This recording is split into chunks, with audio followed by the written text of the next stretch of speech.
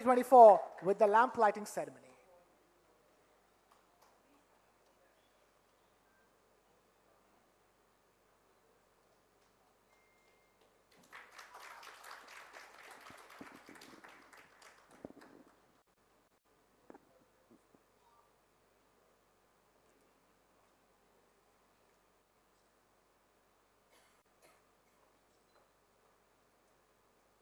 Ladies and gentlemen, huge round of applause.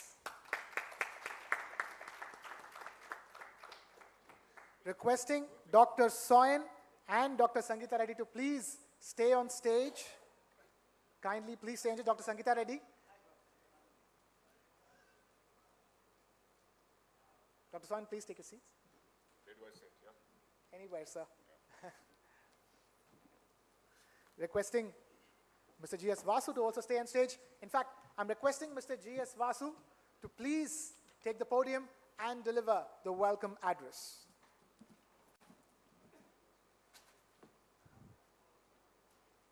Good morning, friends. It's my pleasure to welcome some of the most prestigious names in the field of healthcare and wellness to the Dakshin Healthcare Summit 2024. When we launched South First 2 years ago, we were particular that health will be among our primary focus areas, simply because it is the basic foundation of the world we want to build. In a country where affordable, effective healthcare continues to be a luxury for the majority, it should be a collective responsibility to strive towards access to healthcare to the last child in a remote village or an elderly person in an urban settlement. Particularly in the post-COVID world, the importance of health and wellness for all has become more defined. What we are attempting through this healthcare summit, brought to you by TV9 and South First, is a step towards dialogue, exchange of ideas, identifying problems, and finding solutions. Innovation has been the cornerstone of India's healthcare system in techniques, diagnostics, as well as technology. We at South First will always strive to bring together thought leaders for a better tomorrow. Dakshin Healthcare Summit looks precisely to achieve just that, to create some of the brightest platform for some of the brightest minds in the medical and allied services in India for a better tomorrow. I also take this occasion to announce that this will be an annual event that will grow bigger and more impactful. We have some of the finest doctors from across the country participating in multiple sessions through the day, and I request all of you to get the best out of it. Thank you very much.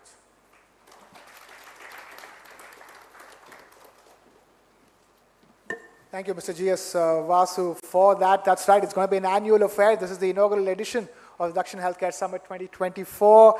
And now, let me call upon Dr. Sangeeta Reddy, Joint Managing Director, Apollo Hospitals, to deliver the inaugural address of Dakshin Healthcare Summit 2024. Ladies and gentlemen, huge round of applause for Dr. Sangeeta Reddy.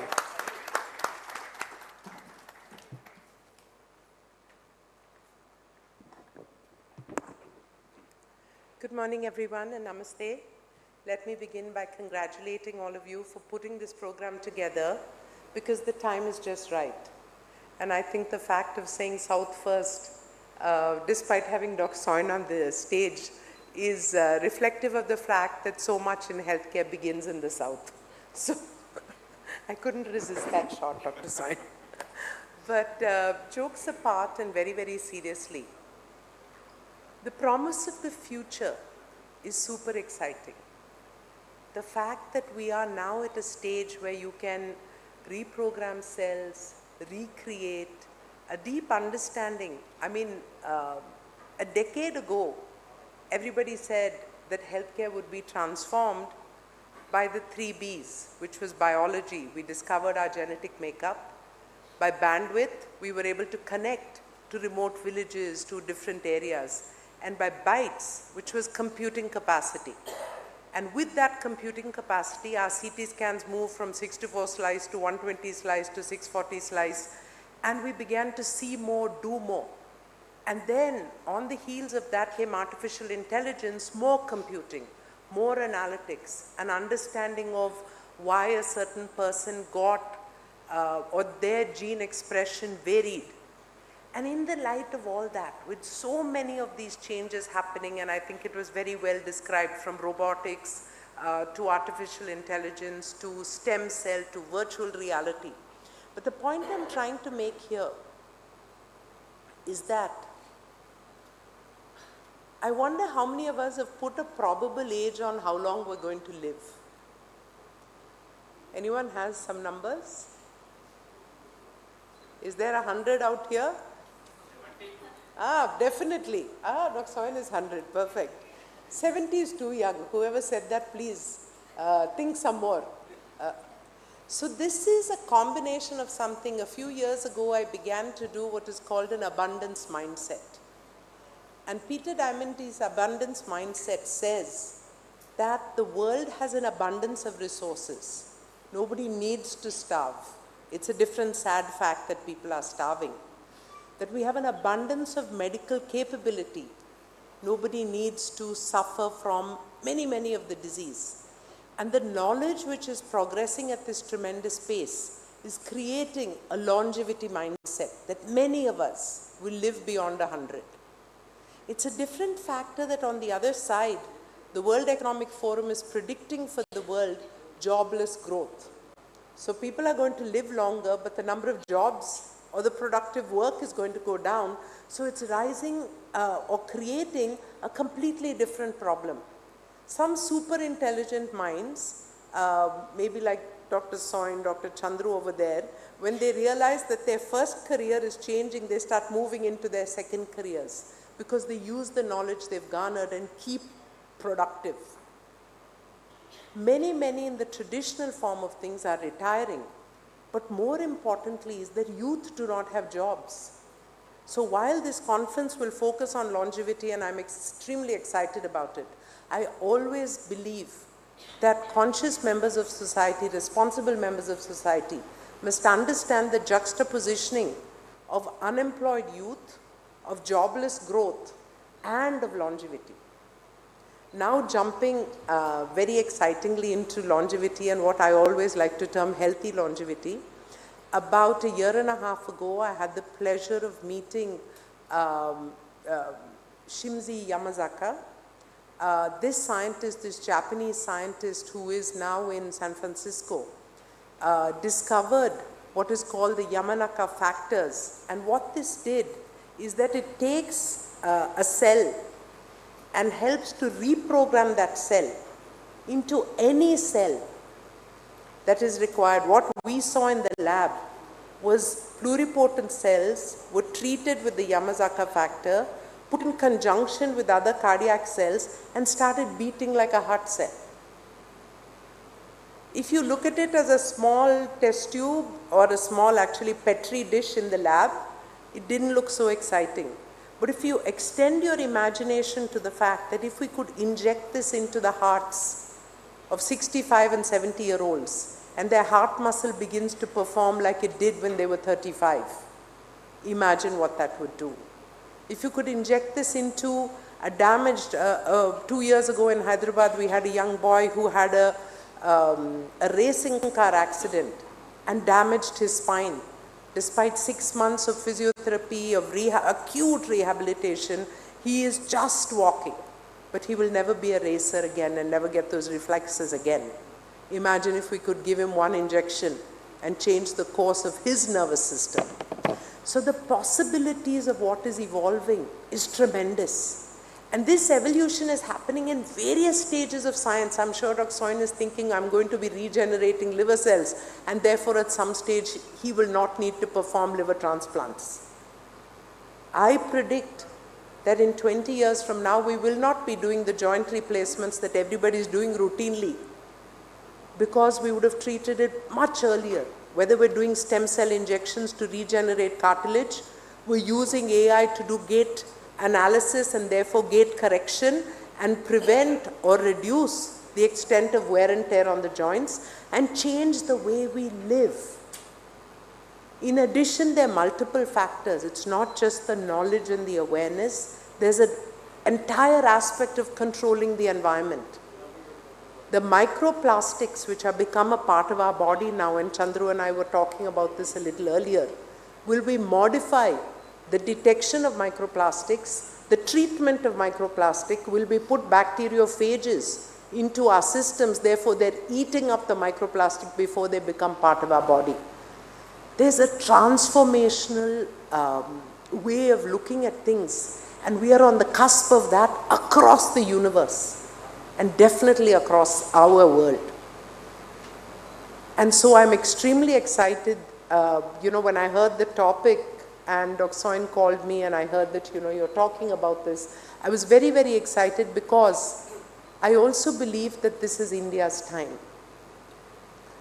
There's some reasons which lead me to believe that. It's not just the fact. Some of you who saw today's Economic Times, the big four again have all Indian leaders on top of them. McKinsey has just selected an Indian, a native Indian, as the head of McKinsey Global. So what I'm referring to is the brain power. We have the capability to think, to analyze, to work hard, to research. And yet our researchers are doing fantastically in NASA and global positions. How much more can we enhance what's happening in India? Now, interestingly, on the health side, we have the data. If you take the Ayushman Bharat data and start analyzing this, we at Apollo have approximately 14 million records and about 9,000 genotype-phenotype analytics. We're doing multiple AI algorithms. We created a cardiovascular risk score in partnership with Microsoft. We did an early detection system for TB, which we're actually donating to government hospitals in conjunction with Google. But all these are just scratching the surface of the possibility of what is the future of healthcare. And so programs like these and interactions like these, I hope, will accelerate the pace of investment into research and a new age in healthcare, will accelerate the number of people, of young people, who are coming into science and research. Because if you've done medicine, very few are choosing research as a methodology to use their medical knowledge. And the extent of time that a practicing clinician is giving on research is also very low. There are a few exceptions, but not many. So I believe that conferences like these and awareness of the pace of change and the possibility of what the future holds for us will accelerate this movement into integrative medicine, into research in longevity, into new technologies, whether it's CRISPR or a different way or research in stem cell, will enable us with our data and our knowledge and our skill sets, will enable India to change the positioning that we've had in healthcare. For many years, we at Apollo took great pride in saying we started in 1983 and we telescoped the developments of the Western world. What happened over 30, 40 years, we brought it in 10 years into India. But today we have another dream, we have a different vision. We want to be the ones setting the agenda. We want to be the ones creating the new cures. We want people from across the world to come to India because this is where it is happening. And right now, let me be very honest, I visited Buck Institute, I've seen what's happening at Stanford, I saw what's happening at Mass General and Mayo. We are very far away. We need to do a lot more. And so again, I congratulate the organizers for beginning to raise the topic of longevity, of science and research, of allied technologies to apply into a better life. I can't end just talking about all these high-tech things because there's a lot of basic things that remain to be done. So I will actually conclude by sharing one of the things we're doing in a village called Aragonda, which is in Chittoor. We began this program about 20 years ago, actually 24 years ago, where we started a small hospital. The villagers there told my father, "You've put up all these things, what have you done for your birthplace?" So he put a 100-bed hospital over there, and doctors from Chennai and Hyderabad would go. It was a beginning. In the year 2000, when Bill Clinton visited Hyderabad, he pressed a button connecting telemedicine, using telemedicine to connect Aragonda to Hyderabad and to Chennai. We then created a rural insurance so that the villagers had access to that. We then said we may be thinking of tertiary care. But what is needed greatly in Indian villages, and this was 24 years ago, but it still remains the same, is a focus on the social determinants of health. So we created clean drinking water supply, which is now run by the youth of those clusters of villages, nutrition, preventive healthcare screening, whether it's mammogram, cervical cancer, cataract surgery. So a series of proactive health initiatives.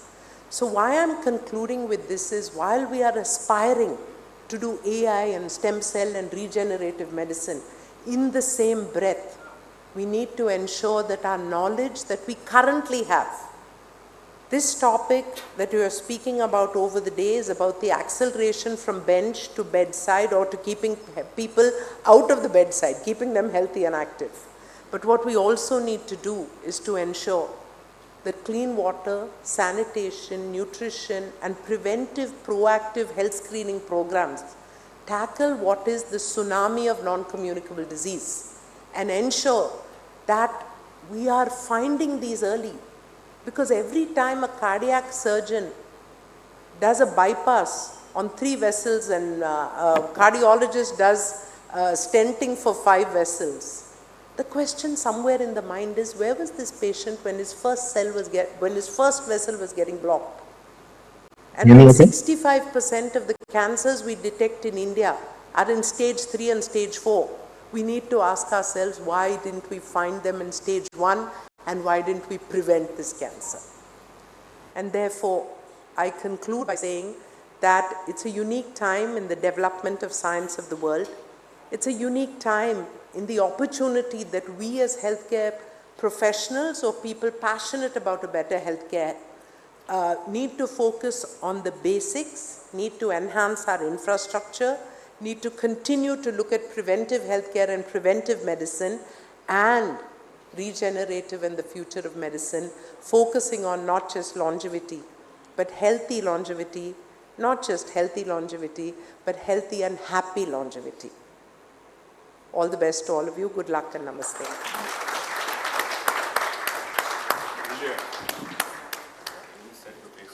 Thank you, Dr. Sangeeta Reddy, for that wonderful inaugural address. Let me now call upon stage Mr. Shivananda, Chief Financial Officer of TV9 Network, and Mr. Sanjeet Kumar, National Head Healthcare of TV9 Network, to felicitate Dr. Sangeeta Reddy. Ladies and gentlemen, huge round of applause.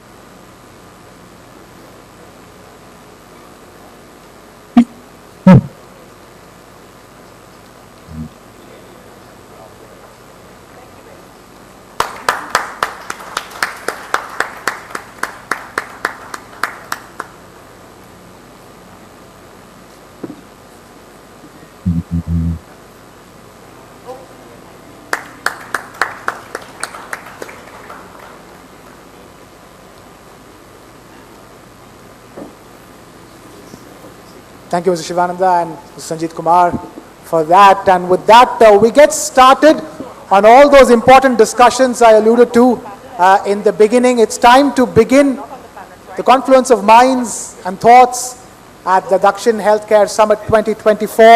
Let me now call upon stage my colleague Anusha, Executive Editor of South First, to take over from here. Anusha. Yes, sir. Thank you so much, Krishna. Indeed, a lot for us all to give a thought, but without much ado, I would like us to proceed to the first panel at Dakshin Summit 2024, Dakshin Healthcare Summit 2024. Ladies and gentlemen, on the first panel today, we would like to share some secrets. Some secrets are best when it is shared with most people. A topic that keeps us focused on life and lifestyle. The secrets of longevity, unraveling the science. And to throw light on the subject, we have a dazzling panel of experts. It's our pleasure today to have amongst us Padma Shri Dr. Arvinder Soin, surgeon, scientist, innovator, health tech entrepreneur, and investor. He's the group chairman and chief surgeon at Medanta Institute of Liver Transplantation and Regenerative Medicine in India. Joining him in the panel today are Mr. Prashant Prakash, Managing Partner and Founder of SL India. Dr. Vritti Lumba, she wants to live 100, because I saw her hand go up when Dr. Sangeeta Reddy asked. Dr. Vritti Lumba is Program Head, Fortis Cancer Hospital at Fortis Healthcare. Dr. Manveer Bhatia, Director and Founder at Neurology and Sleep Center, New Delhi.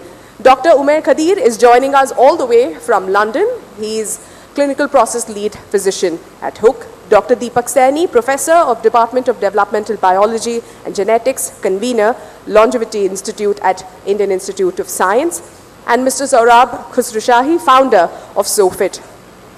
I would like to hand over this panel to Dr. Arvinder Soin, who will be moderating this panel. I request all the panelists to please take their seats on the dais.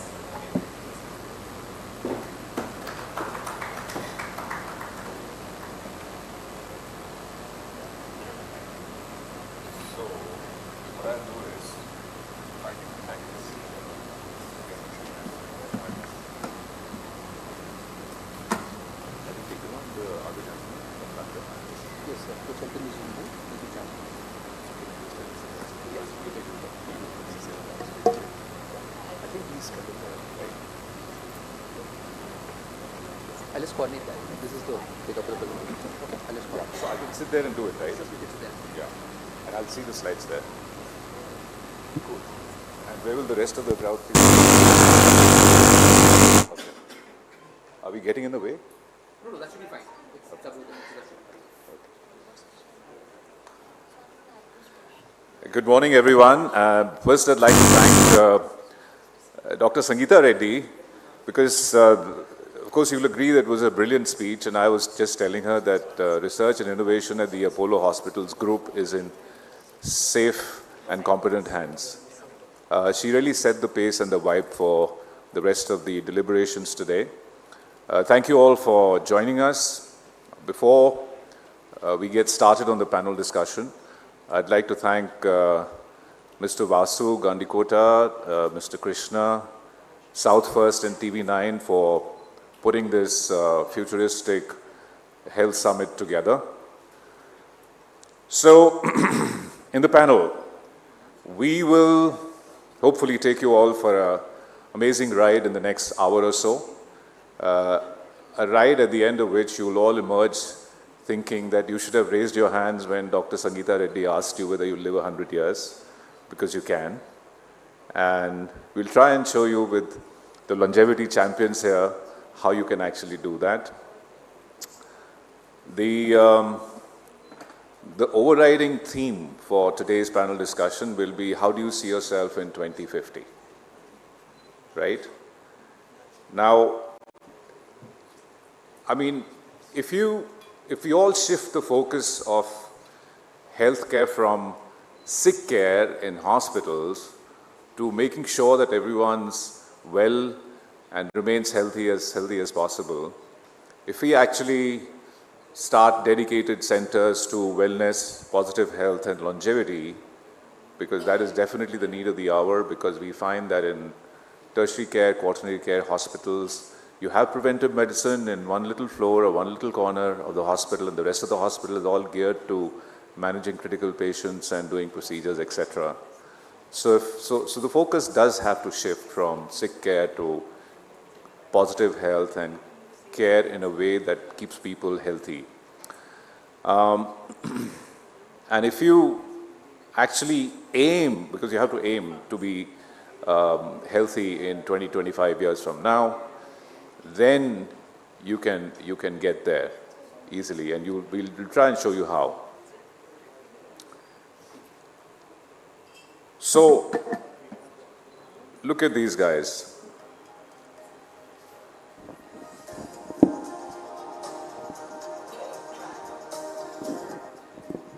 We don't have to dim the lights. I think the lights can be fully on.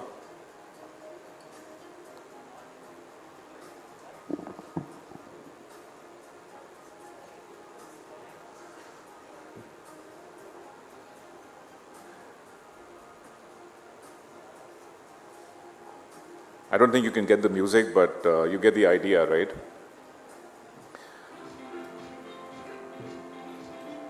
So we all want to be, that's okay, you can tone down the music. So we all want to be disease-free, we want to be strong, we want to be happy at the end of 25 years from now, and even beyond. And we'll try and show you how you can actually do that. So currently what happens is that, let's say, none of us believe that we'll live 100, but we do believe that we'll probably live, people in this room and those online will probably live about 80 years, 78 to 80 years, right? But what happens is that if you're totally healthy at 100% and let's say at 20 or 30 years of age, health starts to decline. And compared to what you were at 25 or 30, you're only half of you left in terms of being healthy by the time you're 65. But if you actually get into predictive and preventive medicine and then personalized interventions both by human experts and AI-aided advice are followed, then this curve can actually lift up and give us 15 more years of life, because lifespan is the number of years you live, and 20 years more of good health. And health span is the number of years that you remain healthy. So this curve will actually become like that instead of like that. Now, the math is simple. We actually have the science today to make this happen. And I'll just show you how. 25% of us will die from an MI, heart attack. And in fact, 25% of the first heart attacks are killers. So that's the only heart attack some of us will have, right? But the thing is that 90% of heart attacks are preventable. 10% of us will die from cancer, and these are Indian figures.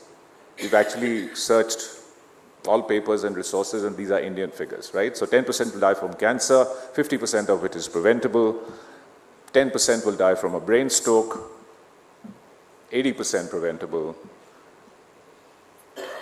Dr. Manveer Bhatia here, who's a neurologist and sleep medicine expert, tells me that 8% of Indians more than 60 have dementia, and 70% of them will actually die from it. It's not just memory lapses, it's a killer.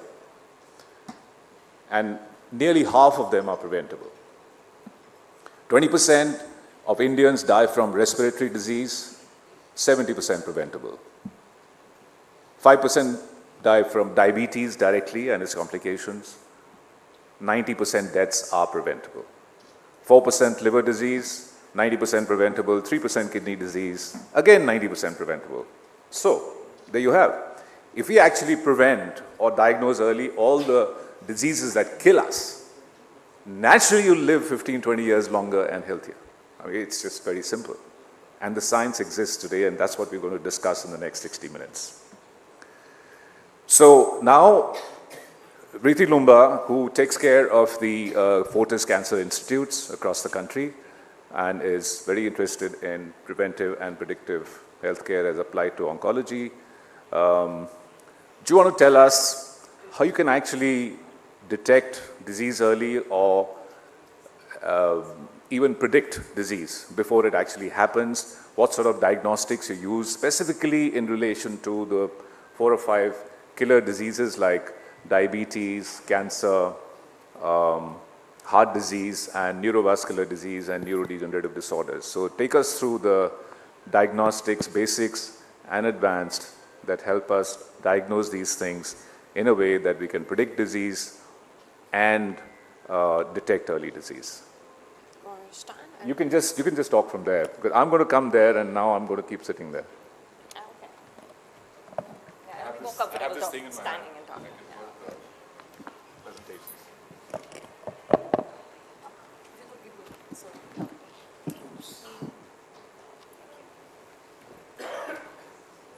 Hi, also, thank you, Dr. Soin, for that question. I think, what you've already set the tone for the day started from Dr. Sangeeta Reddy's talk and to your initial context of setting the preventables, and when I deep dive into the predictable and the preventable, I would first want to refer to the 4 horsemen that we would all end up landing with as we age. And now for those four horsemen,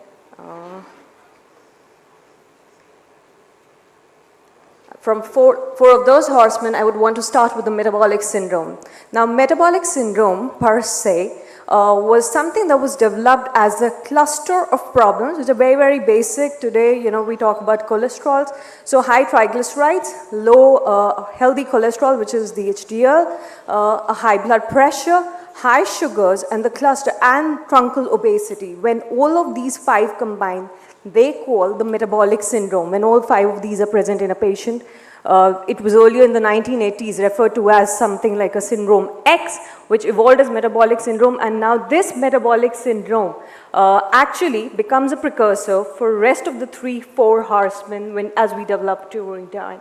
Now, how do we predict them? The question is, how do we predict them? How do we prevent, diagnose it, detect it early in our lives?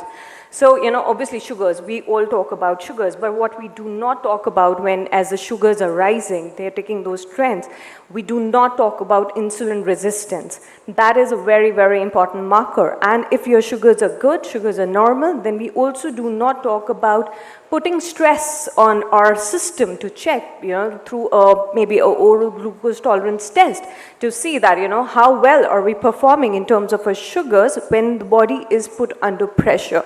Similarly, the DEXA scan, we all talk about the BMI, we talk about BMI, which is basically the index, the score between your height and your weight, but we do not talk about truncal obesity, and we do not talk about our composition in terms of our body fat, in terms of our muscle mass, so which are very, very important.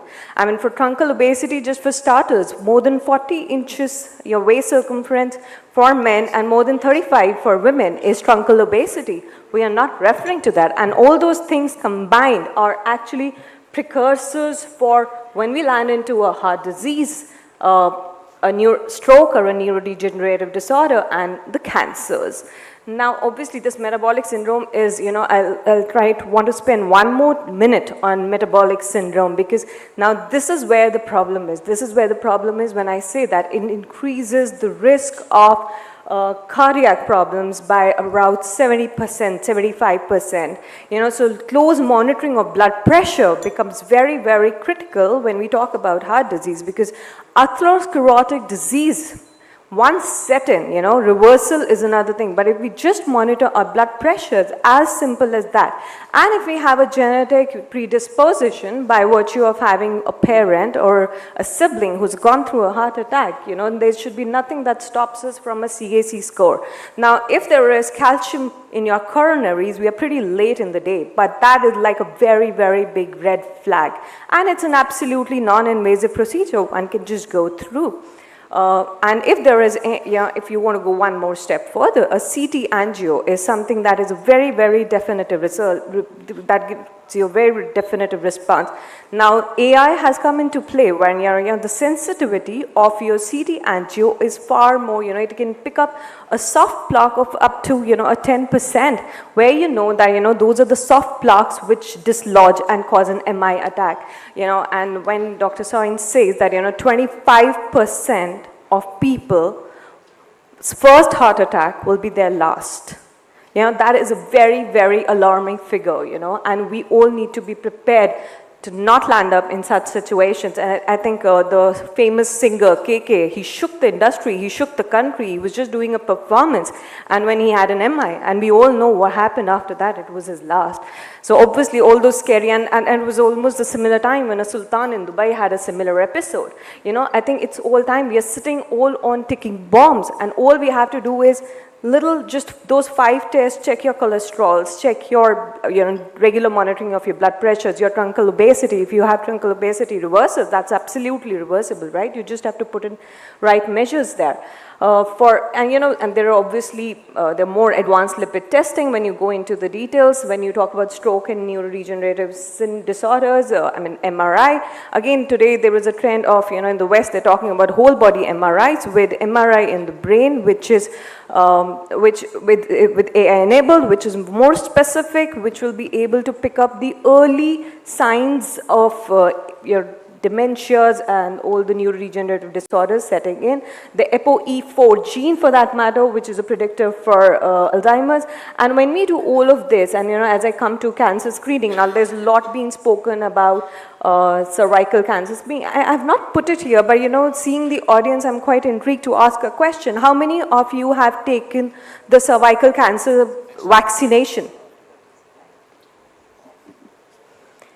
Yeah, so the cervical cancer vaccination is, and how many of you think only women need a cervical cancer or HPV vaccination? How many of you think only women need cervical cancer vaccination or a HPV vaccination? Men need it too. Yeah, so because it is a virus and men are not immune from the virus. So the right age group, which is, the West, they say about 9 to 15 years of age, cervical cancer vaccination. Now, cervical cancer is one of the most preventable cancers. 87% prevention with the cervical cancer vaccine. And obviously, it is one cancer that is happening because of a virus. So it's only about early detection of that virus. I'm going a little detail more in cervical cancer, but yes, the idea is early detection. There is so much that is preventable just by being knowledge, just by being awareness. And obviously there is, we talk about genetic predispositions. How many of you think cancers happen only genetic? Any thoughts? Do you think cancer is only genetic? If you do not have genes which cause you cancer, will not cause you cancer? No, so it's only 5% cancers which have absolute this thing that it will be only genetic, but rest are multifactorial and not genetic. So whole genomic sequencing will obviously help you, enable you understand what's happening in, what are you predisposed to, and that helps one to understand also, now these are days when we are also talking about the epigenetic aging, where you can see your chronological age is actually matching your actual age, and then you can work modalities to reverse them. A gut health microbiome, today it's spoken a lot about. I'm sure Dr. Manvi will talk about sleep and, I'm referring to sleep apnea tests here.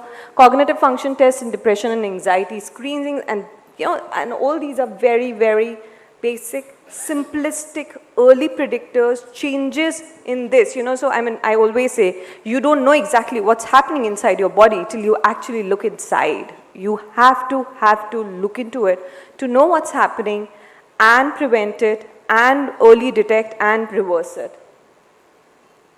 I think I'm done. Right, hi. Hello. Can someone get this going?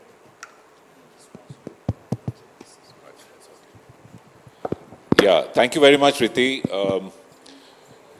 So, Umair, it's your turn now. Riti has nicely set the stage and told us what diagnostics you can use to predict disease or diagnose the 4 killers early. And these killers again are diabetes, cancer, neurovascular disease and cardiovascular disease. Would you like to take us through all the lifestyle changes, modifications, drugs, supplements that can actually be used in a personalized fashion once you do pick up a risk for someone to have one or more of these diseases, or for that matter, detect them early? So, Umair Kadir from London, Hook London. Hook London is a famous longevity clinic, and Umair is a full-time longevity physician. So, Umair, give us your insights. We can't hear him. Umair, you have to hold off for a minute. We'll just get the audio working, please. We'll tell you when to get started again. Guys, we're going to ask you a lot of questions. We're going to have some voting. We're going to make you all stand up for different things that you do or you don't do. Yeah, I think in the interim we can have everybody stand up for once. Yeah. And you all have to participate. You all have to prove that you actually want good health span and lifespans. This can't be a boring classroom lecture and you go back thinking, oh,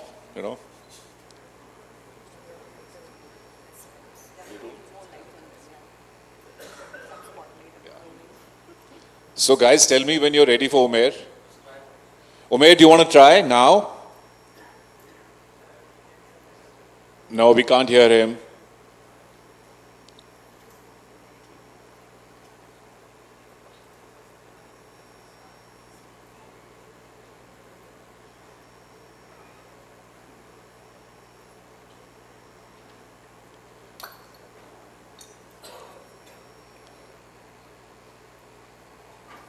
Are you guys going to take time? We can carry on with the discussion with other panelists.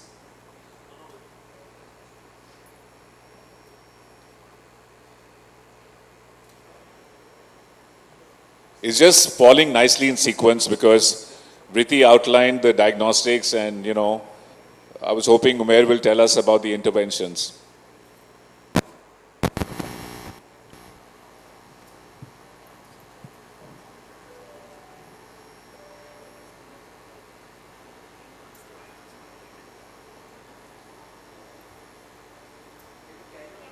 Okay, I think we will carry on. Umair, we will have you on in a couple of minutes once they've fixed the audio. Stay tuned. So, let's turn to where all this will happen. It's quite clear that the focus currently in hospitals and healthcare institutions is on treating major diseases with procedures, critical care, and rightly so, of course. They save lives. They save thousands of lives, hundreds and thousands of lives every day. But it's clear that if you go back to what Dr. Sangeeta Reddy said and what we've been talking about predictive and preventive medicine, that you have to have dedicated centers which look at you in a different way. You may have a health problem and you walk in with that problem, but you also want to stay healthy and live as long as possible and in a healthy way. Can you hear me okay? Sorry. What's that? Is the audio working now? Yes. Umair, I think you're on. Tell us about the interventions you can do to take care of these 4 killers. Brilliant. Thank you very much for having me. Can I just double check you can hear me okay? Yes, we are good. Brilliant. We can hear Fantastic. you very well. Okay, thank you so much. Yeah. Thank you for inviting me on and thank you for setting the stage already for some very important discussions. I'll start off by talking a little bit about metabolic disease and touching on things that we can do to try. So I think Vritti has already talked quite a lot about what it is and why it's important to try and target it. I suppose the way that I would talk about it is in 3 different steps. So, sorry, can you still hear me okay? Is that okay? Okay, sorry. So the first way to discuss this, it would be in terms of lifestyle intervention. So one of the main reasons that it causes a problem is that most people are unaware that they're actually even entering metabolic syndrome. There's no real symptoms to it. We end up getting central deposition of fat in the abdomen. We end up getting a slowly creeping blood pressure. We end up with raised cholesterol and triglycerides, but we don't really see any symptoms of this. And we talked earlier on, Brittany mentioned about insulin resistance. And again, there won't really be signs and symptoms of this unless there's labs or diagnostics to check this out. One of the things that we can do is control our nutrition. And I suppose the 2 important concepts that I'd like to introduce are things called satiety index and feeding windows. So a satiety index, the best way to understand this is how many times have you been sat at a table and you've looked at the food in front of you and you're just about okay, you're no longer hungry, but actually you think, you know what, this food looks delicious. I think I'm just going to finish the rest of the plate anyway, and just because people are serving, I'll get another plate too. So you end up, every time we eat at a sort of a 10 out of 10 for fullness, because we're just used to it. Food abundance is so much of a problem now. And by having a satiety index, once we're hungry up until we are no longer hungry, and then we sort of put the food away or don't eat anymore. It's one of the simplest interventions you can make to try and help. Feeding windows as well. So obviously people talk a lot about intermittent fasting and how that can sort of help limit the food intake that we have to stop overconsumption. And there is evidence that you can limit this by sort of sticking to a 10-hour window, simply because there is just a limited or finite amount of food that you can eat in that sort of short period of time. Other things we can do is increase our protein intake. Protein is a building block of muscle, but also is one of the substrates that sort of keeps us fuller for as long as possible. So aiming for about 1 to 1.5 grams per pound of body weight is a good metric to go by, and it will also have impact when we come to sort of resistance training as well. The other thing we can do is increase our fiber intake. Fiber, again, keeps us nice and full and feeds that gut microbiome. And aiming for about 30 grams a day of fiber can be really helpful. Obviously, most diets don't really contain much fiber, so rapidly increasing that may lead to some unwanted side effects in terms of bloating and abdominal discomfort. But ultimately, slowly building to that will be really helpful. Medication-wise, drugs-wise, there are lots of hype medications that are out there, and they all have a fantastic place, and it's amazing that we do have some of these medications. So obviously the one that's on a lot of people's lips is things like GLP-1 agonists like Ozempic, or the newer ones like Mounjaro, and they are very, very effective, and they do help people lose weight, but without laying that foundation of nutrition and physical fitness, about 2/3 of people just gain the weight straight back as soon as they've stopped that medication. So it's really important to put in those principles for nutrition and fitness that I think are going to be talked about a little bit further on in this discussion too. There's also evidence of medication like flozins, which are SGLT2 inhibitors, like dapagliflozin, and they have also shown some evidence in terms of longevity, but in populations that are sort of diseased, such as those with heart failure and chronic kidney disease. But it may be one for the future that is emerging that can show some promise. So ultimately, there's a lot that we can do, and by limiting the metabolic syndrome and limiting these symptoms that you can get early on with using some of these interventions, you can stop that progression to then moving on towards cardiovascular disease.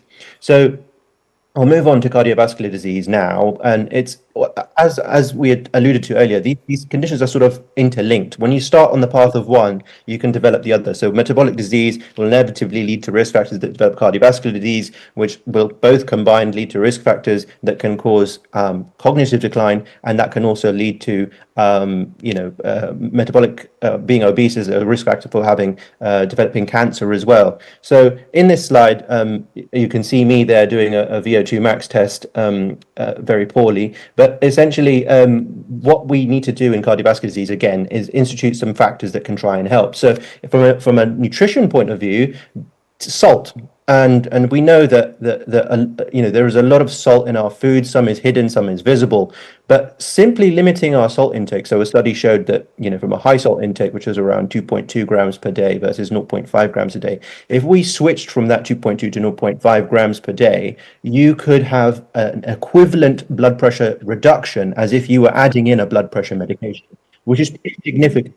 Not only that, but weight loss. If you were to, for every 1 kilogram of weight loss, you can get about a millimeter of reduction of blood pressure. So if you were to reduce your salt intake and lost about 10 to 12 kilograms of weight, I'm assuming you were overweight in the first place, you've sort of almost added in the equivalent of 2 blood pressure medications worth of blood pressure lowering interventions just from your lifestyle alone. So that is a significant thing that we can try to introduce to try to limit your cardiovascular disease. From a fitness point of view, which I'm sure will be talked about later on, but adding in some zone 2 training, some cardiovascular exercise, which basically means training when your heart rate is working just above the comfortable zone, where you can still complete sentences, but you're working hard enough. And doing that regularly has been shown to also have massive benefits for the cardiovascular system, building out our aerobic capacity. And we know that those that have a higher VO2 max have a longer health span and lifespan, especially seen in athletes.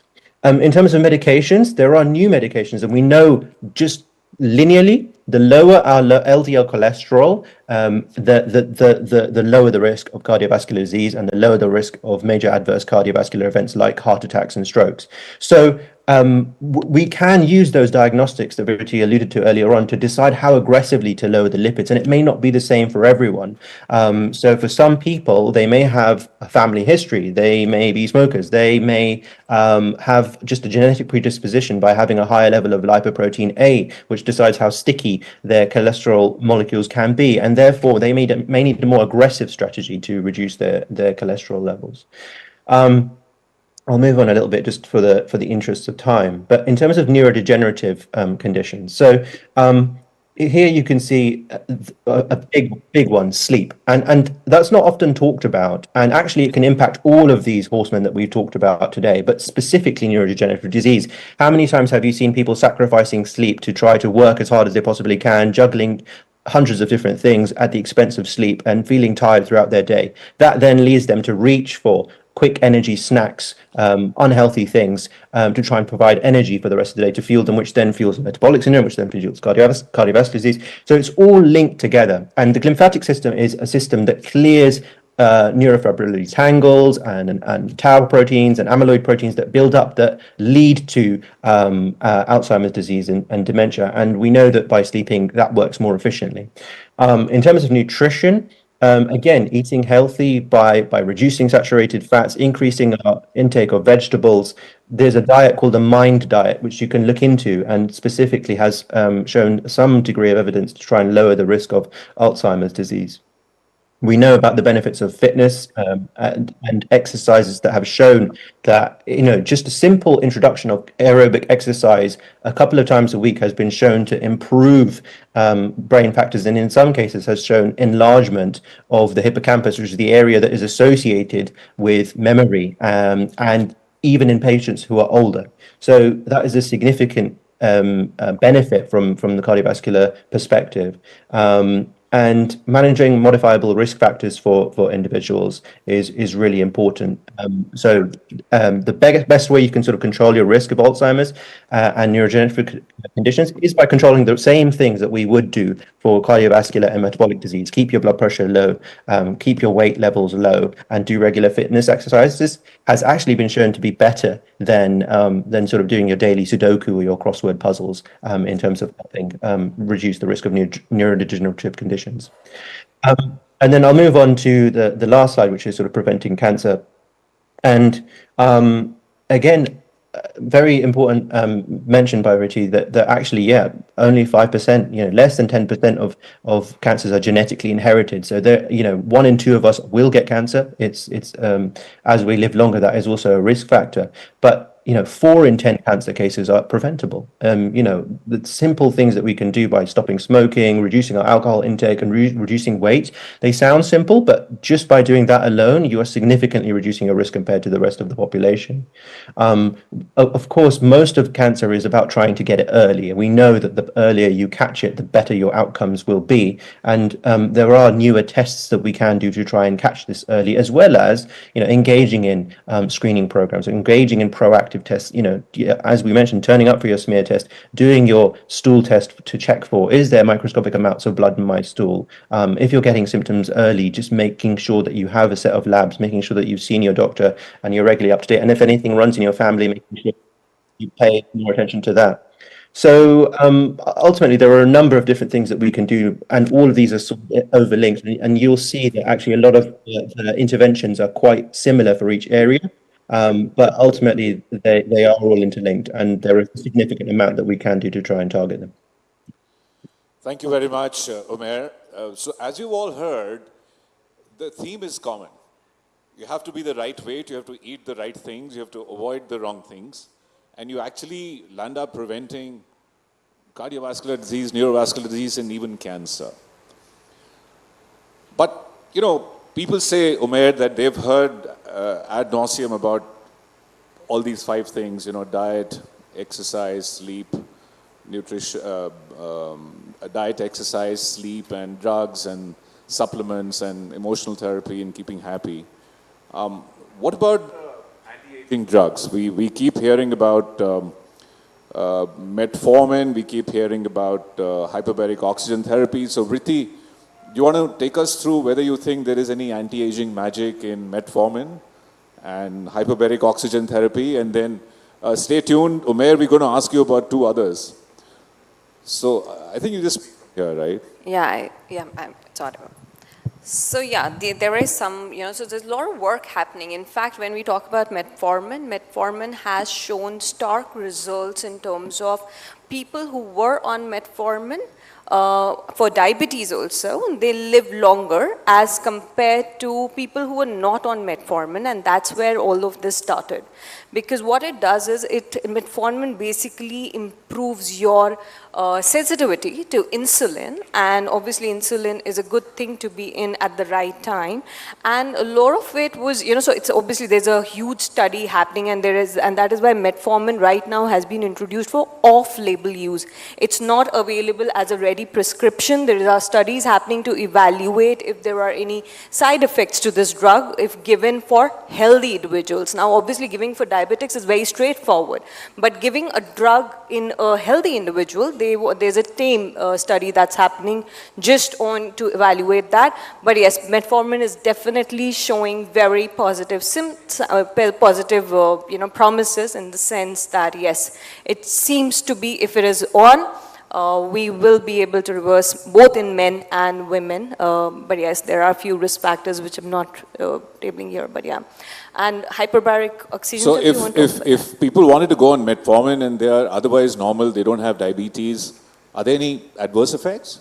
I mean, why should I not take metformin and make myself longer and healthier? Now there are, so there have been very remote cases where there have been early, specifically in women, there has been detection of cancer, incidence has been found to increase. So obviously we still do not know. So what they're saying at the moment is that, you keep yourself completely monitored.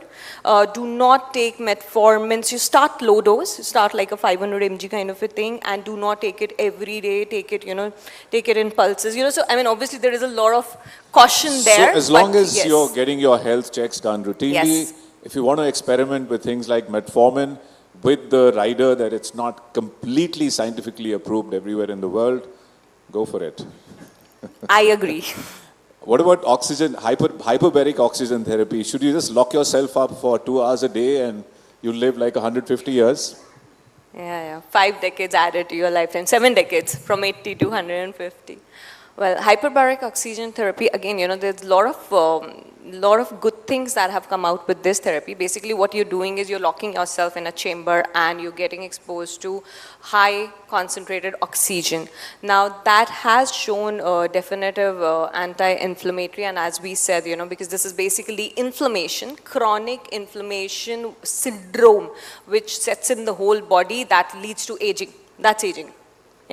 So when we go into such a chamber for an hour, and obviously not every day, so yeah, but yes, there are again studies happening around it. It has shown definitive proven benefits for osteoarthritis kind of things. It has shown benefits in cancer. It has shown benefits even for metabolic syndrome. So it has shown divided ways. It has shown proven benefits, and obviously there is a regime to be followed under proper medical supervision. But yes, again, it is there making, it's really making very tall promises and should be standing to its test.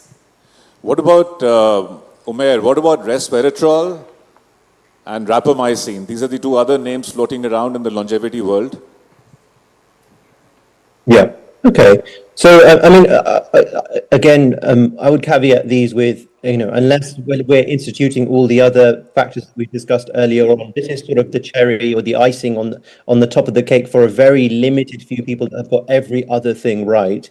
In terms of resveratrol, I don't think that there is enough evidence really to recommend this. There's a specific group of people that are proponents of this, but I think over time the evidence has shown that it doesn't really add up to much in terms of the longevity benefits. There was some evidence in the initial study of a group of mice that were not heterogeneous in nature as it was expanded by the interventions testing program, which is a body that sort of tests all compounds that could have some promise in terms of anti-aging interventions.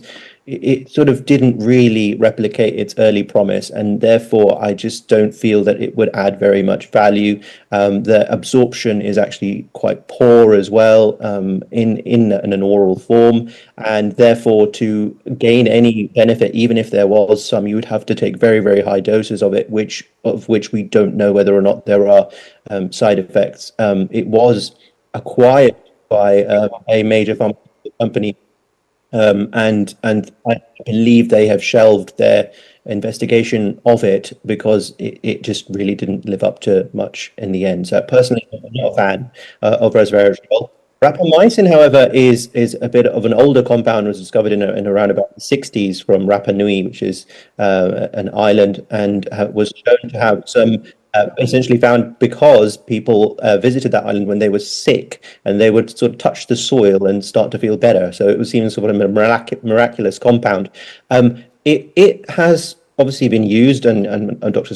Soin, you'll probably be aware, in transplant surgeries, people who've had renal transplants, it's used to sort of suppress the immune system so that the organs can be accepted.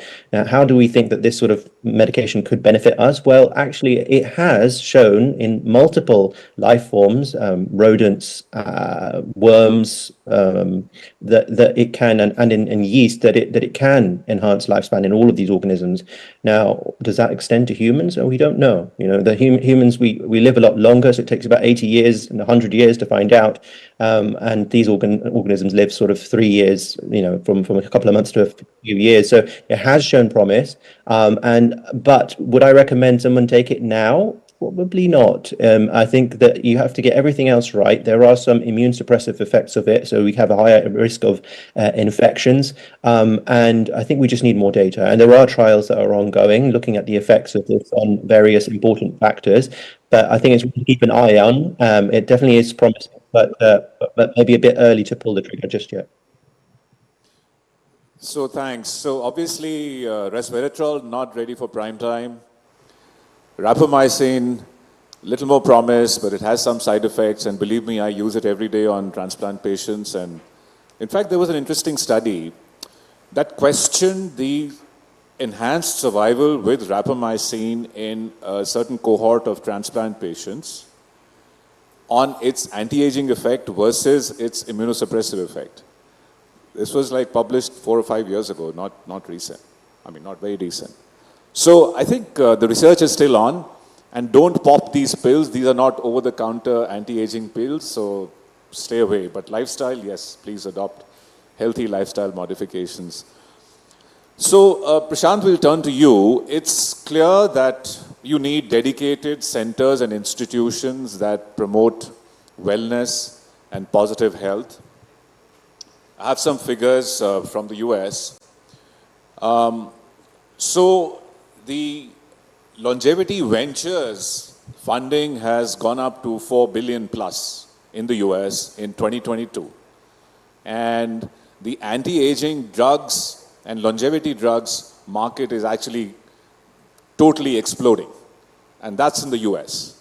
And when I compared the mortality figures of what happens in the US to kill people versus what happens in India, it's very similar, except for TB, which is 10% of mortality, but everything else is very similar, like I showed you in the earlier slide.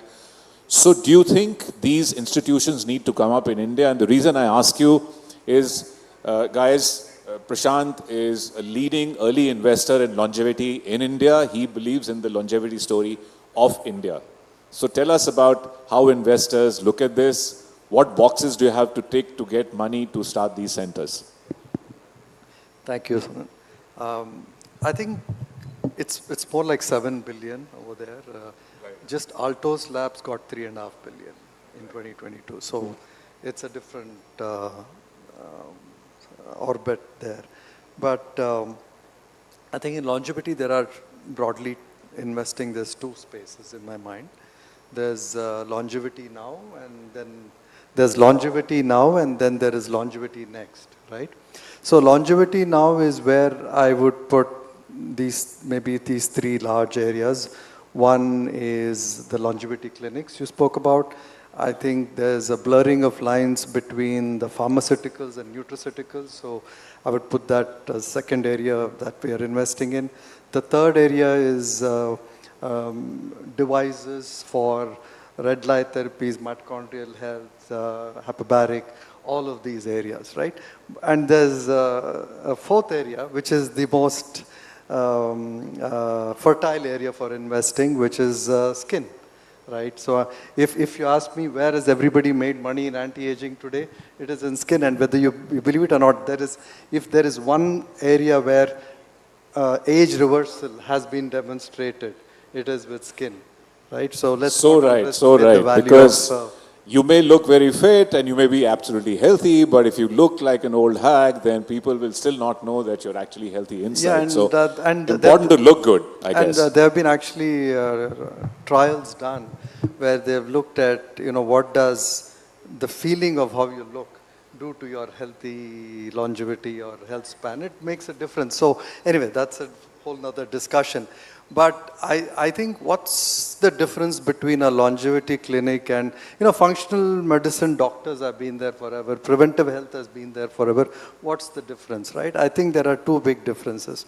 One, it's the business model, right? The business model is predicated on this idea of membership, right? Why membership? Membership is very important because you need to have longitudinal ownership of your client or your, in this case, not a patient really, somebody that you're working with, right? I like to call them wellness seekers. Yeah, wellness seekers. Now, longitudinal ownership is, is not inherent in our health system, which is very sick care and episodic. I mean, that's the way we kind of look at our in that care patients, and in that case. So I think the membership model is something that is popular now and also called as concierge medicine, whatever. And there's enough proof that these are very, very here and now revenue models. So I think you will get a lot of early money in India go into this area. And you will see a lot of longevity clinics mushroom. But the problem is, are people really going to do justice to this 3 Ps, right? This idea of personalization, this idea of being preventive, and this idea of being, participative. And when I say participative, one of the big problems with the current health system and why it's not possible within a hospital is because of the silos, right? So what's the difference between the way a longevity clinic would work? I think the number of domains that you take ownership of for this wellness seeker is very different from what happens in a typical hospital setting, right? So true, true. Yeah. And that is one difference at a very fundamental level. The second difference at a fundamental level is the idea that you got to get to the cellular level now, right? So the multi-omics driven, systems domain engineering. I come from an engineering background, and now I finally feel good that we're going to ask you about that later. No, I think engineering. Looking at your body, or the whole body as an engineer at a systems domain level is becoming more and more important. So that's why I think there's a bigger convergence. So it's really not about AI. It's about systems thinking. So people kind of overemphasize. See, AI, there is no magic in AI. I think there is magic in how you look at the whole system, right? And how you look at the significant amount of interrelationships. You just spoke about the aging hallmarks, right? When you look at deeply into those hallmarks, you would just understand the complexity lies from the interrelationships between those hallmarks, right? So and that requires a systems domain approach. Let's dwell on another point. All of us, please stand up, everyone that has health insurance. Everyone who has health insurance, right? Okay, please sit down. Now let's stand up those of us who have cover for preventive and predictive healthcare. There's not a single person. So what am I trying to say? What I'm trying to say is insurance companies need to pull up their socks, get their act together, fund people with low premiums to safeguard their health, to stay healthy, to stay well, and that's low cost. Rather than pay 10 lakhs, 15 lakhs for a transplant or pay 8 lakhs for a cardiac bypass, doesn't it make sense? Prashant, what do you think? Should the insurance companies cover preventive health? 100%. I think once you have that ownership, so in fact, I'm seeing this new concept which goes beyond just the idea of a longevity clinic. It's the idea of a family health office. Let me ask, how many of you have wealth managers managing your wealth in this? There may be more, but people are not ready to admit it. Yeah, so maybe, yeah. So, but we don't have, but really this idea of having a family health office and And that ownership, I think, is central to being able to risk profile the family, the individual, and provide the right insurance. So that is happening. So there are just 2 companies that have got funded in the US to provide, in conjunction with a longevity clinic, to be able to, because some of these treatments and some of these nutraceuticals are not cheap, right? But they pay off in the long run. I think you spoke about a lot of these, nutraceuticals, I mean, which are, repurposed drugs or some of these areas. But I think there is this need to really personalize, be specific about dosing. There needs to be, so when we talk personalization today, there is no longevity clinic, even in the US today, that can compound and personalize your nutraceuticals, right? True, very true. I think personalized is really the key word. So now we've all heard about diagnostic tests, standard medical tests and diagnostics, lifestyle modifications, and people want to know if there's some magic deep down in the genome or the cell which scientists like Professor Deepak Saini, who's here with us, who heads the Longevity Institute at IISc Bangalore. Deepak, you have a lot of these really smart scientists and kind of the best research minds in the country working with you on longevity. What are the 3 or 4 exciting areas in cellular research, regenerative medicine, gene therapy, where people can get a single shot or a shot every year and stay young? Is there stuff like that coming through? I think first, thanks, Avi, for this interesting question. Before I dwell on to your magic pill, let's ask one very simple question. That why are we talking about longevity here at the first place? Why are we worried about longevity? I mean, as a human race, is there an evolutionary angle for us to live long? I mean, our lifespan has more or less stayed constant. People say, why are we don't live like tortoise for 200 plus years, right? So if you think about human being is a very interesting species. It's not the strongest, right? If you look around, there are species which are stronger. It's definitely not the fastest. So that means from an evolutionary angle, survival of human being is actually a miracle, which we survive because of our brains, but also because we are resilient. We could figure out that there could be no food tomorrow, or there could be abundance of food tomorrow. So we went through this cycle of starvation and rich diet. And I'll tell you where I'm going to come ultimately. You might like that aspect. But if you go by this resilience cycle, that means over the selection of human as a race or a species, we were selected for genes which makes us resilient, which means we were trained to undergo cycling of nutrition to maximize our survival. That also means that we were not trained to have abundant food.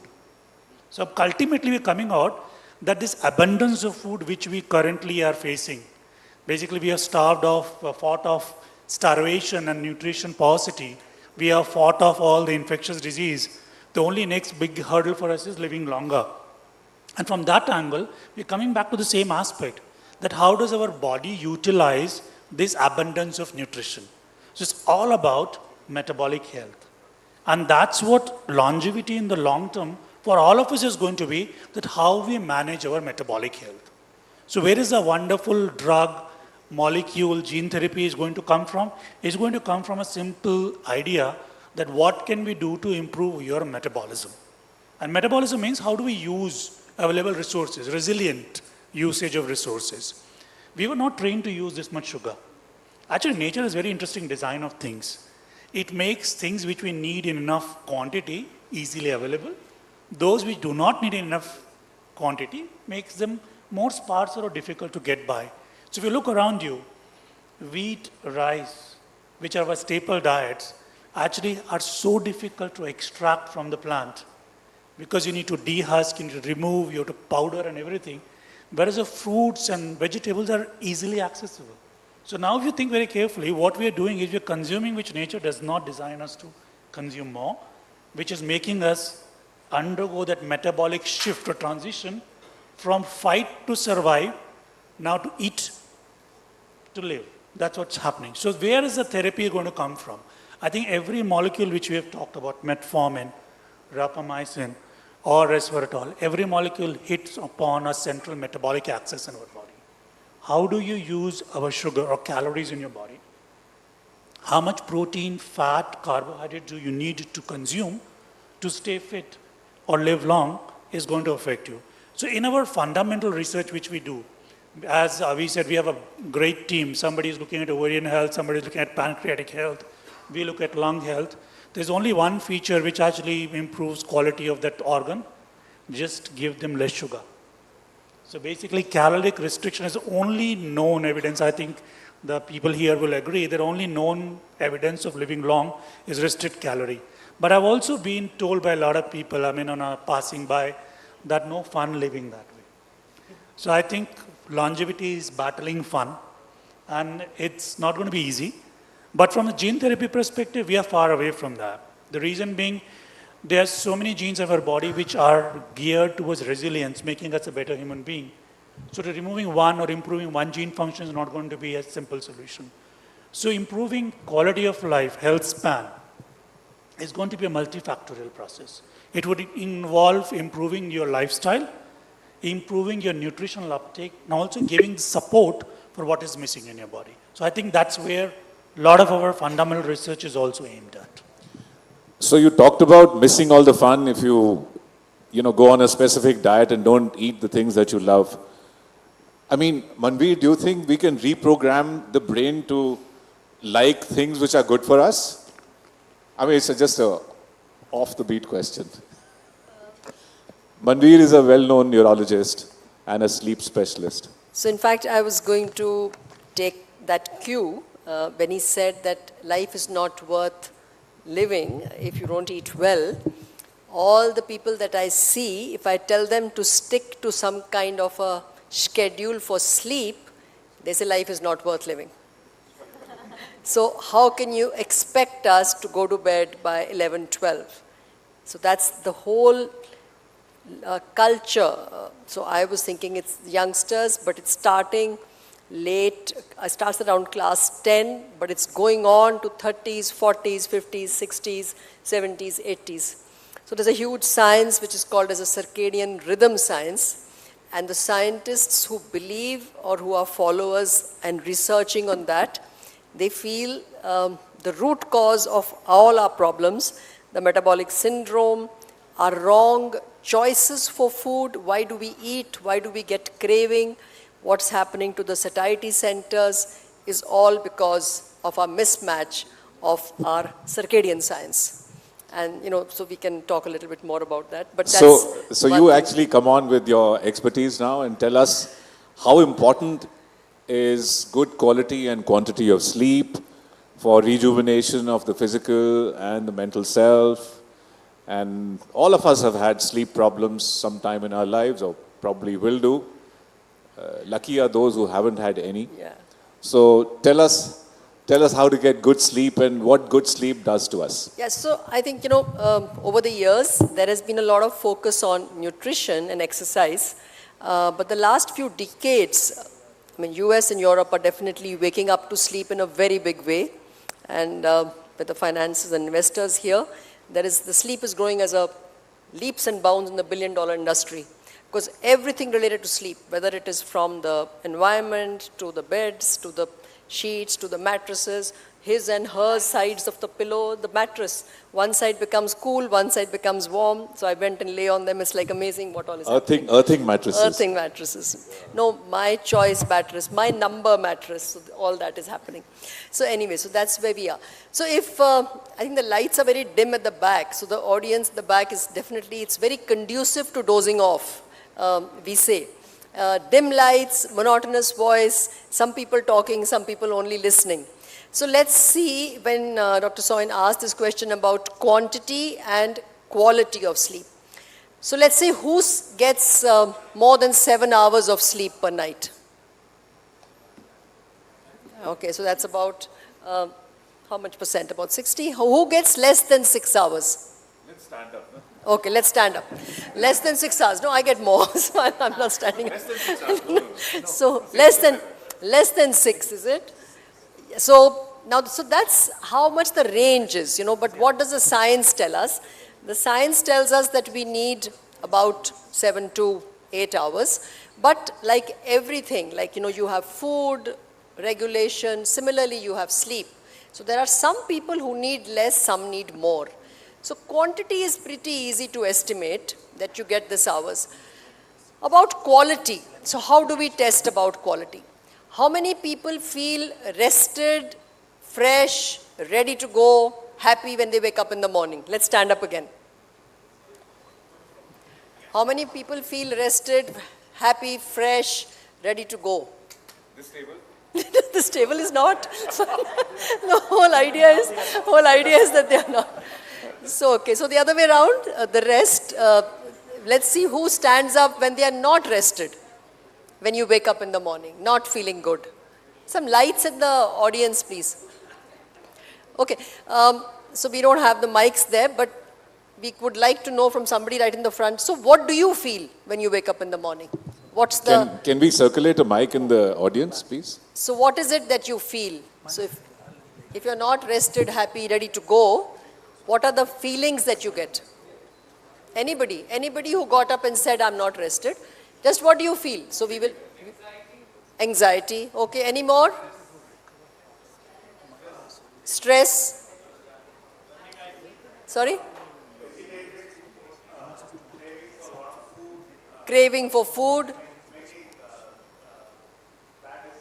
Bad decisions. Okay, so this is exactly what it is. This is what a poor quality sleep does. So what is this? And how do we measure quality? This is exactly. So people come with data to me for months and start downloading and sending me by email. This is my Fitbit, this is my Apple Watch. People are wearing 3 and telling you, okay, this is what's happening. You know what's happening? No, doctor, you don't understand. I'm getting no REM sleep. So how do you know? My Fitbit tells me, or my Aura tells me, or my Whoop tells me.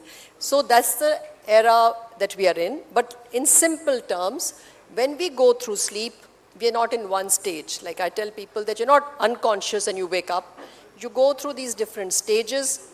Just to suffice that for an adult, we have enough knowledge how much time we should spend in deep sleep or in REM sleep. And this is called all of them together is called one cycle. We have normally 4 to 5 such cycles. It's been studied a lot extensively about this thing called as sleep deprivation. We won't get into it right now, but sleep deprivation basically means that you are getting less sleep than the amount that you need. So this could be voluntary, which almost 60% of the time people are not able to shut the Netflix off. It's got a very strong pull, so before they know it, they have reached 4 a.m., 5 a.m. I just saw in the last week, I was thinking I will share some cases. There are children or 20s, 30s who are sleeping at 5, 6, 7 a.m. The clock has totally got shifted and they are waking up at 2 p.m. This girl is trying to study for some exams. Whole day there's brain fog and she's not able to function. So this is the quality of sleep that we are talking about. The third aspect which I touched briefly, is something called as timing of sleep. So a lot of youngsters now, and even adults I would say, are all convinced that I need 7 hours. But they say that it's irrespective of what time I sleep, as long as I get my 7 hours. We have excellent information about what happens to the body at 11 p.m., midnight, 1, 2, 3, 4, 5 a.m. So those in that time, some people who called up saying that we are stressed and anxious, at night our cortisol system, our excitatory system is supposed to go down. But if we stay awake, we have heightened our excitatory system. We are all the time in this supercharged mode. So that's what's going to harm. And I think a lot of the faculty here, panelists said about a chronic inflammatory state metabolic syndrome, the root cause of lots of things, and that actually now the sleep physicians believe that the root cause of all this is poor sleep. Because sleep deprivation because of any cause, whether voluntary or a disorder or snoring or sleep apnea, you have activated the inflammatory system in your body. And that's, where we are heading, is because that's how the links are coming in all this, so there was, I'll just say this one quote, which I just recently from another physician, not mine, who said very nicely that think about sleep as the soil and the plant is your life. So you may pour into it good nutrition, good water, good sunlight, exercise, but if the soil is not healthy, the plant will die or not survive and or live a healthy life. So I think that quote was, I just heard it the other day from a good physician. So I said, let me just stress the importance of this entity. Should I just finish that brain part? So just to share what happens in the brain. The picture with the red is showing you that's at night. That there is the doctor from the Hook Clinic also, Umair talked about it. There is a system in our body which cleans up the system.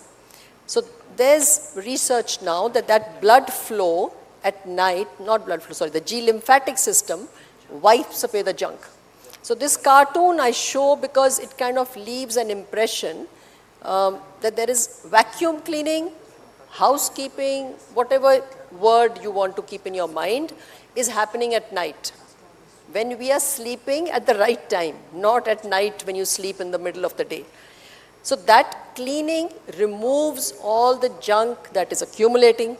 If not, you will get a room like this and the brain will get full of clutter, and that's why we get, now it's become a risk factor for cognitive impairment and dementia. And when I see people who are saying, I can't remember, the first thing we say is, how was your night? So the memory has to get stored, it has to get recollected, all that gets hampered. So imagine another cartoon which we show is that, think about it, that from a USB drive, it has to go into a hard disk. And that happens at night. So you get the information, but there is no storage. So when there is no storage, there is no recall. And people are getting very worried about it, that I'm forgetting all the time, because there's too much information overload, not adequate cleaning, and not adequate storage. And this is just the last bit we talked, so I wanted to also talk about the emotions. And I think somebody said anxious, I don't know if somebody said angry. So why is one angry? So there's a lot of neurobehavioral thought on this anger. And another thing the sleep scientists say is that in this era of sleep deprivation, we are more obese and we are more angry as a race. So there's a small little almond-shaped structure called amygdala. It's right at the center. It's like a firing system which controls the emotions, particularly anger and your responsiveness and irritability and things like that. The pink part in the front is the part here, the brain. That's where actually the human beings, we've got more evolved, because this part of our brain is very evolved as compared to all during the evolution, which is like a brake on that amygdala. So if you are upset, you are angry, so sometimes you're able to control yourself, sometimes you can't, you just let loose. So that brake is working well if you are able to control. How does sleep get into it? It's been shown that the brakes work very well if you are well rested. If you are sleep deprived, that brake function goes away. And then the amygdala just takes off. So that's the other area, that empathy, kindness, in fact even charity, ability to recognize the other person's facial expressions is all coming if you are very well rested. If not, you are on your own zone and there's no empathy. So I think that's what I want to end with. No, but you can't go away, because you've said a lot of things which bring further questions. So You know, there are certain countries in the world where the presidents are supposed to be cognitively challenged at 80 years of age. How can we not be like that? So how do you have good cognition well into the 80s and 90s? Anything else apart from, you said sleeping so that your USB stuff goes into the hard drive and is stored. What are the other tricks to actually keep cognition going late into nearly 100 years? Yeah, so you're right. So there's a lot of focus now on something called as the brain health.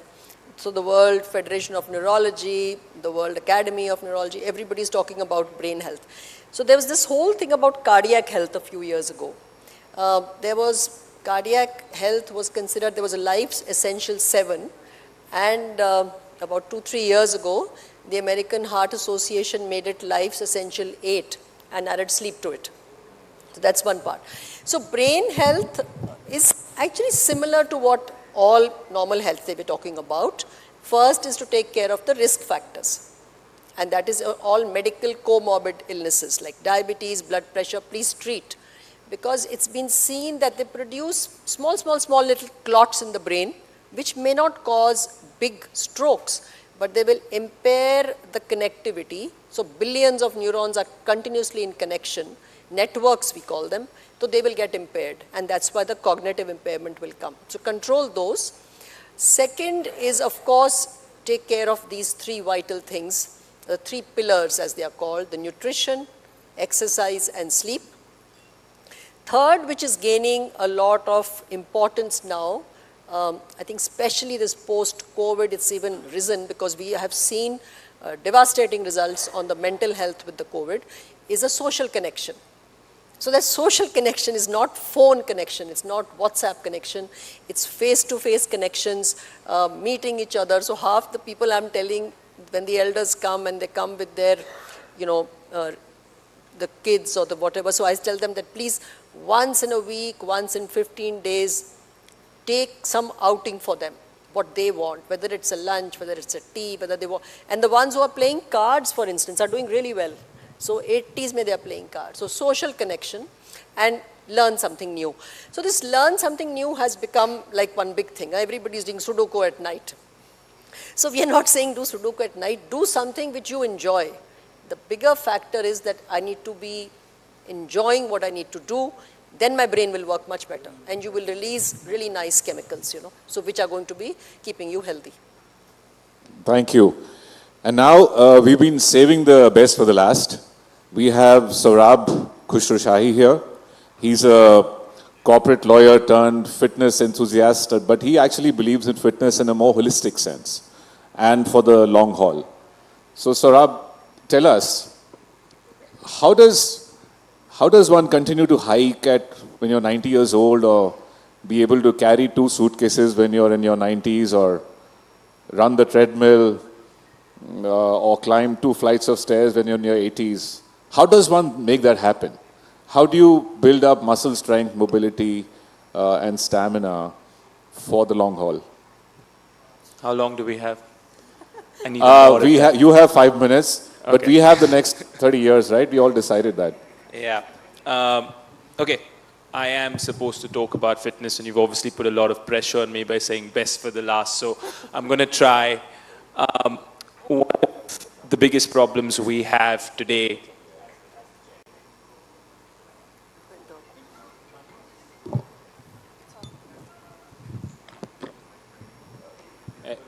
This one better? Yeah. One of the biggest problems we have today as a generation or as people is exactly what we've done in this room. We spent the last 1 hour and everyone's sitting down. Not a single person has moved. Not a single person has stood up. We stood up a couple of times. We forced them to stand up. So what I'm going to do is I'm going to start. I'm going to kind of have my conversation standing up. Okay? Now, when it comes down to fitness, right? When it comes down to, and we've had Umair talk about it, Ms. Bhatia spoke about a very interesting topic, which is sleep, which is something that's very dear to me. I'm not very good at it, I'll admit that, but I'm trying. Being a corporate lawyer for 15 years, that takes a toll on your sleep. And I was a capital markets lawyer, which means we were just constantly working. Now, fitness, right? I have slides, but I'm going to kind of talk to you guys more than use the slides. And I'm going to make you get up a lot through the next 5 minutes, so bear with me. Fitness, right? I look at fitness differently. No, I'm good. Oh, sorry. Okay, there you go. Fitness. What is fitness to an individual, right? What constitutes you being fit or being unfit? Everyone has a different connotation. Everyone has a different answer. For some people, and this is my least favorite answer, is how much they weigh, right? You equate fitness with just how much that number on the weighing scale is. Now, Doctor touched upon a very interesting topic, which is sleep. Everyone has touched upon some interesting topics, and so has Umair. For me, there are a few aspects to fitness, right? It's not one thing. There's no one thing. I mean, if I come from my generation or I come from my mom's generation, it was all about walking, cardiovascular health. How much do we walk every day? How many steps do we take? What do we do there, right? The newer generation, it's gone on to strength training to a certain aspect, and I think that's very important. Human beings, we lose muscle every year, right? And after a certain age, we lose muscle at a faster rate. According to me, and I was having this discussion with Sir just before we started this panel, I think muscle is your most important organ. I may have a lot of people who disagree with me, but I think it's your most important organ. It's where everything happens. And your metabolic health starts with your muscles. It's very important that you have certain amount of muscle. Now, I'm going to ask you a very simple question. I'm going to ask you to stand up, so I apologize. How many of you all in this room actually strength train or do some form of resistance training at least 2 times a week? Stand up.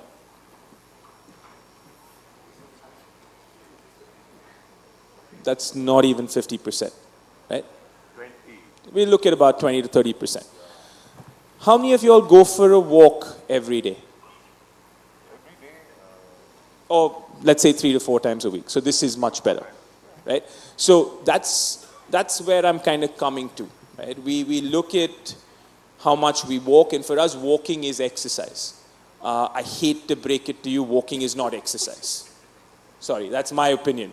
So when I talk to my mom sometimes, and God bless her, she's 81 years old, and she talks to me about the fact that she has exercised, and I'm like, yeah, what did you do?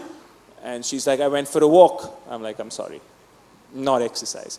I meet a lot of people who tell me I train 5 times a week. I'm like, great. What do you do 5 times a week? I go for a walk for 1 hour every day.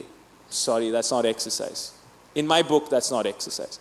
So I think every individual at some level has to have some form of resistance training or strength training as part of their weekly schedule. Now, if you're someone who doesn't do it regularly, I'd say at least a couple of times a week. I'm not asking you to suddenly become Mr. World. No. I'm just saying go in a couple of times a week and do some basic strength work.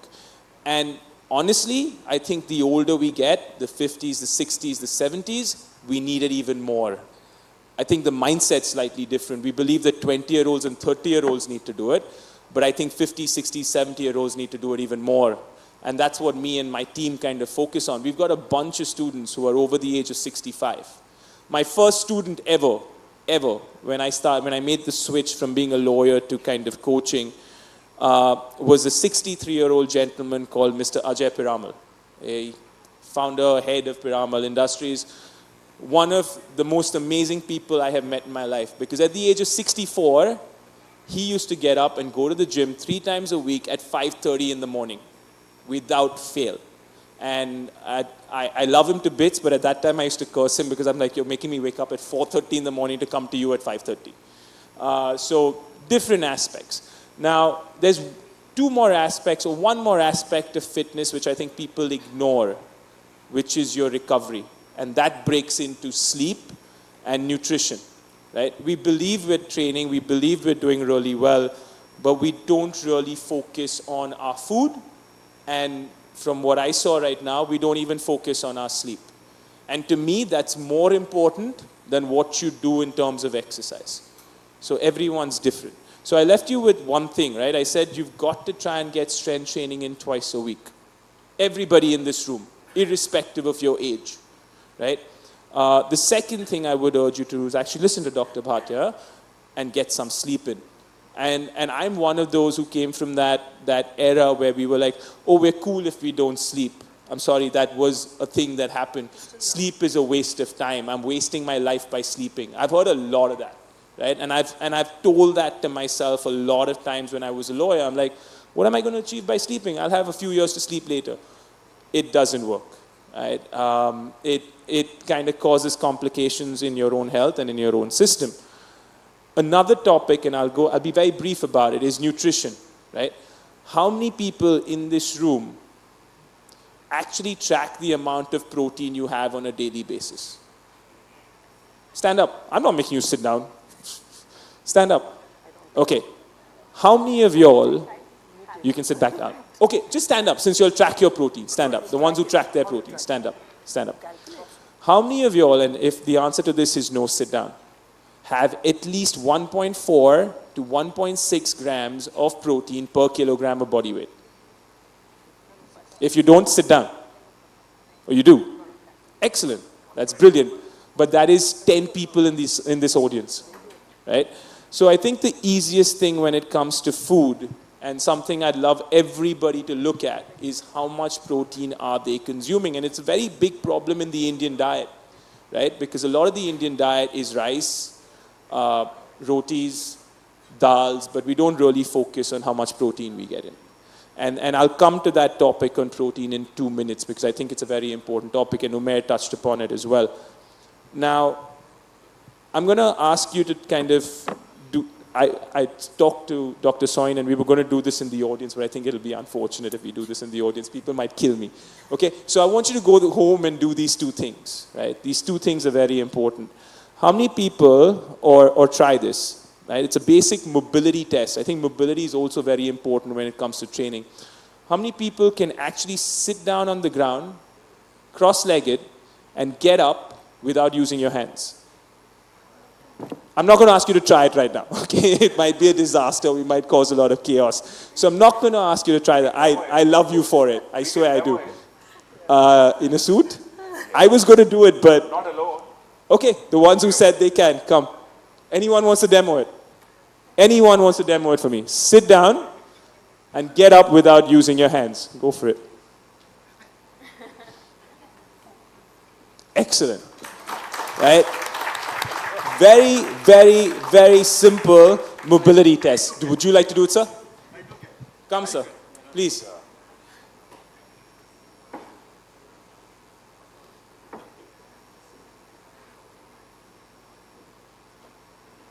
You can try different methods.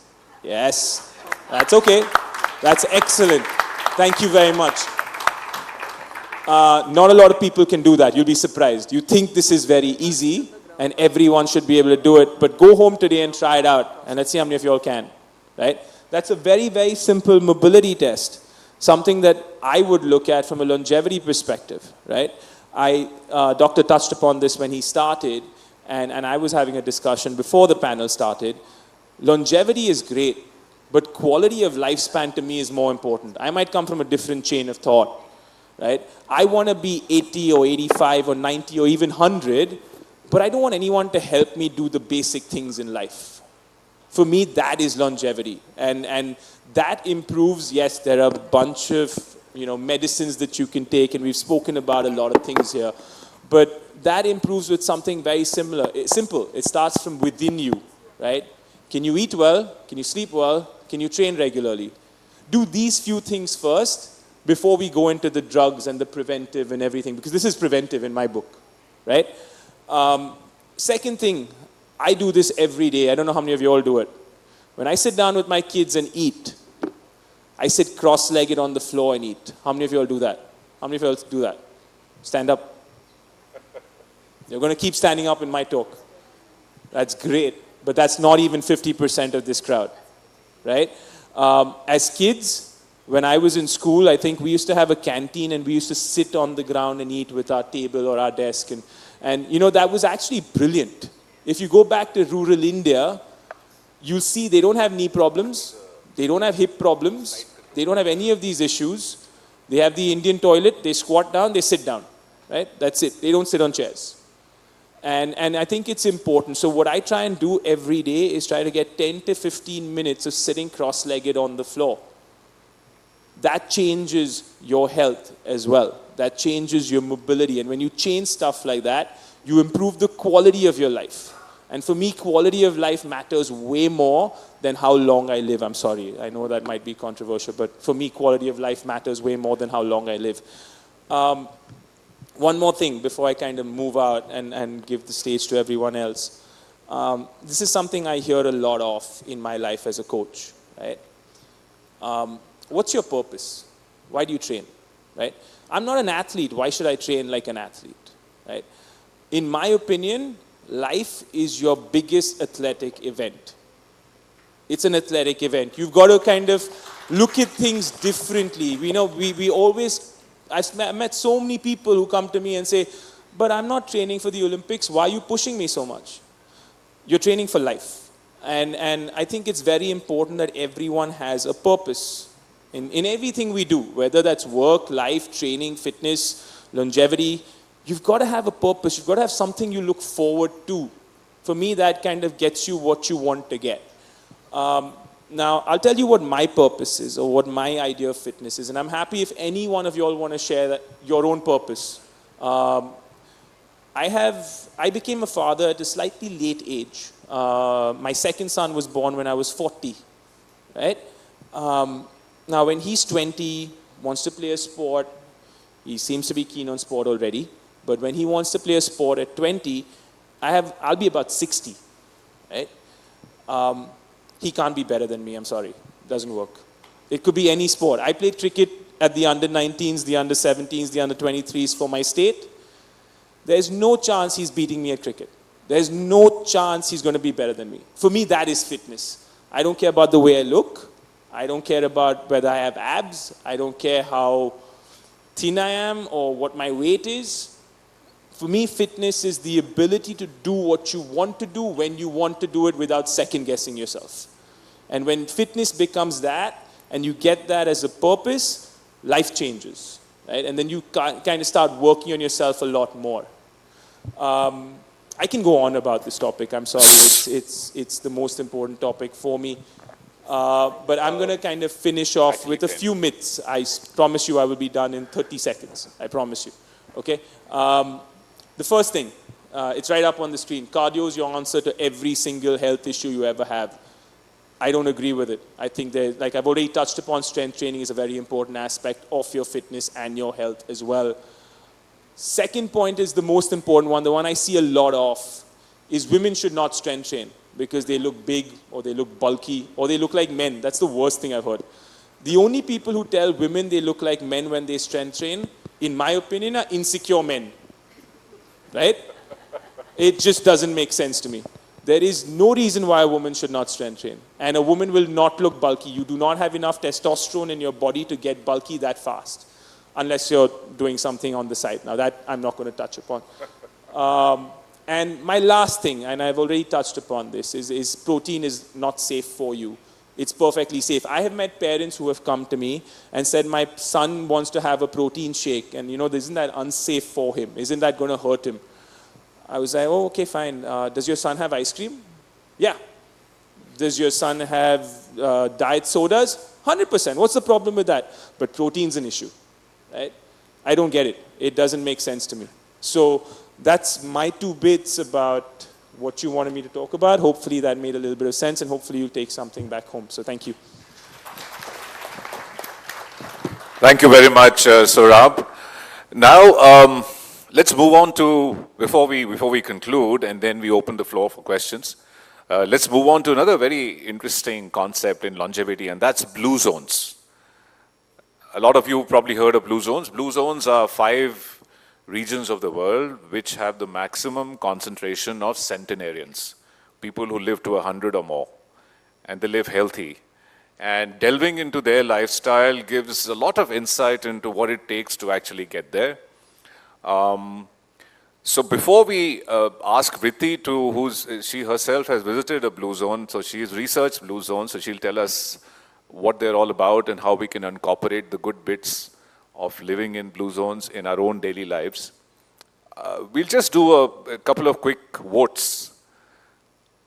So in terms of happiness and purpose, one of the good things that you can do is stay in the moment. That means all your worries and all your angst about the past and the future should rest aside, and you should live in the moment.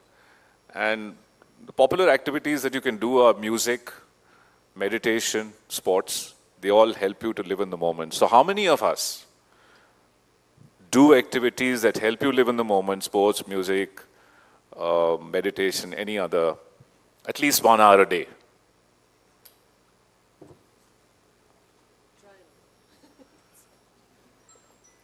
Okay, 2 hours a day, keep standing, the rest sit down.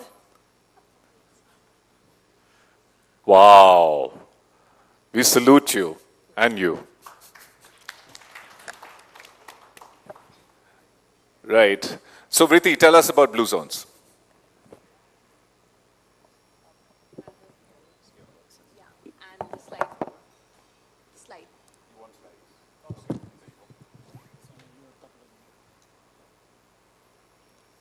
So Dr. Soin just spoke about blue zones.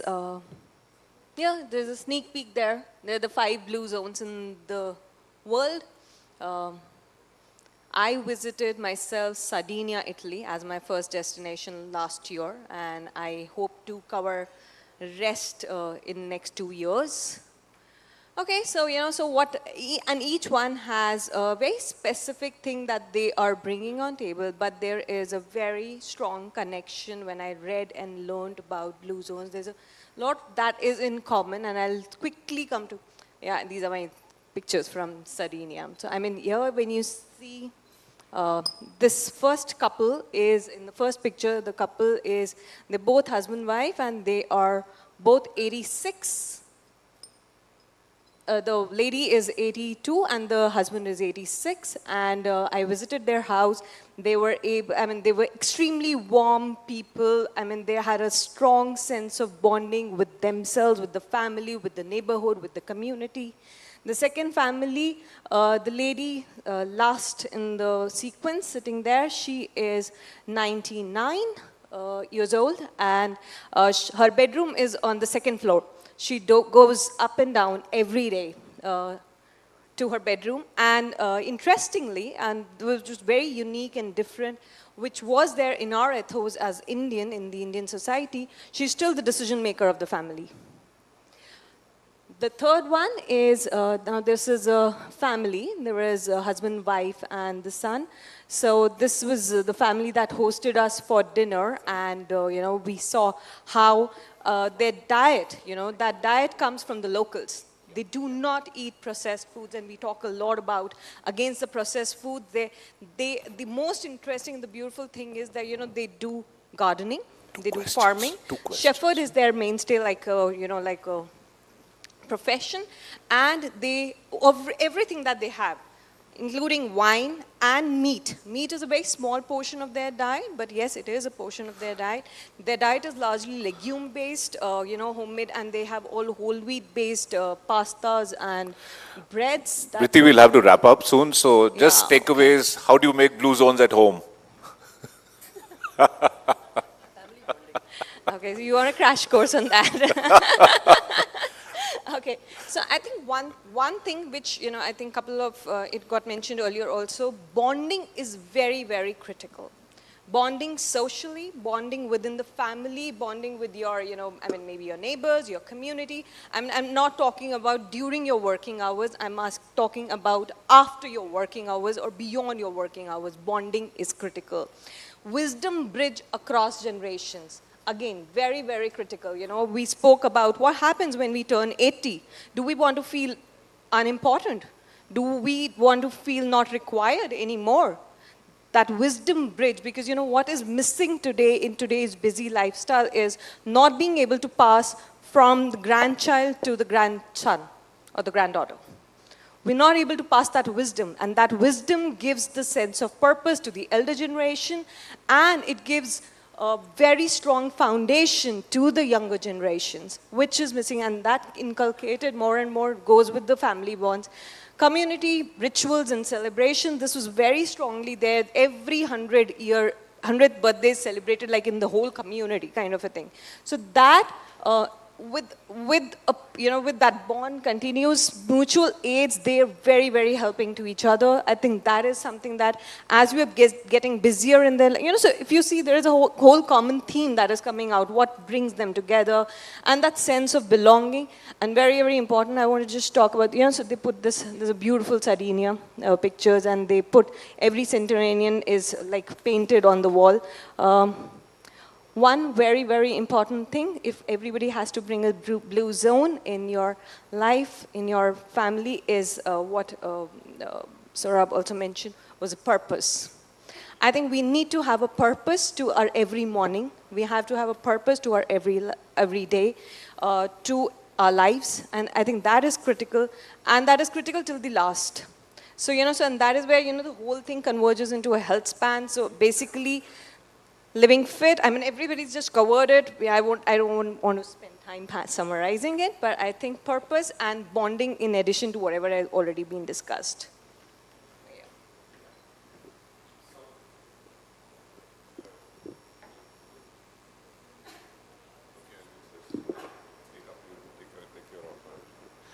Yeah, thank you very much, Priti.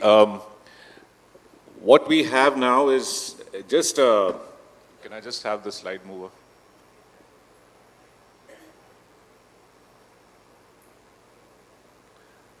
So we have a very interesting questionnaire on your positive health and longevity awareness quotient, which the organizers have put together with a well-known longevity clinic.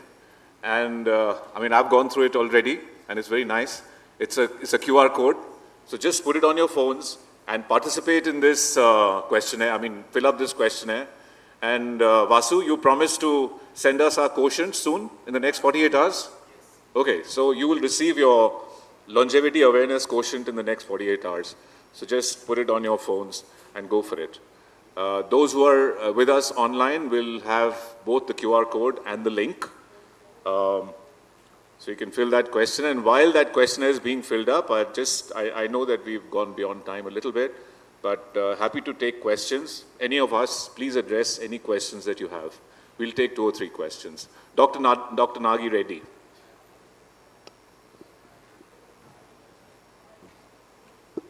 Sorry, I'm a gastroenterologist. This question comes from I looked at these blue zones very carefully, and there are 9 things that they give in the blue zone, 9 positivities, of course, nutrition, health, the usual stuff. But one of the important things consistently in all the blue zones is that all these people are taking wine at least 3 times a week. What's the panel's opinion? So I will give an opinion on that. But the problem is that Nagi's and my opinion will be very similar. We do the same thing. So see, my take on this is that we've heard about all the wine drinking in the Mediterranean diet, and a lot of the Mediterranean countries practice that.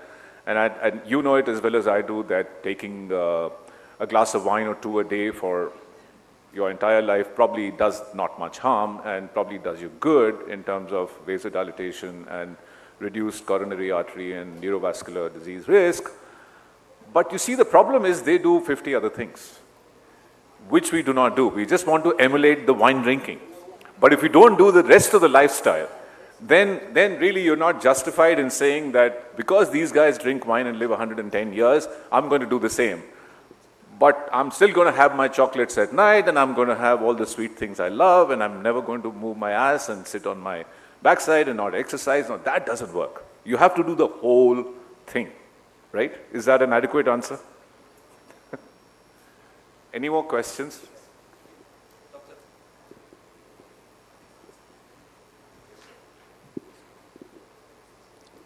So good afternoon, everybody. I'm Dr. Deshpande. I'm a pathologist. 42 years experience in my life. But I'm still working. My age is 76 now. but still working. I sleep only 4-5 hours, no more sleep. Music and dance is my favorite. Traveling is more favorite. This is, and eat less, work more. That's my longevity. Thank you very much, sir, for that insight. It is completely scientific. Work more is purpose, work more is moving, is mobility, is exercise, is cognitive exercise, and eat less, we've already heard from Deepak, works.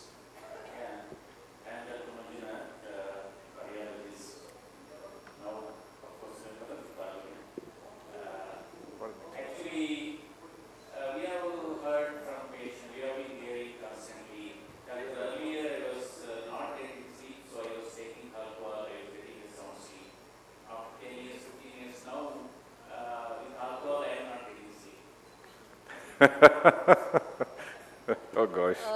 Alcohol and sleep are like a whole thesis, but I'll just tell you in brief that alcohol works to induce sleep, but after some time, Dr. Soy knows very well, there is tolerance developed. So that particular quantity of alcohol will not induce the sleep. So they will increase the quantity. Once you have the alcohol and increased quantity, it will fragment the sleep. So it's those cycles that we talked about, the quality that we talked about, it will worsen. And if they have snoring, and which we've not touched upon too much, the sleep apnea, it will worsen it really badly. So that's why the alcohol after a while is going to have a more harmful effect on the sleep. We will have only one more question.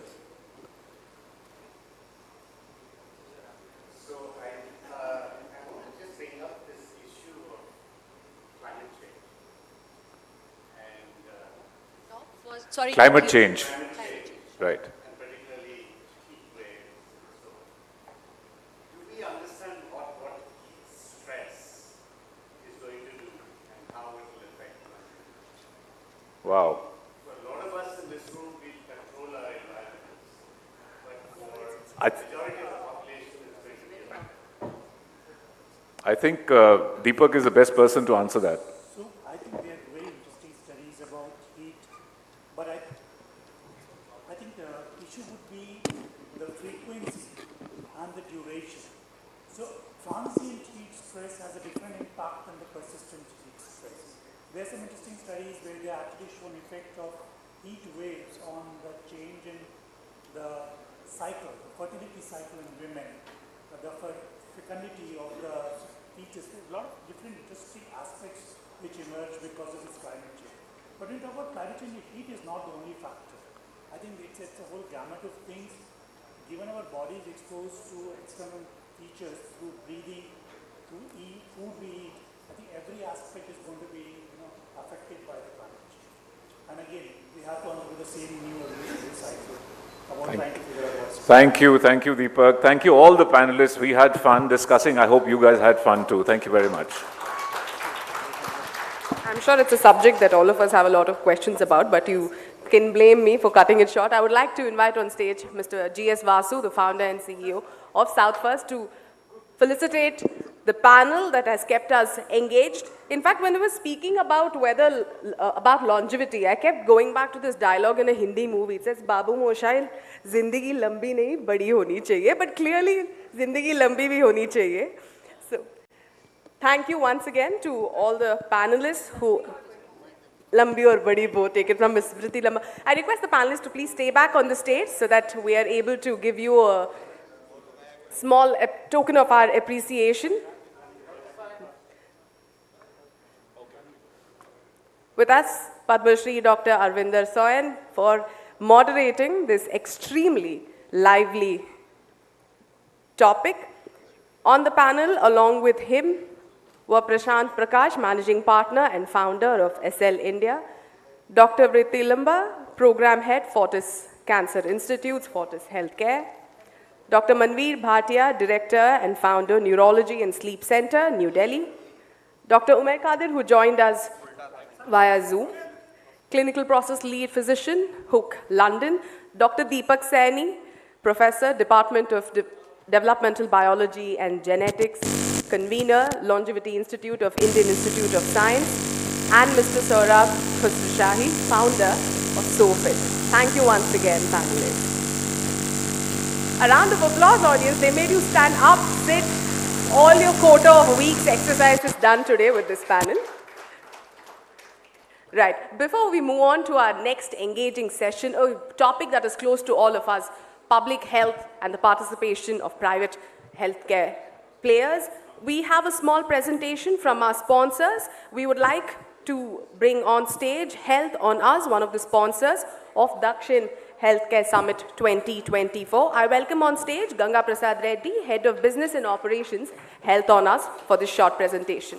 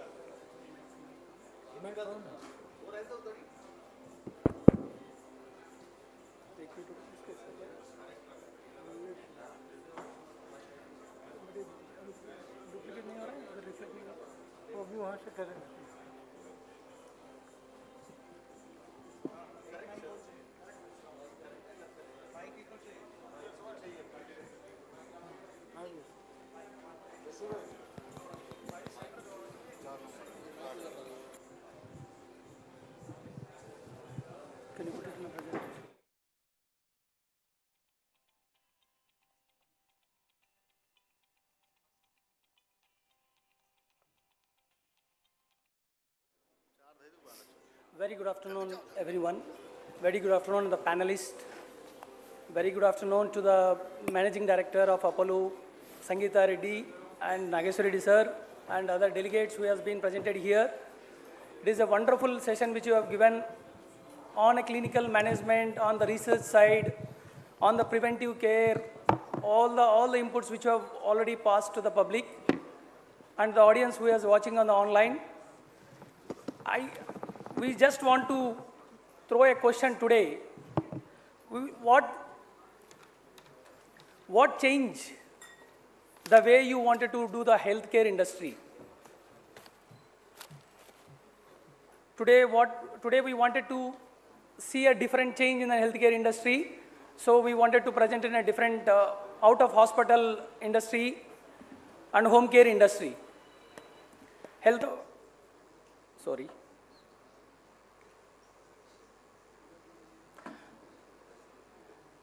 All the people is presented here is in hospital care. We wanted to be what is exactly into out of hospital care. In the hospital care, every people will be on a clinical management side. We wanted to be on a medical management side. The 60% of the work is done by the medical management people after the clinical management. And what is out of hospital care, where it will delivered? We will deliver to the patient's home and in a community-based facility. And the goal is to manage the health condition, prompt recovery, and support daily living activities. So the people as on today is more worried about the preventive medical care, so which we wanted to do it in out of hospital care. And why it is important? The out of hospital care facility is more important to comfortable and less stressful compared to a hospital care. And it enables to family members to actively involved in a care process, facilitate a consistent care by maintaining a stable caregiver, which will be reduced the hospital infection rates. Services are tailored made and specific needs and preferences. Out of hospital care reduce the patient load at the hospital for a long chronic disease. And what are the challenges which is there in out-of-hospital care as in today? There is no prominent player who can give the same quality of the treatment. Not many in-house qualified, experienced, trained service staff. A lack of continuity. The monitoring mechanism of electronic records. Lack of systematic measures. Of a continuous monitoring of a vital checks. All the panelists have spoken and business tycoons have spoken that the preventive care which will comes from the vital checks. And cultural language barriers which is as in today for providing an out-of-hospital care services. So these are the challenges which is there in the industry as in today. And what is an health honors? What exactly health honors, we just want to tell you. We are into a home care service provider and we are at a care at center. What is there in a home care service? We will provide a home care nursing services. We will provide a home care physiotherapy services. What are the services which are there in a nursing services? It is a critical care nursing to the general vital checks to injection to infusion and tracheostomy care services. We will provide post-hospitalizations. All the services will be provided by us. And in a physiotherapy, orthopedic, neurological, and sports and gynec physiotherapy services, we will provide at your convenience at home or any community place which you are required. And the care at center, we have a transition and rehab care centers. We have a dietitian services and we have a medical supervision, doctors and nurses, physiotherapists, respiratory therapists who can service the patient at a care at center. We have a stroke care, spine care, ortho care and trauma care. So all the services which we can provide it in out of the hospital care at center and home care nursing services can be provided by us. And why an health honors? There is a lot of players in this industry, but why? Why health honors you wanted to choose as a home care service partner? We have in-house staff where we have in-house staff of a nursing of 140 people, not dependent on any third-party agencies, where we can have a specific protocols. They have been treated in the same treatment for each and every patient and each and every time. And we have a 15 physiotherapists and doctors, in-house doctors who can support the these paramedical staff. And we are providing a standardized protocol. That means that every patient is treated in a standard process. Every crew is being given the same service. 90% of the time will be at a same service level and it will be recorded in electronic medical form. And monitoring of the documentation. Today people is giving services, but there is no documentation which is maintaining. If the clinical person has to take a decision, the medical management person has done by any medical treatment, there doesn't have any documentary evidence. Post-surgery, the patient is taking the treatment and the patient is coming back to the doctor after 90 days. Doctor doesn't know what treatment he has taken and what procedure is been followed by the medical management. What we are giving is that whatever the treatment which we have provided is being recorded in the app which we are providing. The clinical person who is treating can be easily accessible these records and can do the better treatment, what exactly the patient is required. It is not a generalized statement. You can go to the specific patient and do the specific treatment. The infection control which we followed, each and every the person who is treating as a paramedical staff or a physiotherapy or a doctor who is treating is followed by the infection control practices. And we have a capability to provide a medical room management to the corporate where employees can verify the vitals. They can record the vitals and for the preventive medical care which the panelist has spoken as on today, which can be known. Suppose if your vitals is recorded, everybody is checking the vitals, but there is no record as on today. If you go to the doctor, the prescription states that on that day is the vitals.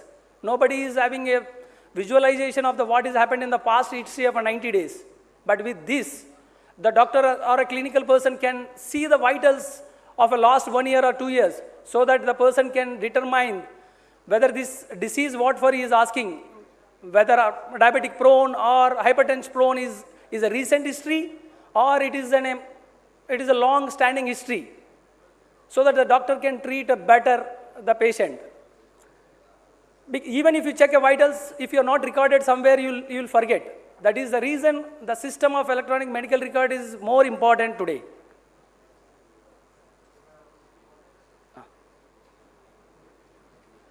For that, we are providing a complete app-based, in-house technology-driven, who is supported by the in-house IT team of 140 people, has developed this app with a complete digitalization format of electronic medical records, and whatever the services which we are providing, either from a nursing point of view or a physiotherapy point of view, it will be recorded. The clinical persons can be easily access these records with the permission of the patient, with the OTP consent of the patient, so that you can treat that patient.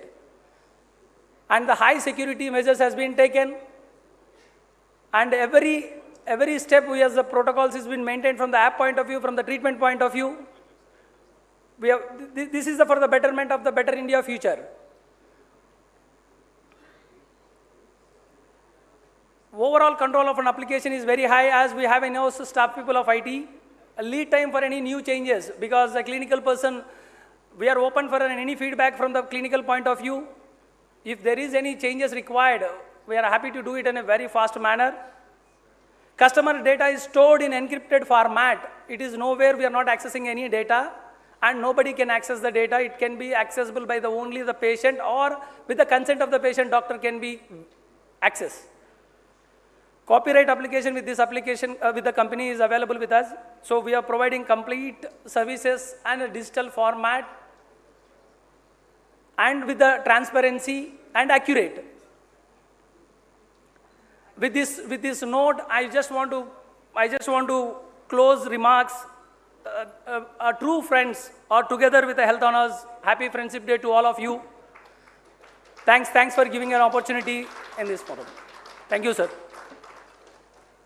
There is a smart presentation or AV which will be played, so that whatever the facilities which you are giving can be viewed.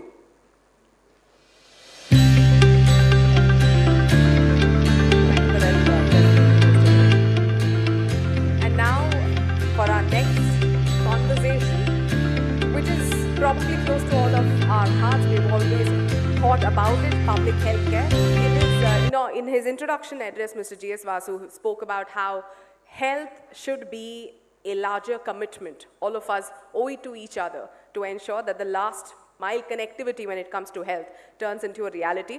And that is what we're going to discuss next at Dakshin Healthcare Summit 2024, an initiative by TV9 and South First, a panel that discusses public health systems and the role of private sector. We could not have asked for a better duo to discuss this particular topic, and it is absolutely our pleasure to invite on stage Padma Shri Dr. C.N. Manjunath. He's a debutant parliamentarian but a veteran healthcare professional.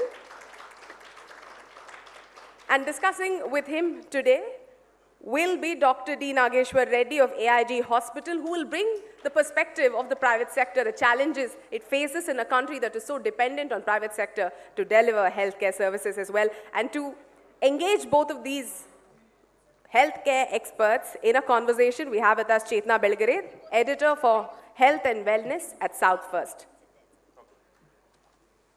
A round of applause, please. Public health and private policy.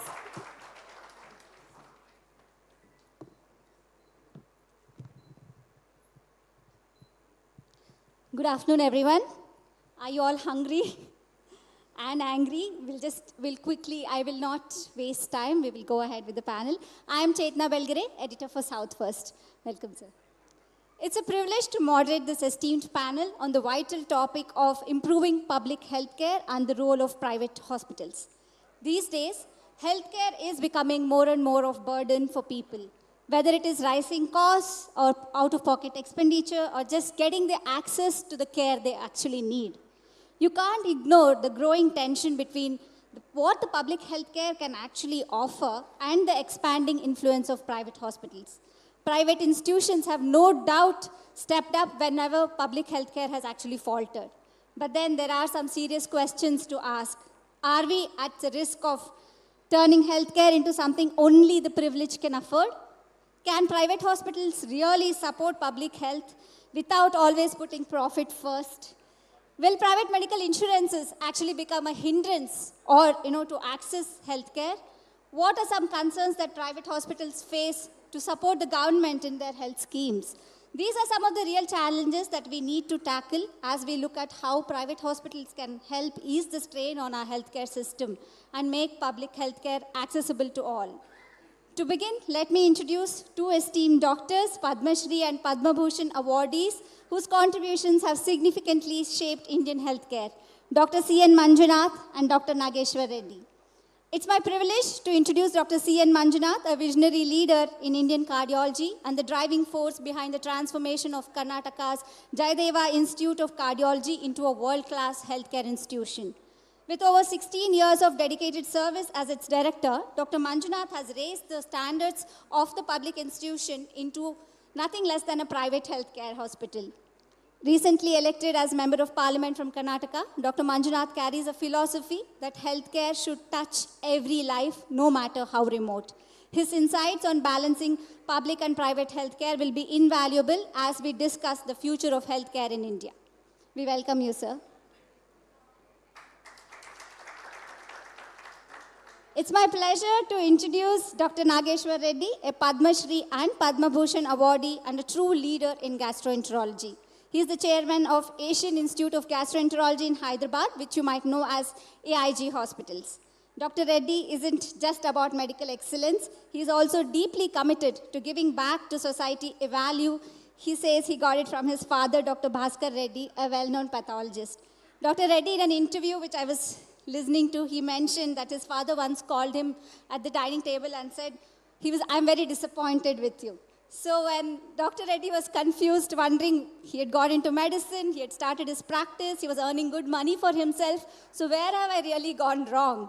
Dr. Bhaskar Reddy apparently then said that professional success is important, but what have you done as a doctor to the society?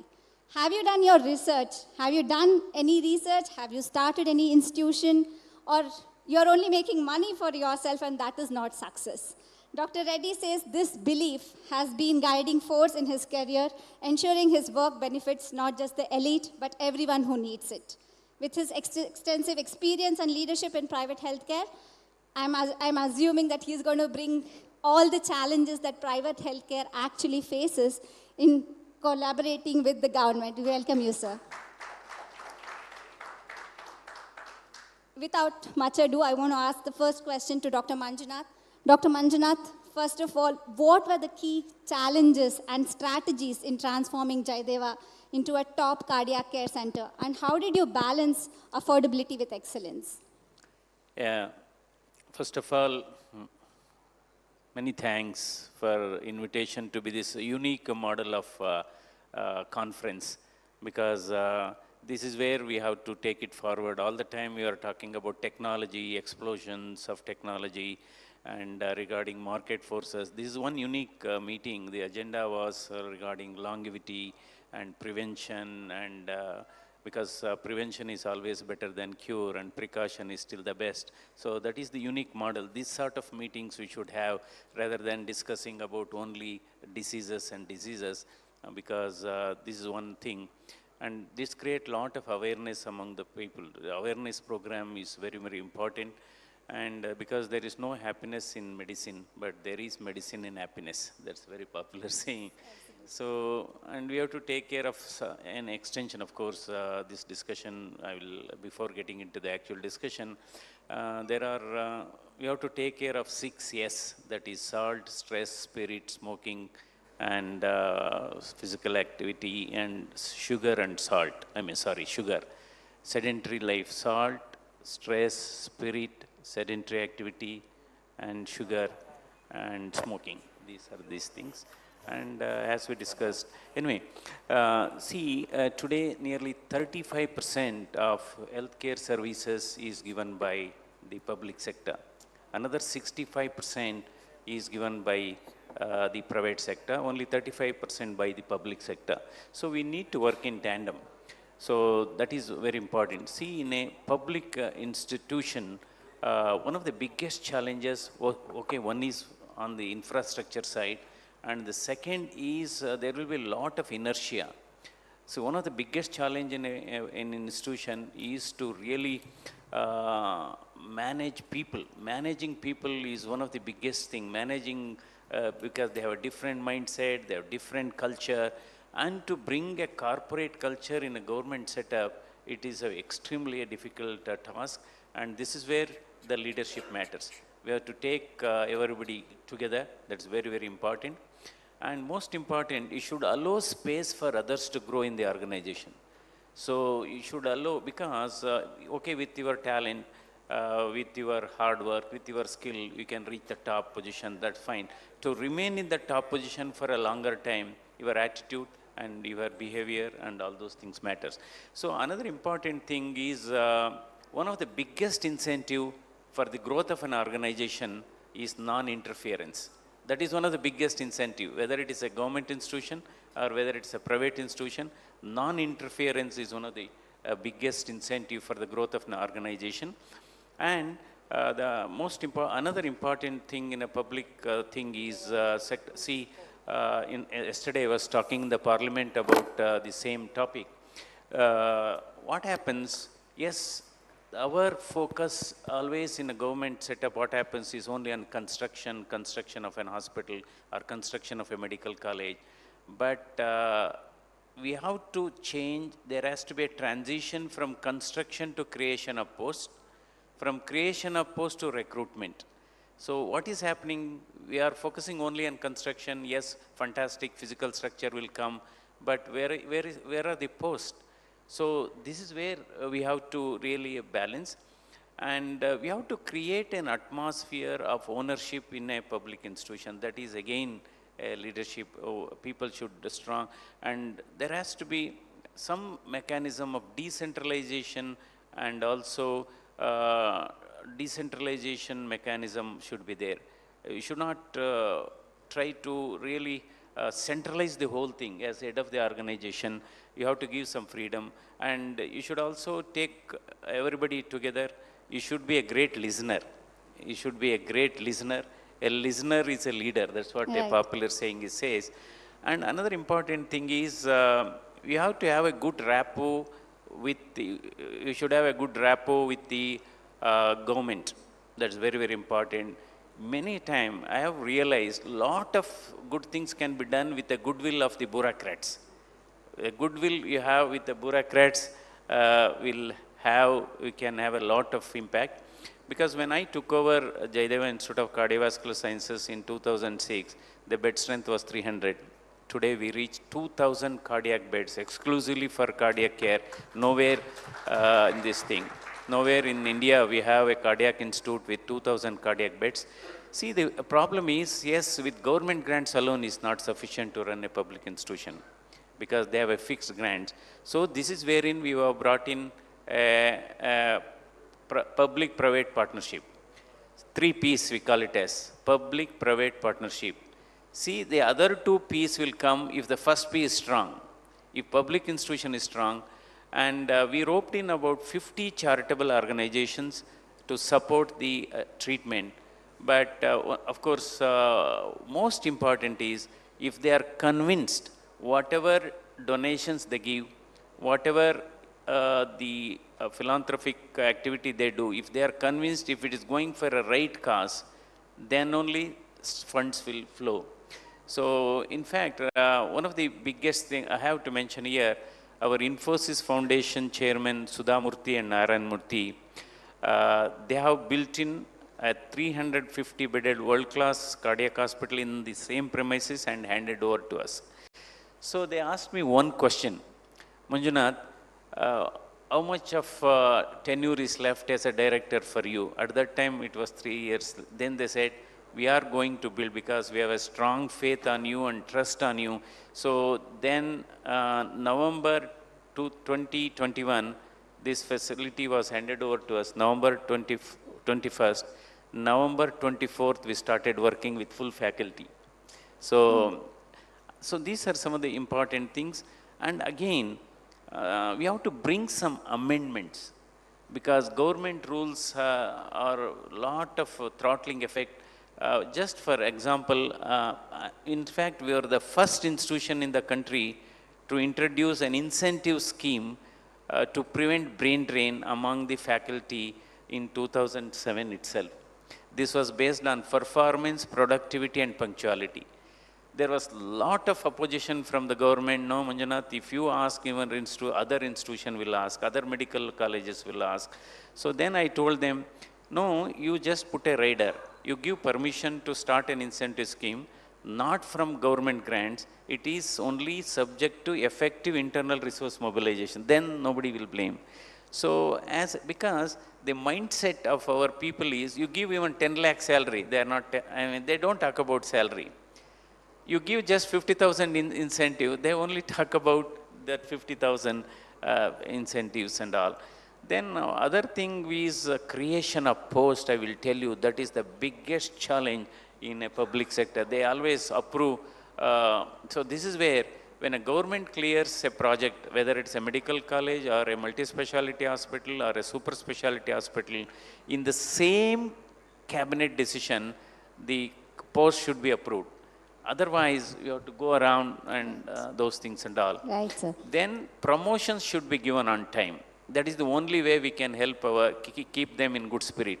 What I have done, if somebody is eligible for promotion on Saturday, I had given them on Friday. So I had given them on Friday, and we have created more units. You don't believe that institution today has 125 cardiologists, only one single institution, 125 cardiologists, 60 cardiac surgeons, and 50 cardiac anesthetists. So, and again, we have to follow a lot of roster system, we have to follow reservation, but still, these are some of the... Thank you very much. I think another thing, handling the crowd is a biggest challenge. Right. Because 95% walks into the hospital without appointment, and you don't believe 1,500 to 2,000 outpatients. Daily you used to do 1,000 echoes, 900 echocardiograms, and 200 angioplasty put together daily. And what I did was, because we also opened what is called special ward, deluxe ward, and also what is called single window master health checkup area. Why I did was, hospital, because people perception is government hospital is only for the poor. So I created a system where it's also an hospital for the rich, elite class, and VIPs, and that was acting like a cross subsidy. So we are charging those group, and that was serving as a cross subsidy to the poor people. So this is how the system has developed. And I also built up a poor patient corpus fund. When I took over, it was about 5 lakhs. When I left the institution, it was 150 crores. 150 crores poor patient was built, and the interest generated was spent towards the poor people. And I saw to that nobody should go. Of course, during my tenure, 8 lakh procedures were conducted. 8 lakh procedures, including open heart surgeries to cath lab interventions, angioplasty and stent. To the best of my knowledge, no patient has gone untreated for the want of money. That That's, I I have ensured. think, the main... I think we've given a lot of tips to other public institutions probably on how to run it, but then I would definitely want to know what are some of the challenges, because you treat, Dr. Nageshwar Reddy, you treat a lot of broad range of patients. So what are some of the challenges that you face in the private sector to actually, one, to run the private sector alone, the hospital alone, and the other one on to have that compliance with the government on several health schemes that are passed, and also the demand for empanelment and things like that? What are your challenges? Thank you, Chetna. First of all, I'd like to thank the organization, especially Vasu, for this unique conference. As Dr. Manjunath said, it's a very unique conference where we exchange ideas in a very free pattern. Secondly, I'm extremely honored to be on the same dais and panel as Dr. Manjunath, who's not only a legendary figure in cardiology, but I think now we have done something very, very good, a professional going into politics to change the health scene. I think this for us is a blessing, so extremely honored. Thirdly, as a gastroenterologist, I know that a hungry stomach gets an angry brain. So I'll try and be very short. My position is exactly opposite of Dr. Manjunath. He works in a public sector. He created, with all the difficulties, a sector which was much better than all the private hospitals. I'm in a private hospital and I'm trying to create with the government a public type of care. Now this is very oxymoron. Public-private care is a very oxymoron word. They don't go together. Private care is supposed to be tertiary care. Public care or public health care is supposed to be at the root of the public health, that is preventive care. So how can both mix together? Because one way is that, again, I think what all Dr. Manjunath said is absolutely true about an organization, whether it's public or private, how to build up confidence to youngsters, all those things. But one of the problem now we face in the private sector in this country, a huge suspicion. You know, everybody thinks these fellows are making money, they're getting into, they're all corrupt and that type of thing. So the first thing that we have to establish as a private sector is a trust factor. So we have to convince the community and society that what is being done by these private groups are in the interest of the patient, and this trust is very important. Unfortunately, there are going to be some black sheep in every society. So because of that, we have developed a negative image. If you ask how many in this who are non-doctors think that private doctors are doing good work? Very few, only one. See? How many think that public doctors are doing good work? Only much more. Yeah, standing up and telling, that means, yeah. So more support. So you see, general private doctors have less support compared to public doctor, which is right, because public they sacrifice. So if somebody like a Manjunath is a role model to do something in public health, we don't have role models in private sector. We don't have somebody who can look at saying this chap is doing in private sector. But so first important thing for us is to build that role model. The second thing is our interaction with the government is not always very positive, in the sense government has so many schemes. Again, I know that Manjunath is an MP here, so sometimes sensitive information, maybe I have to be a little more polite, but anyway, the problem is government has schemes like Arogyashri in Andhra Pradesh, Ayushman Bharat in center. All these schemes are okay to start with because health insurance is important, but they are misdirected. If I have to do in a tertiary hospital with the very complex surgeries being done, state of art, we have the best endoscopy unit in the world that's certified by all the gastroenterologists. If I had to do endoscopy at a price which is being done in a small hospital in Karimnagar and Nizamabad, it cannot be possible. The government should, make into different tiers of hospital, different rates should be there. In our country, one of the worst things is that there is no regulatory body for private hospitals. Nobody has ranked hospitals as A, B, C. That's done all over the world. We don't have ranking. So randomly it depends on the patient choice. If the building is 5-star, they think it's a good hospital. That's not right. There are many other things, like again, Dr. Manjunath said, systems that work into the hospital, the kind of air conditioning, the type of hygiene standards and so on.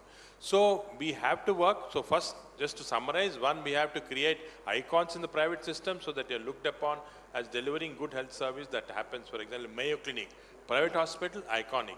So we have to create that one. Number two, we have to work with government in a better way, and hopefully with people like Manjunath we'll be able to do, where different tier systems are given for the insurance on. And most important, we should recognize that public health is still the government's domain. When we got independence, all health was public health. Then this private sector came up. Even now, private health should be tertiary care health. We should be looking after tertiary care. The public part, like vaccinations part, clean water supply, all should be. We can aid from the private side. For example, at AAG, we adapted 40 villages in Patancheru area. We give complete poor. We try and give them the state-of-art care. But that can be done, but not in a big way. Public health is still the government's domain. So suppose when you say this, I'm actually intrigued because the moment you say that, is there a need for this public-private partnership? There is this PPP model. Yes. The moment you propose it, there is a lot of opposition which comes in. So is there a middle ground at all? When you're saying, look at only the tertiary care, then is this needed? But there is a middle ground, like what Dr. Manjunath said, there is a middle ground. The middle ground is that in some areas, the private sector will be predominant, the public sector will play a smaller role. This includes general health of the public and all. In some areas, the public health is predominant, and the government should take help of certain private hospitals, certain expertise. For example, areas of research, artificial intelligence and so on, which is going very fast now. This should be, so I think the public-private partnership is a must in our country. At what levels this happen can be different in different situations. So like you said, there needs a regulatory body to actually look into this and We don't bring have a that. regulatory body. I think Absolutely. Dr. Manjunath knows that. Dr. Manjunath, I think this is a question for both of you. Dr. Devi Shetty, founder of Narayana Health, recently in an interview said, government-funded healthcare can't work in countries with large populations. So do you agree with this? I want to ask both of you this. No, certainly I don't agree with that. For example, this Ayushman Bharat, of course, earlier to Ayushman Bharat, Andhra Pradesh had, then United Andhra Pradesh had Arogyasri, Karnataka had a similar scheme. Now, of course, Ayushman Bharat is one of the biggest public health, scheme that is operating in the country. What has happened, I fully agree with Dr. Nageshwar Reddy. Actually, the package rates under Ayushman Bharat was not meeting the actuals actually. So in 2022, there has been a revision, what is called HBP 2022. I think that is quite decent. But unfortunately, many states have not adopted these revised rates. For example, for bypass surgery, the earlier package rate was 95,000. In this revised, it is almost to 1,30,000. At least it's quite better. So if these revised rates are, some states have adopted, but some states have not adopted. I think even Telangana, Andhra, Karnataka, I think many states have not adopted. So if they adopt these revised rates, for example, for congenital heart disease, complex heart surgery, the revised rate is somewhere around 2.2 lakhs. Earlier it used to be 1 lakh. So these revised rates need to be adopted, and it is a joint responsibility of both union government and the state government because it works on 60-40 ratios. So they have to spend some money on this. So this is where because we always talk about health and education are priorities, but when it comes to funding, it is not adequate. That is one thing. Yeah, Dr. Reddy. Another important thing, see, we should start establishing high quality multi-speciality hospital in tier 2 cities, or maybe even to some extent in a mid-sized tier 3 cities, because the travel time radius, should not be more than 50 kilometers. So this is because most of the, top class 5-star hospitals, they are getting concentrated in tier 1 cities. So we should always look at establishing a similar hospital in tier 2, then we can reach the larger portion of the population. Dr. Reddy, Travel radius should be 50 to 60 kilometers. That is one thing. And we should also adopt what is called hub and spoke model of treatment for emergencies, whether it is heart attack or brain stroke. Hub and spoke model, that means they are all time driven. Because for example, you take heart attack or you take brain stroke. For every 30 minutes of delay in initiating treatment, risk of death increases by 7%. So if they have to travel hundreds of kilometers, their precious time, golden hour is lost. So this hub and spoke model, that means Taluk Hospital will give initial medical treatment like thrombolysis. Now that is called 1-minute injection of tenecteplase, clot dissolving medicine. You give it there, that any MBBS doctor can do with little bit of awareness about it. Then after 3 to 6 hours of stabilization, they can be shifted to the nearest tertiary care hospital in bigger cities. So that hub and spoke model should be adopted because today 30% of deaths in India is due to heart attack and stroke. 30%, that's a very big number. And this is how hub and spoke model. And Sir, I would want Dr. Reddy to just give his opinion on... I absolutely concur with Dr. Manjunath. In a low-income country like India, I believe with the large population, 70% of healthcare should be government's responsibility. Only 30 or 20% of urban, high-end people should be. But unfortunately, if you look at the budget that's happening now, Only 2% is devoted to health. Again, I'm not blaming the government because there's so many other schemes that have to go. So we have to, as professionals, fight for that and see that more allocation is done to healthcare. And of course, research is secondary, but also healthcare, so that if it goes to say 5%, if we look at other countries, it's 13, 14, 15%. So that may be one important aspect. I think, Manjunath, that's So one there thing are, that... I mean, like, I agree to that. There are so many schemes like you were talking about Arogyashri and all that. But then, the problem is when we look at insurance per se.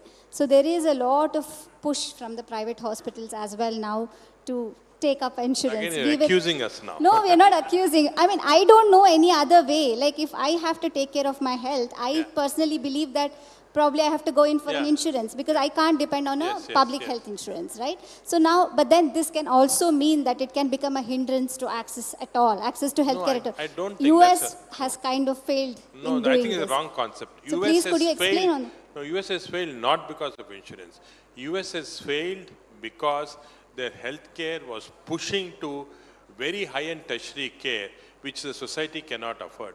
You see the same thing in Europe. For example, in Germany, in Belgium, it's a social, again, like insurance-based medicine, extremely successful. In US, it failed, and to some extent in NHS, because they were trying to push, if you have a terminal cancer patient and you want to keep him alive for next 1 month using costly gadgets and so on, and if you look at the practice in US, I've been so many times there, they just waste so much of disposables. If that is there, then the insurance premiums are going to go up. People cannot afford.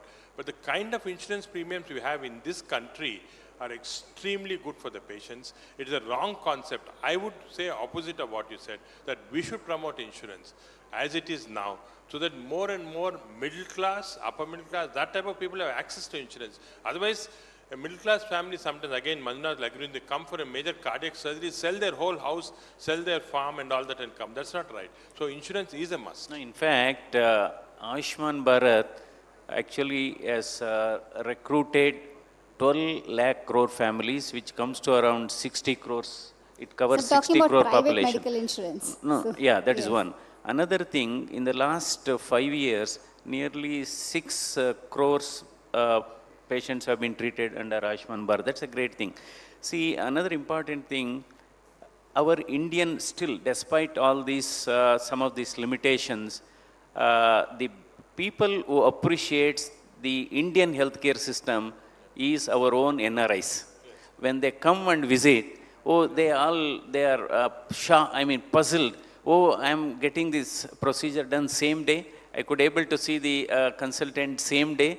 Are you giving the report same day? Yes, we are giving the report same day. So the NRIs who are visiting, in fact, many of them are, coming to India for getting some, procedures done. I agree with you, Yeah. because I think our system sometimes is much more efficient than what you have in US. Correct. All we have to do is make it more system protocol based, then we'll be better. I think this is my last question for this panel. Sir, give me 5 regulations that if you had an opportunity to regulate the private healthcare, then what are the 5 things that you think you would bring? And similarly for Dr. Manjunath, if it is public healthcare, then what are some 5 regulations which you think you should bring? So 5 is too many. Okay, we'll probably maybe 3. Can we do 3? Okay, first of all, I think the quality of hospitals should have a regulation that all the hospitals, nursing homes should be registered, which is being done. After the registration, all of them have to be audited and said that this is what you're grade A, grade B, grade C. That's very important. Second, all the hospitals in the country should have an audit system where, you have a report card. Every month, say our hospital puts up a report card. So many admitted, so many deaths, so many. So that is not, the quality metrics should be put out to this thing. And third, I think we must have, all the hospitals should have their internal regulation with committees who can then look after various aspects that's happening. So we have to be self-regulated, we have to be partly regulated by the government, but this is very important to have quality metrics which then say this is the quality of our hospital. Okay, thank you, sir. Dr. Manjunath, what do you think? Yeah, see, number one, as during my initial remark, what I was talking about, same thing, we need to strengthen the existing public health facilities, whether it is medical colleges, or whether it is hospitals, we have to first strengthen the existing facilities with adequate manpower. Doctors, nurses, technicians, that is one thing. Because, yes, we are always believe improving the healthcare is not just constructing new hospitals or new medical colleges. Today we have 707 medical colleges, to be frank. So another important thing is, yes, we have at this point of time, we have close to 14 lakhs allopathic doctors. We have 4 to 5 lakhs Ayush doctors. So our requirement may be another 2 to 3 lakh additional allopathic doctors that we are achieving, because today our MBBS seats are 1 lakh 10,000. And PG seats are also about 70,000 PG seats. So there is a maldistribution actually. Not that, of course, healthcare system in India is also, we see diversity in the healthcare system. It's quite good in the southern India when compared to north and northeast. So we see diversity in the healthcare system. There has to be uniformity in that.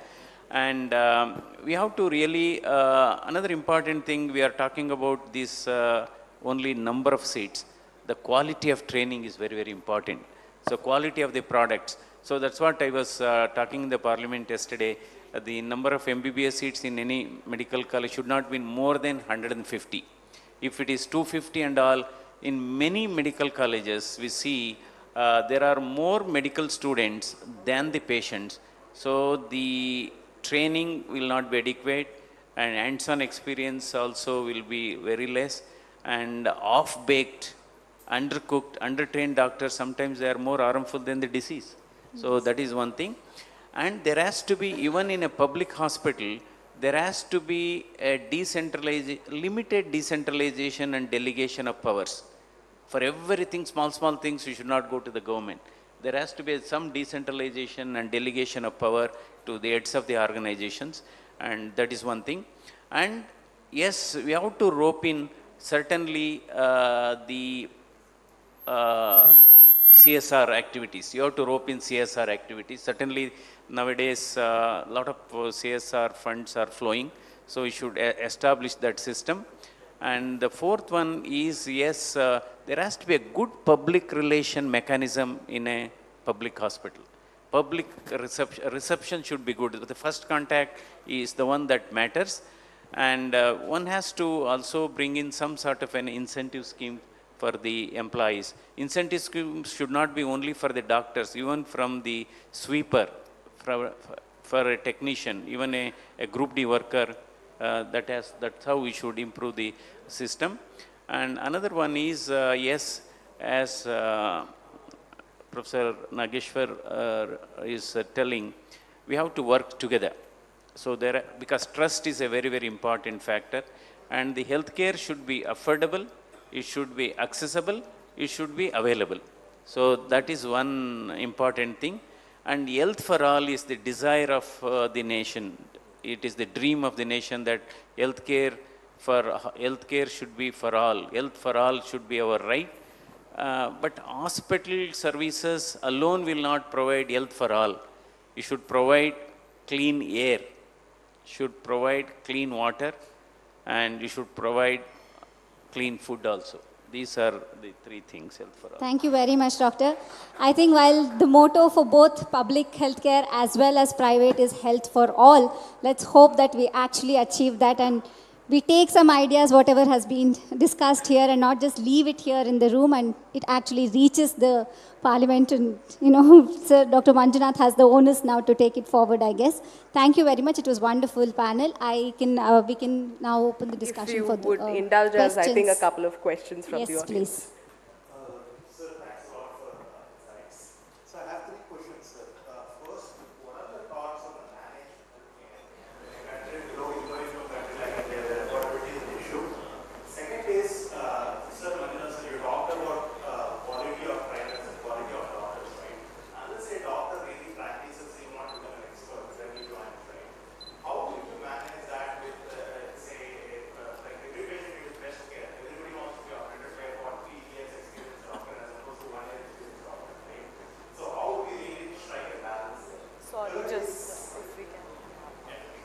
think we can take those two questions. We couldn't get your first question. The second one we did. It's a managed healthcare system which hospitals like Narayana Health has been introducing, and it's very prominent in countries like US. So what is its relevance and applicability in a country like India where income levels are pretty low? Managed healthcare is a concept where a single entity, like for example Kaiser in US, takes up care and Narayana to some extent has done. It's a concept where Apollo actually started it also long back, where a single group of hospitals insures the patient, and the patient can go only to that group of hospitals, nowhere else, unlike other insurance systems. In India, it has not picked up for several reasons. One of the reasons is that there are only very few large hospitals like Kaiser. There are so many in US, number one. So it can't be single monopoly and then people will not take that insurance. Second, it has been misused. Managed care insurance has been misused a lot, so it failed. So that system in India is unlikely to work because of all these reasons. So regarding your other question is, most of the patients want only the senior doctors to operate and all, but actually inside many of the youngers only will be operating under the name of a senior. So that is, youngsters will be operating under the name of the senior, that is fine. This is where quality of training is very, very important. See, today, the clinical training has taken a back seat because of explosion of technology.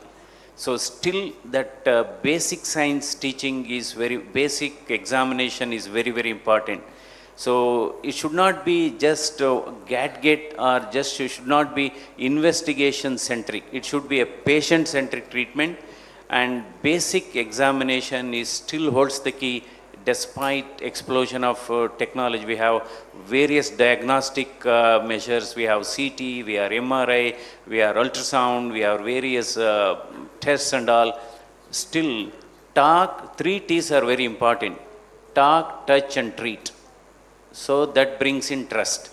Talk, touch and treat, because physical examination, and we have to give some time for the patients also. At least we should listen to their problems 5 minutes, because in 80% they give you the diagnosis. So definitely this is where I am telling, yes, we need more specialists, I agree, but there's, during training, if you have more number of, for example, in some colleges I have seen MS General Surgery, 30 seats a year. So over a period of 3 years, 90 postgraduates in general surgery, and they get certificates, but their clinical exposure is less. So I think the quality of training is very, very important. Thank you, sir. Any other question? Sir. If I can ask one. Good evening, sir. Good evening, ma'am. So, just would like to share, first of all, this panel discussion was so relevant and important, and I think it should be taken further. One question that I wanted to ask you is, in the government colleges today, or not colleges, hospitals mainly, that you will see that the staff is overworked, but the hospital itself is understaffed. So you will see a lot of people that are working shifts for continuous days on end. So when the problem exists of, being overworked and understaffed, it's very contradictory, when you can take more people and reduce the number of hours and, prevent mishaps that happen in hospital because of this. So why is this problem not addressed yet, and what are your thoughts on this? How can we solve this? No, in fact, I have made it very clear. Yes, we have to create posts. I think this is where the problem is occurring in public hospital. So the building comes, facilities will come, instruments will come up, but more important, we have to have adequate number of staff. So the manpower requirement has to be addressed, then work will be shared. That is. Thank you, sir. Next question. Dr. Manjunath, my name is Dr. Kuldeep. I have a straight question to you about what is the top 3 priorities to the government right now in the health? No. See, one is yes on the one is on the preventive side. So, for example, today cervical cancer is one of the most common cancers among women. So, and it is proved beyond doubt this vaccine, cervical cancer vaccine, prevents this particular cancer to an extent of 90%. So, for all high school girls, should be vaccinated with this vaccine, and it should be brought under immunization program. If it is brought under immunization program, certainly we can reduce the number of prevalence of cervical cancer. That is one priority. And second is, yes, we have to, from time to time, we have to really revise these package rates under Ayushman Bharat scheme. Then more and more number of private hospitals get empaneled, and otherwise what happens, the burden will be more on public hospital. When the burden is more on the public hospital, then somewhere down the line quality suffers. So you have to revise these package rates, and you have to see that every state in this country adopts that revised rates uniformly. So that is the second one. And the third one is, see, we are always we talk about starting a medical college. So a second medical college should not be given within the travel radius of 50 kilometers of the first medical college. So, and we should establish this in many semi-urban and rural areas, so that covers that population. Thank you very much, sir. I think we had... just one question. No, sir, we really are tight for time. I'm really sorry. Thank you very much. It was a wonderful panel discussion. Thank you. Sir, I'm sorry, I just have a last question. Sorry for your time. I'm sorry, I'm you can really take the sorry. question later. You can meet the doctors later to ask your question. I'm so sorry we're pressed for time. You can hold a grudge against me for it. No problem. Thank you so much, panelists, for being here, for sharing these insightful information from both to and fro, and Chetna for holding this conversation. I would like to invite on stage Mr. Noble, Senior Vice President of TV9, to present a token of thanks to our guests here. A small felicitation, our way of thanking you, not just for being here, but also engaging in this conversation.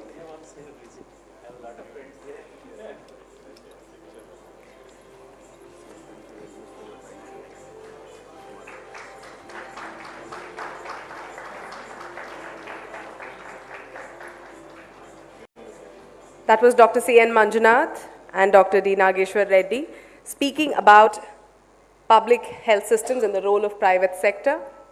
Thank you all for being a very patient and wonderful audience. Before we break for lunch, we have a short presentation from our sponsors.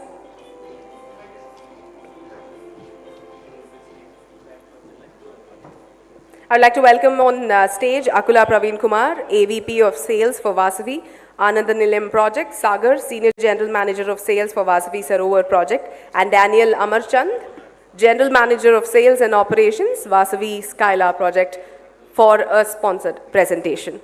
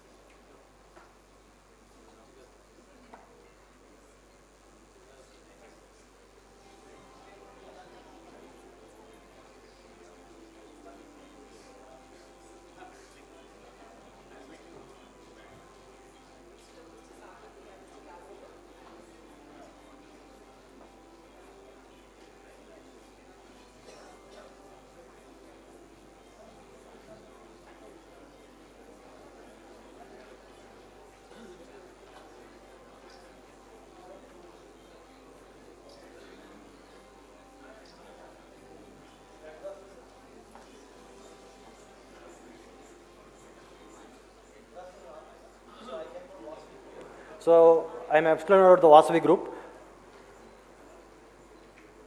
So he is our chairman and managing director. He is legendary At the same time, he is Indian Achievers Award. He got an Indian Achievers Award.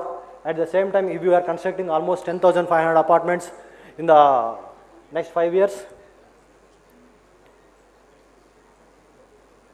And he is none other than Mr. Victory Venkatesh. He is our brand ambassador. And last 3 decades, we are with Vasavi Group, and we are constructing a lot of all over the Hyderabad, east, west, and north, south. We are only builders, east, west, north, south. We are constructing. And these are the key factors of Vasavi Group. Right now, already we sold 8 million square feet built-up area, and 17 commercial projects, and 30 residential projects, and 50 million SFT. Next 5 years, we are going to handing over, and 310 acres of villa plots also already we sold, and 4,510 apartments we built, and 2,500 happy customers we have. And right now I am explaining about Vasavi Sarovar. This is located at Kukatpalli High Tech City.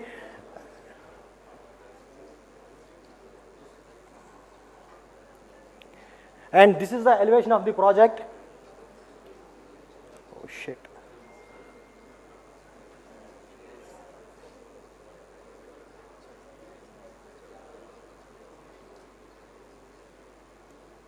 And here we have come up with 21.5 acres, and we are giving 2 BHK and 2.5 BHK and 3 BHK and 4 BHK and 85 sky villas. Top 2 floors we are merging, and we are giving sky villas also. And we have come up with total 11 towers, and starts with 1255 to 2920 SFT, and this is total G plus 29 floors. And we have come up with 3 clubhouses, 1 lakh SFT clubhouse we are giving, and total 72% of open space we are giving. And this is the layout of the project, and here we are giving 3 grand entrances, 2 entrances for the flat owners and 1 entrance for the visitors, and at the same time maids, we are giving separate entrance for the maids. And this is, here we are come up with G plus 29 floors, total 11 blocks, and here we are giving almost 72% of the open space, and here we are doing a lot of landscaping with water stream area, and this is lake view property. Front side 1 lake is there, back side 1 lake is there, and this lakes also we are only developing. And here we are giving 2 BHK and 2.5 BHK and 3 BHK and 4 BHK also. 2 BHK starts with 1300 SFT, and 2.5 BHK starts with 1425 to 1590 SFT, and 3 BHK starts with 1625 to 2340, and 4 BHK we have single flat per floor, and this is we are giving 15 floors only, single flat per floor we are giving, that is 4970 SFT, only west-west flank flats we are giving. And here we are coming up with 3 clubhouses. Starting there, we are giving 1 clubhouse, that is commercial clubhouse, and we are giving sports complex, and next one we are giving sports complex, and next one is usage complex also we are giving. There we are giving almost 40-seater accommodated 2 theatres we are giving, terrace swimming pool, terrace party area, squash courts, badminton courts, ATM services, pharmacy, polyclinic, and physiotherapy room, and 4 multi-purpose halls. And outdoor side we are giving 1.24 km jogging track and walking track, Maidan area, pet parks, and a lot of landscaping. We are tied with Terraform, is a Bangalore-based company, and we are giving a lot of landscaping.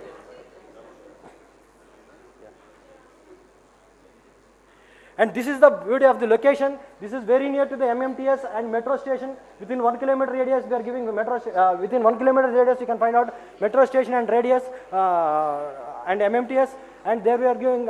It is very near to the high-tech city. And if you can come down to see the lot of connectivities like Kukatpalli is very near. At the same time, in fact, one of the biggest schools is very. It is 10 minutes distance. You can reach to the college and schools. Thank you.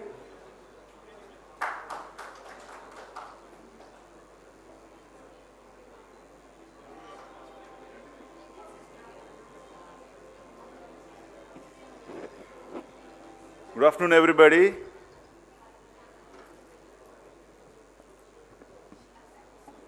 I'm going to take you through a couple of projects. It will take less time. I know it's lunch time. I'll quickly browse through this. The beauty of our projects of Vasavi Group is it is surrounded by hospitals and medical sciences institutes as well. Now, if you take, for example, Skyla, the location is next to KIMS, the lane next which takes to Vasavi Skyla at High Tech City.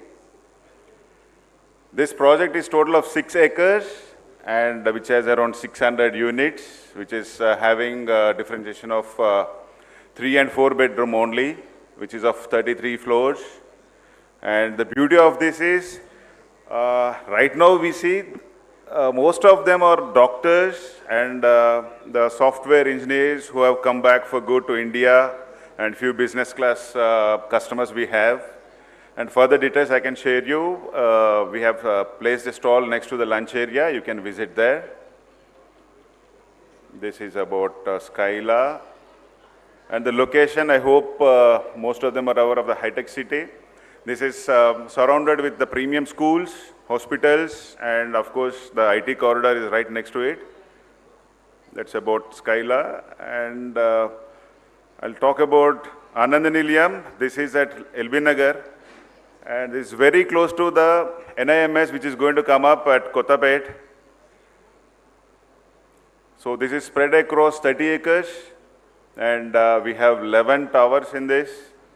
And here the range of the units which we have are 2, 3, and 4. Most of them are 3 bedrooms in an average size of 2,000. I'm sure most of them should be liking it because this is what the current trend is. They are looking at this particular sizes.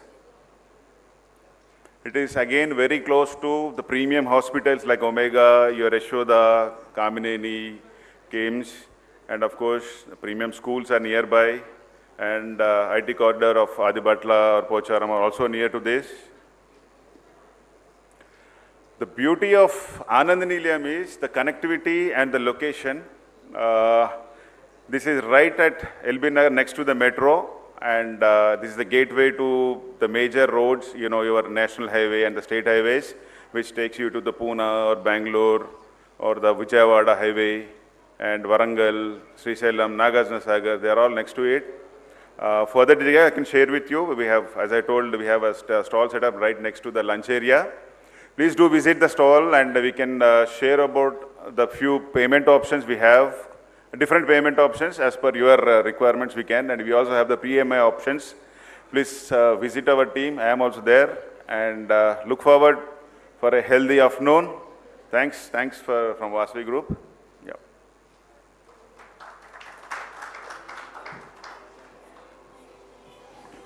Thank you, Vasavi Group, for supporting the Dakshin Healthcare Summit 2024 and making your presence felt over here.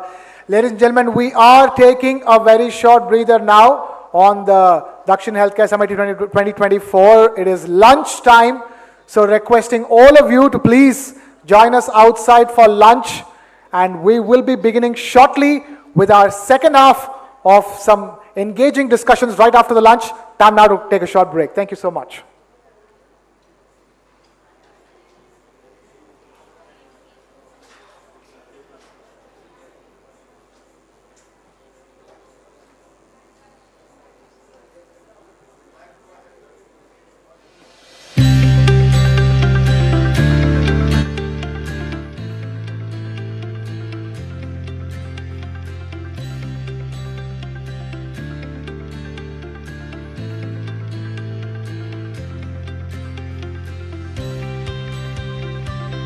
Mention here, our Infosys Foundation Chairman Sudhamurthy and Narayan Murthy, they have built in a 350 bedded world-class cardiac hospital in the same premises and handed over to us.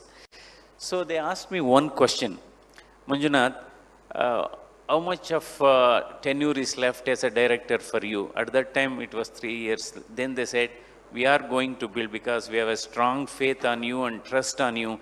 So then November 2021, this facility was handed over to us, November 21st. November 24th, we started working with full faculty. So these are some of the important things.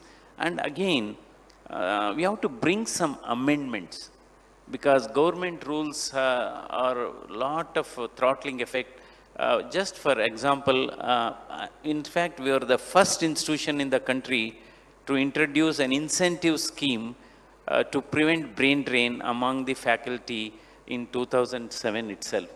This was based on performance, productivity, and punctuality. There was lot of opposition from the government. No, Manjunath, if you ask, even other institution will ask, other medical colleges will ask. So then I told them, no, you just put a rider. You give permission to start an incentive scheme, not from government grants. It is only subject to effective internal resource mobilization. Then nobody will blame. So because the mindset of our people is, you give even 10 lakh salary. They are not, they don't talk about salary. You give just 50,000 incentive, they only talk about that 50,000 incentives and all. Then other thing is creation of post, I will tell you, that is the biggest challenge in a public sector. They always approve. So this is where, when a government clears a project, whether it's a medical college or a multi-speciality hospital or a super speciality hospital, in the same cabinet decision, the post should be approved. Otherwise, you have to go around and those things and all. Right, sir. Then promotions should be given on time. That is the only way we can help keep them in good spirit. What I have done, if somebody is eligible for promotion on Saturday, I had given them on Friday. So I had given them on Friday, and we have created more units. You don't believe that institution today has 125 cardiologists, only one single institution, 125 cardiologists, 60 cardiac surgeons, and 50 cardiac anesthetists. So, and again, we have to follow a lot of roster system, we have to follow reservation, but still, these are some of the... Thank you very much. I think another thing, handling the crowd is a biggest challenge. Right. Because 95% walks into the hospital without appointment, and you don't believe 1,500 to 2,000 outpatients. Daily you used to do 1,000 echoes, 900 echocardiograms, and 200 angioplasty put together daily. And what I did was, because we also opened what is called special ward, deluxe ward, and also what is called single window master health checkup area. Why I did was, hospital, because people perception is government hospital is only for the poor. So I created a system where it's also an hospital for the rich, elite class, and VIPs, and that was acting like a cross subsidy. So we are charging those group, and that was serving as a cross subsidy to the poor people. So this is how the system has developed. And I also built up a poor patient corpus fund. When I took over, it was about 5 lakhs. When I left the institution, it was 150 crores. 150 crores poor patient was built, and the interest generated was spent towards the poor people. And I saw to that nobody should go. Of course, during my tenure, 8 lakh procedures were conducted. 8 lakh procedures, including open heart surgeries to cath lab interventions, angioplasty and stent. To the best of my knowledge, no patient has gone untreated for the want of money. That's, I think, the main... I think we've given a lot of tips to other public institutions probably on how to run it, but then I would definitely want to know what are some of the challenges, because you treat, Dr. Nageshwar Reddy, you treat a lot of broad range of patients. So what are some of the challenges that you face in the private sector to actually, one, to run the private sector alone, the hospital alone, and the other one on to have that compliance with the government on several health schemes that are passed, and also the demand for empanelment and things like that? What are your challenges? Thank you, Chetna. First of all, I'd like to thank the organization, especially Vasu, for this unique conference. As Dr. Manjunath said, it's a very unique conference where we exchange ideas in a very free pattern. Secondly, I'm extremely honored to be on the same dais and panel as Dr. Manjunath, who's not only a legendary figure in cardiology, but I think now he's done something very, very good, a professional going into politics to change the health scene. I think this for us is a blessing, so extremely honored. Thirdly, as a gastroenterologist, I know that a hungry stomach gets an angry brain. So I'll try and be very short. So my position is exactly opposite of Dr. Manjunath. He works in a public sector. He created, with all the difficulties, a sector which was much better than all the private hospitals. I'm in a private hospital, and I'm trying to create with the government a public type of care. Now, this is very oxymoron. Public-private care is a very oxymoron word. They don't go together. Private care is supposed to be tertiary care. Public care or public health care is supposed to be at the root of the public health, that is preventive care. So how can both mix together? Because one way is that, again, I think what all that Manjunath said is absolutely true about an organization, whether it's public or private, how to build up confidence to youngsters, all those things. But one of the problem now we face in the private sector in this country, a huge suspicion. You know, everybody thinks these fellows are making money, they're getting into, they're all corrupt and that type of thing. So the first thing that we have to establish as a private sector is a trust factor. So we have to convince the community and society that what is being done by these private groups are in the interest of the patient, and this trust is very important. Unfortunately, there are going to be some black sheep in every society. So because of that, we have developed a negative image. If you ask how many in this who are non-doctors think that private doctors are doing good work? Very few, only one. See?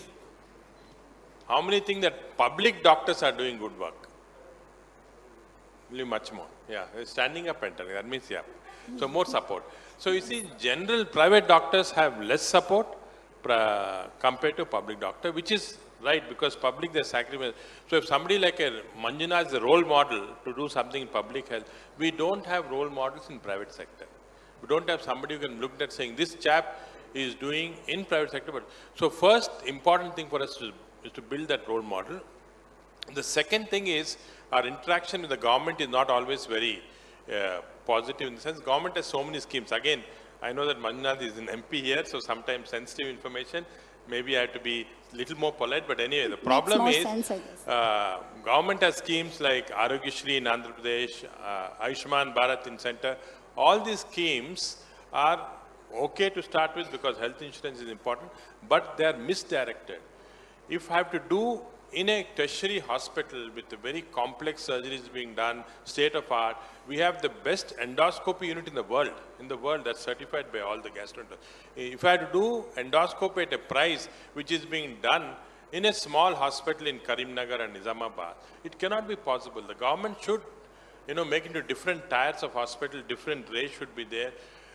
In our country, one of the worst things is that there is no regulatory body for private hospitals. Nobody has ranked hospitals as A, B, C. That's done all over the world. We don't have ranking. So randomly, it depends on the patient choice. If the building is 5-star, they think it's a good hospital. That's not right. There are many other things, like again, Dr. Manjunath said, systems that work into the hospital, the kind of air conditioning, the type of hygiene standards and so on. So we have to work. So first, just to summarize, one, we have to create icons in the private system so that you're looked upon as delivering good health service that happens. For example, Mayo Clinic, private hospital, iconic. So we have to create that one. Number two, we have to work with government in a better way, and hopefully with people like Manjunath we'll be able to do, where different tier systems are given for the insurance on. And most important, we should recognize that public health is still the government's domain. When we got independence, all health was public health. Then this private sector came up. Even now, private health should be tertiary care health. We should be looking after tertiary care. The public part, like, vaccinations part, clean water supply, all should be. We can aid from the private side. For example, at AAG, we adapted 40 villages in Patancheru area. We give complete poor. We try and give them the state-of-art care. But that can be done, but not in a big way. Public health is still the government's domain. So suppose when you say this, I'm actually intrigued because the moment you say that, is there a need for this public-private partnership? There is this PPP model. Yes. The moment you propose it, there is a lot of opposition which comes in. So is there a middle ground at all? When you're saying, look at only the tertiary care, then is this needed? There is a middle ground, like what Dr. Manjunath said, there is a middle ground. The middle ground is that in some areas, the private sector will be predominant, the public sector will play a smaller role. This includes general health of the public and all. In some areas, the public health is predominant, and the government should take help of certain private hospitals, certain expertise. For example, areas of research, artificial intelligence and so on, which is going very fast now. This should be, so I think the public-private partnership is a must in our country.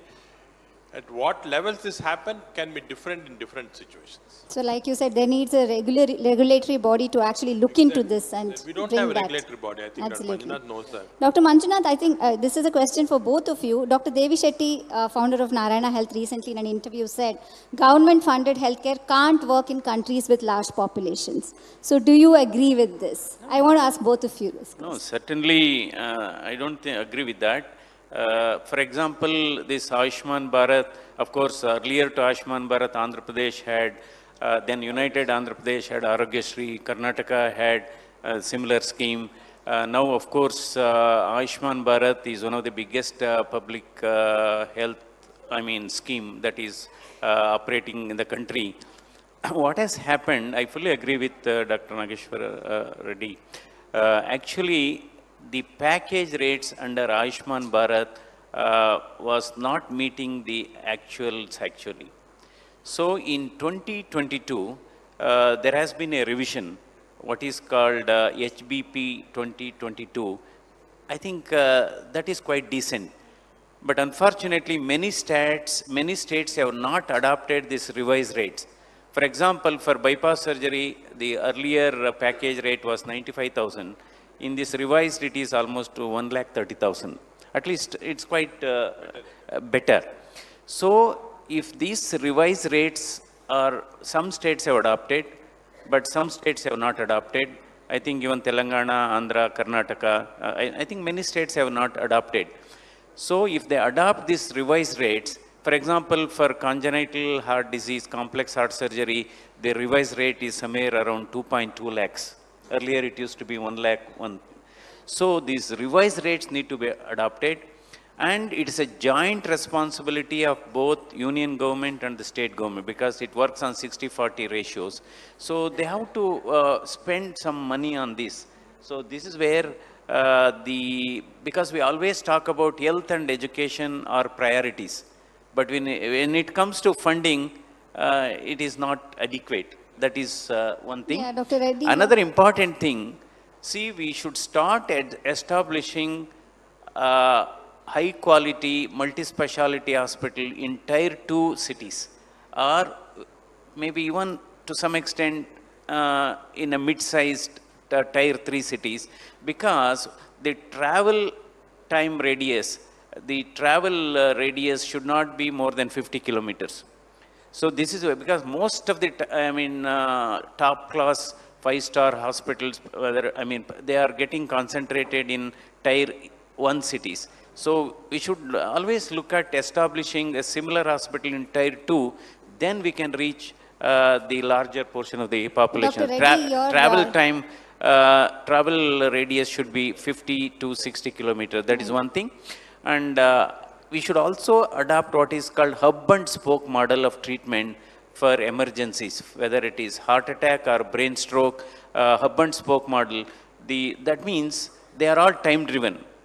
Because for example, you take heart attack or you take brain stroke. For every 30 minutes of delay in initiating treatment, risk of death increases by 7%. So if they have to travel hundreds of kilometers, their precious time, golden hour is lost. So this hub and spoke model, that means the Hollow Hospital will give initial medical treatment like thrombolysis.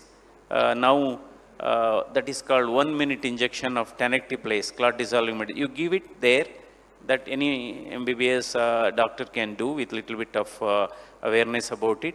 Then after 3 to 6 hours of stabilization, they can be shifted to the nearest tertiary care hospital in bigger cities. So that hub and spoke model should be adopted because today 30% of deaths in India is due to heart attack and stroke. 30% is a very big number. And this is how hub and spoke model. And Sir, I would want Dr. Reddy to just give actually, his opinion I on... absolutely concur with Dr. Manjunath. In a low-income country like India, I believe with the large population, 70% of healthcare should be government's responsibility. Only 30 or 20% of urban, high-end people should be. But unfortunately, if you look at the budget that's happening now, only 2% is devoted to health. Again, I'm not blaming the government because there's so many other schemes that have to go. So we have to, as professionals, fight for that and see that more allocation is done to healthcare And of course, research is secondary, but also healthcare, so that if it goes to say 5%, if you look at other countries, it's 13, 14, 15%. So that may be one important aspect. I think, Manjunath, that's So one there thing are, that... I mean, I agree to that. There are so many schemes like you were talking about Arogyashri and all that. But then, the problem is when we look at insurance per se. So there is a lot of push from the private hospitals as well now to take up insurance. Again, you're accusing us now. No, we are not accusing. I mean, I don't know any other way. Like if I have to take care of my health, I personally believe that probably I have to go in for an insurance because I can't depend on a public health insurance, right? So now, but then this can also mean that it can become a hindrance to access at all, access to healthcare at all. I don't think US has kind of failed in doing I think it's this. the wrong concept. So please, could you explain on that? No, US has failed not because of insurance. US has failed because their healthcare was pushing to very high-end tertiary care, which the society cannot afford. You see the same thing in Europe. For example, in Germany, in Belgium, it's a social, again, like insurance-based medicine, extremely successful. In US, it failed, and to some extent in NHS, because they were trying to push, if you have a terminal cancer patient and you want to keep him alive for next 1 month using costly gadgets and so on, and if you look at the practice in US, I've been so many times there, they just waste so much of disposables. If that is there, then the insurance premiums are going to go up. People cannot afford.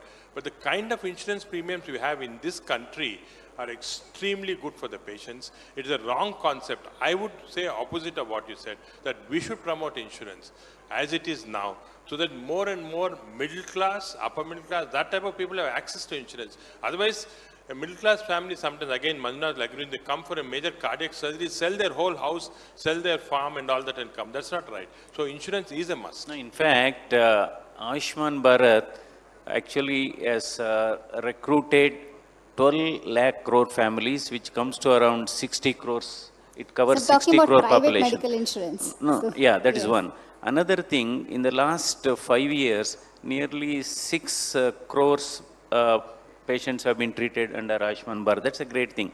See, another important thing, our Indian still, despite all these, some of these limitations, the people who appreciates the Indian healthcare system is our own NRIs. When they come and visit, oh, they are puzzled. Oh, I'm getting this procedure done same day. I could able to see the consultant same day. Are you giving the report same day? Yes, we are giving the report same day. So the NRIs who are visiting, in fact, many of them are, coming to India for getting some, procedures done. Right, I right. agree with you, Yeah. because I think our system Yeah. sometimes is much more efficient than what you have in US. Correct. All we have to do is make it more system protocol based, then we'll be better. I think this is my last question for this panel, sir. Give me 5 regulations that if you had an opportunity to regulate the private healthcare, then what are the 5 things that you think you would bring? And similarly for Dr. Manjunath, if it is public healthcare, then what are some 5 regulations which you think you should bring? So 5 is too many. Okay, we'll probably maybe 3. Can we do 3? Okay, first of all, I think the quality of hospitals should have a regulation that all the hospitals, nursing homes should be registered, which is being done. After the registration, all of them have to be audited and said that this is what you're grade A, grade B, grade C. That's very important. Second, all the hospitals in the country should have an audit system where, you have a report card. Every month, say our hospital puts up a report card. So many admitted, so many deaths, so many. So that is not, the quality metrics should be put out to this thing. And third, I think we must have, all the hospitals should have their internal regulation with committees who can then look after various aspects that's happening. So we have to be self-regulated, we have to be partly regulated by the government, but this is very important to have quality metrics which then say this is the quality of our hospital. Okay, thank you, sir. Dr. Manjunath, what do you think? Yeah, see, number one, as during my initial remark, what I was talking about, same thing, we need to strengthen the existing public health facilities, whether it is medical colleges or whether it is hospitals. We have to first strengthen the existing facilities with adequate manpower. Doctors, nurses, technicians, That is one thing, because yes, we are always believe improving the healthcare is not just constructing new hospitals or new medical colleges. Today we have 707 medical colleges, to be frank. So another important thing is, yes, we have at this point of time, we have close to 14 lakhs allopathic doctors. We have 4 to 5 lakhs Ayush doctors. So our requirement may be another 2 to 3 lakh additional allopathic doctors that we are achieving, because today our MBBS seats are 1 lakh 10,000. And PG seats are also about 70,000 PG seats. So there is a maldistribution actually. Not that, of course, healthcare system in India is also, we see diversity in the healthcare system. It's quite good in the southern India when compared to north and northeast. So we see diversity in the healthcare system. There has to be uniformity in that. And we have to really, another important thing, we are talking about this only number of seats. The quality of training is very, very important. So quality of the products. So that's what I was talking in the parliament yesterday. The number of MBBS seats in any medical college should not be more than 150. If it is 250 and all, in many medical colleges, we see there are more medical students than the patients. So the training will not be adequate, and hands-on experience also will be very less, and off-baked, undercooked, undertrained doctors, sometimes they are more harmful than the disease. So that is one thing. And there has to be, even in a public hospital, there has to be a limited decentralization and delegation of powers. For everything, small things, you should not go to the government. There has to be some decentralization and delegation of power to the heads of the organizations, and that is one thing.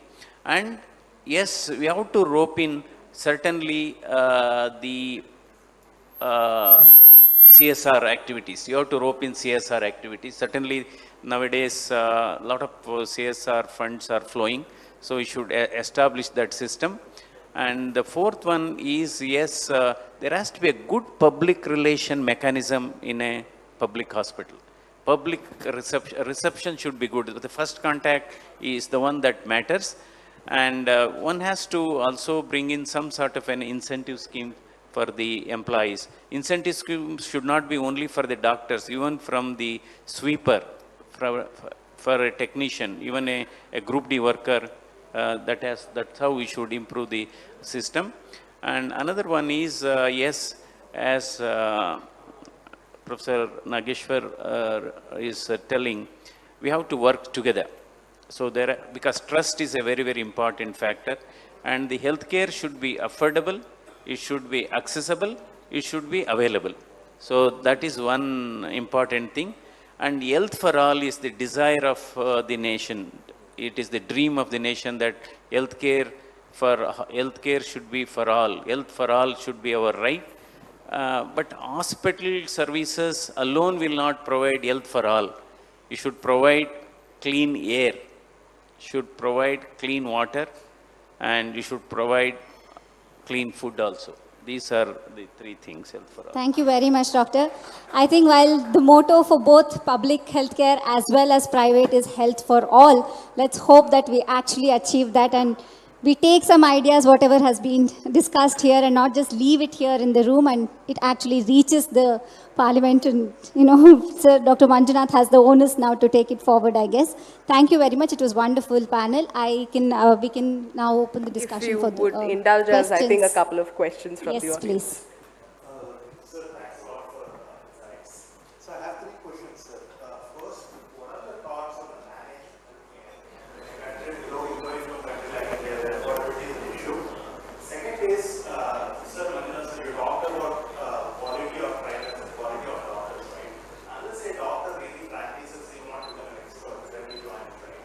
How would you manage that with, say, like every patient needs best care? Everybody wants to be operated by a 40 years experienced doctor as opposed to 1 year experienced doctor, right? So how would we really strike a balance there? Sorry, just if we can. Yeah, I think we can take those two questions. Well, we couldn't get your first question. The second one we do.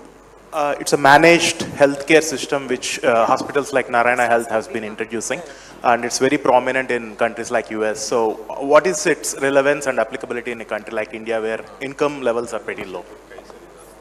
See, managed healthcare is a concept where a single entity, like for example Kaiser in US, takes up care and Narayana to some extent has done. It's a concept where Apollo actually started it also long back, where a single group of hospitals insures the patient and the patient can go only to that group of hospitals, nowhere else, unlike other insurance systems. In India, it has not picked up for several reasons. One of the reasons is that there are only very few large hospitals like Kaiser. There are so many in US, number one. So it can't be single monopoly and then people will not take that insurance. Second, it has been misused. Managed care insurance has been misused a lot, so it failed. So that system in India is unlikely to work because of all these reasons.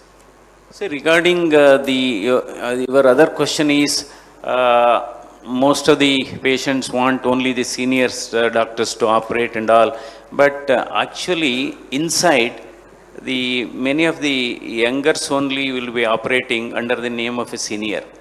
So that is, youngsters will be operating under the name of the senior, that is fine. This is where quality of training is very, very important. See, today, the clinical training has taken a back seat because of explosion of technology. So still that basic science teaching is basic examination is very, very important. So it should not be just gadget or just, it should not be investigation centric. It should be a patient centric treatment, and basic examination is still holds the key despite explosion of technology. We have various diagnostic measures. We have CT, we have MRI, we have ultrasound, we have various tests and all. Still, talk, 3 T's are very important. Talk, touch and treat. So that brings in trust. Talk, touch and treat, because physical examination, and we have to give some time for the patients also. At least we should listen to their problems 5 minutes, because in 80% they give you the diagnosis. So definitely this is where I am telling, yes, we need more specialists, I agree, but there's, during training, if you have more number of, for example, in some colleges I have seen MS General Surgery, 30 seats a year. So over a period of 3 years, 90 postgraduates in general surgery, and they get certificates, but their clinical exposure is less. So I think the quality of training is very, very important. Thank you, sir. Any other question? Yeah, Sir. if I can ask one. Good evening, sir. Good evening, ma'am. So, just would like to share, first of all, this panel discussion was so relevant and important, and I think like it should be taken further. One question that I wanted to ask you is, in the government colleges today, or like not colleges, hospitals mainly, that you will see that the staff is overworked, but the hospital itself is understaffed. So you will see a lot of people that are working shifts for continuous days on end. So when the problem exists of, being overworked and understaffed, it's very contradictory, like when you can take more people and reduce the number of hours and, prevent mishaps that happen in hospital because of this. So why is this problem not addressed yet, and what are your thoughts on this? How can we solve this? No, in fact, I have made it very clear. Yes, we have to create post. I think this is where the problem is occurring in public hospital. So the building comes, facilities will come, instruments will come up, but more important, we have to have adequate number of staff. So the manpower requirement has to be addressed, then work will be shared. That is. Thank you, sir. Next question. Dr. Manjunath, my name is Dr. Kuldeep. I have a straight question to you about what is the top 3 priorities to the government right now in the health? No, see, one is yes on the one is on the preventive side. So, for example, today cervical cancer is one of the most common cancers among women. So, and it is proved beyond doubt. This vaccine, cervical cancer vaccine, prevents this particular cancer to an extent of 90%. So for all high school girls should be vaccinated with this vaccine, and it should be brought under immunization program. If it is brought under immunization program, certainly we can reduce the number of prevalence of cervical cancer. That is one priority. And second is, yes, we have to, from time to time, we have to really revise these package rates under Ayushman Bharat scheme. Then more and more number of private hospitals get empaneled, and otherwise what happens, the burden will be more on public hospital. When the burden is more on the public hospital, then somewhere down the line quality suffers. So you have to revise these package rates, and you have to see that every state in this country adopts that revised rates uniformly. So that is the second one. And the third one is, see, we are always we talk about starting a medical college. So a second medical college should not be given within the travel radius of 50 kilometers of the first medical college. So, and we should establish this in many semi-urban and rural areas, so that covers that population. Thank you very much, sir. I think we are... just one question. No, sir, we really are tied for time. I'm really sorry. Thank you very much. It was a wonderful panel discussion. Thank you. Sir, I'm sorry, I just have a last question. Sorry for your I'm time. sorry, Can you- I'm you can really take the sorry. question later. You can meet the doctors later to ask your question. I'm so sorry we're pressed for time. You can hold a grudge against me for it. No problem. Thank you so much, panelists, for being here, for sharing these insightful information from both to and fro, and Chetna for holding this conversation. I would like to invite on stage Mr. Noble, Senior Vice President of TV9, to present a token of thanks to our guests here. A small felicitation. Our way of thanking you, not just for being here, but also engaging in this conversation.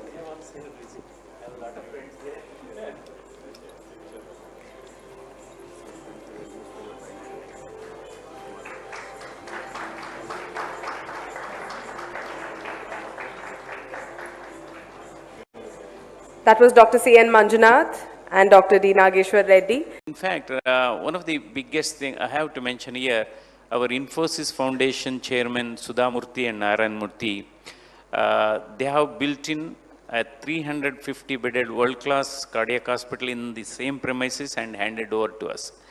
So they asked me one question, Manjunath, how much of tenure is left as a director for you? At that time, it was 3 years. Then they said, we are going to build because we have a strong faith on you and trust on you. So then November 2021, this facility was handed over to us, November 21st. November 24th, we started working with full faculty. So, so these are some of the important things. And again, we have to bring some amendments because government rules are a lot of throttling effect. Just for example, in fact, we are the first institution in the country to introduce an incentive scheme to prevent brain drain among the faculty in 2007 itself. This was based on performance, productivity, and punctuality. There was a lot of opposition from the government. No, Manjunath, if you ask, even other institutions will ask, other medical colleges will ask.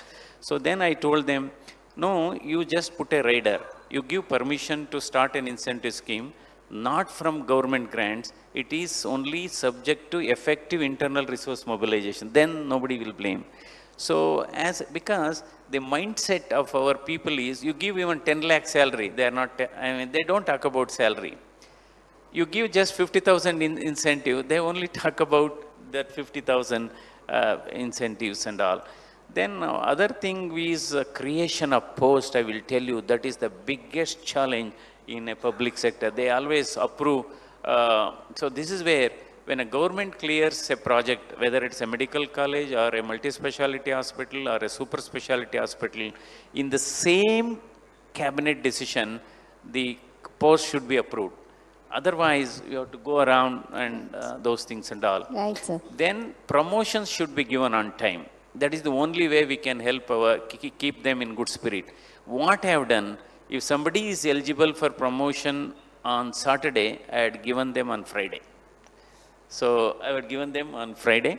And we have created more units. You don't believe that institution today has 125 cardiologists only one single institution, 125 cardiologists, 60 cardiac surgeons, and 50 cardiac anesthetists. So, and again, we have to follow a lot of roster system, we have to follow reservation, but still, these are some of the... Right, sir. Thank you very much. I think we another heard- thing, handling the crowd is a biggest challenge. Right. Because 95% walks into the hospital without appointment, and you don't believe 1,500 to 2,000 outpatients. Daily you used to do 1,000 echoes, 900 echocardiograms, and 200 angioplasty put together daily. And what I did was, because we also opened what is called special ward, deluxe ward, and also what is called single window master health checkup area. Why I did was, hospital, because people perception is government hospital is only for the poor. So I created a system where it's also an hospital for the rich, elite class, and VIPs, and that was acting like a cross subsidy. So we are charging those group, and that was serving as a cross subsidy to the poor people. So this is how the system has developed. And I also built up a poor patient corpus fund. When I took over, it was about 5 lakhs. When I left the institution, it was 150 crores. 150 crores poor patient was billed, and the interest generated was spent towards the poor people. And I saw to that nobody should go. Of course, during my tenure, 8 lakh procedures were conducted. 8 lakh procedures, including open heart surgeries to cath lab interventions, angioplasty and stent. To the best of my knowledge, no patient has gone untreated for the want of money. That That's, I I have ensured. think, the main. I think we've given a lot of tips to other public institutions probably on how to run it, but then I would definitely want to know what are some of the challenges, because you treat, Dr. Nageshwar Reddy, you treat a lot of broad range of patients. So what are some of the challenges that you face in the private sector to actually, one, to run the private sector alone, the hospital alone, and the other one on to have that compliance with the government on several health schemes that are passed, and also the demand for empanelment and things like that? What are your challenges? Thank you, Chetna. First of all, I'd like to thank the organization, especially Vasu, for this unique conference. As Dr. Manjunath said, it's a very unique conference where we exchange ideas in a very free pattern. Secondly, I'm extremely honored to be on the same dais and panel as Dr. Manjunath, who's not only a legendary figure in cardiology, but I think now he's done something very, very good, a professional going into politics to change the health scene. I think this for us is a blessing, so extremely honored. Thirdly, as a gastroenterologist, I know that a hungry stomach gets an angry brain. So I'll try and be very short. So my position is exactly opposite of Dr. Manjunath. He works in a public sector. He created, with all the difficulties, a sector which was much better than all the private hospitals. I'm in a private hospital, and I'm trying to create with the government a public type of care. Now, this is very oxymoron. Public-private care is a very oxymoron word. They don't go together. Private care is supposed to be tertiary care. Public care or public health care is supposed to be at the root of the public health, that is preventive care. So how can both mix together? Because one way is that, again, I think what all Dr. Manjunath said is absolutely true about an organization, whether it's public or private, how to build up confidence to youngsters, all those things. But one of the problem now we face in the private sector in this country, a huge suspicion. Everybody thinks these fellows are making money, they're getting into, they're all corrupt and that type of thing. So the first thing that we have to establish as a private sector is a trust factor. So we have to convince the community and society that what is being done by these private groups are in the interest of the patient, and this trust is very important. Unfortunately, there are going to be some black sheeps in every society. So because of that, we have developed a negative image. If you ask how many in this who are non-doctors think that private doctors are doing good work? Very few, only one. See? How many think that public doctors are doing good work? Only much more. Yeah, they're standing up and telling. That means, yeah. So more support. So you see, general private doctors have less support compared to public doctor, which is right? Because public, they sacrifice. So if somebody like a Manjuna is a role model to do something in public health, we don't have role models in private sector. We don't have somebody who can look at saying, this chap is doing in private sector. But so first important thing for us is to build that role model. The second thing is our interaction with the government is not always very positive in the sense government has so many schemes. Again, I know that Manjunath is an MP here, so sometimes sensitive information, maybe I have to be a little more polite, but anyway, the problem is government has schemes like Arogyashri in Andhra Pradesh, Ayushman Bharat in center. All these schemes are okay to start with because health insurance is important, but they are misdirected. If I have to do in a tertiary hospital with the very complex surgeries being done, state of art, we have the best endoscopy unit in the world that's certified by all the gastroenterologists. If I had to do endoscopy at a price which is being done in a small hospital in Karimnagar and Nizamabad, it cannot be possible. The government should, make into different tiers of hospital, different rates should be there. In our country, one of the worst things is that there is no regulatory body for private hospitals. Nobody has ranked hospitals as A, B, C. That's done all over the world. We don't have ranking. So randomly, it depends on the patient choice. If the building is 5-star, they think it's a good hospital. That's not right. There are many other things, like again, Dr. Manjuna said, systems that work into the hospital, the kind of air conditioning, the type of hygiene standards, and so on. So we have to work. So first, just to summarize, one, we have to create icons in the private system so that you're looked upon as delivering good health service that happens. For example, Mayo Clinic, private hospital, iconic. So we have to create that one. Number two, we have to work with government in a better way, and hopefully with people like Manjunath we'll be able to do, where different tier systems are given for the insurance on.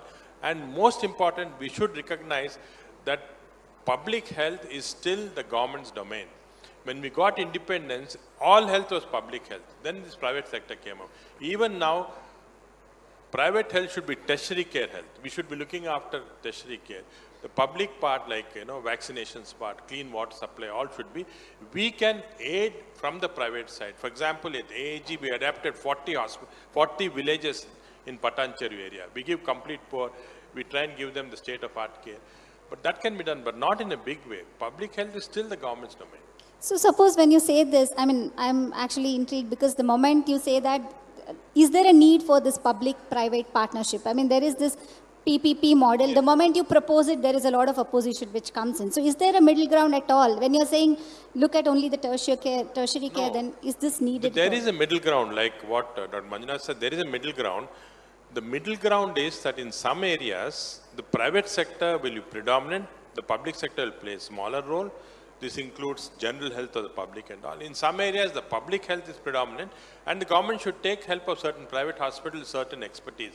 For example, areas of research, artificial intelligence and so on, which is going very fast now. This should be, so I think the public-private partnership is a must in our country. At what levels this happen can be different in different situations. So like you said, there needs a regulatory body to actually look into this and we don't bring have a that. regulatory body. I think Dr. Manjunath knows that. Dr. Manjunath, I think this is a question for both of you. Dr. Devi Shetty, founder of Narayana Health, recently in an interview said, government-funded healthcare can't work in countries with large populations. So do you agree with this? I want to ask both of you this question. No, certainly I don't agree with that. For example, this Ayushman Bharat, of course, earlier to Ayushman Bharat, Andhra Pradesh had, then United Andhra Pradesh had Arogyashri, Karnataka had a similar scheme. Now, of course, Ayushman Bharat is one of the biggest public health, scheme that is operating in the country. What has happened, I fully agree with Dr. Nageshwar Reddy. Actually, the package rates under Ayushman Bharat was not meeting the actuals actually. So in 2022, there has been a revision, what is called HBP 2022. I think that is quite decent.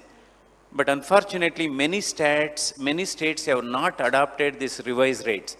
For example, for bypass surgery, the earlier package rate was 95,000. In this revised, it is almost 1,30,000. At least it's quite better.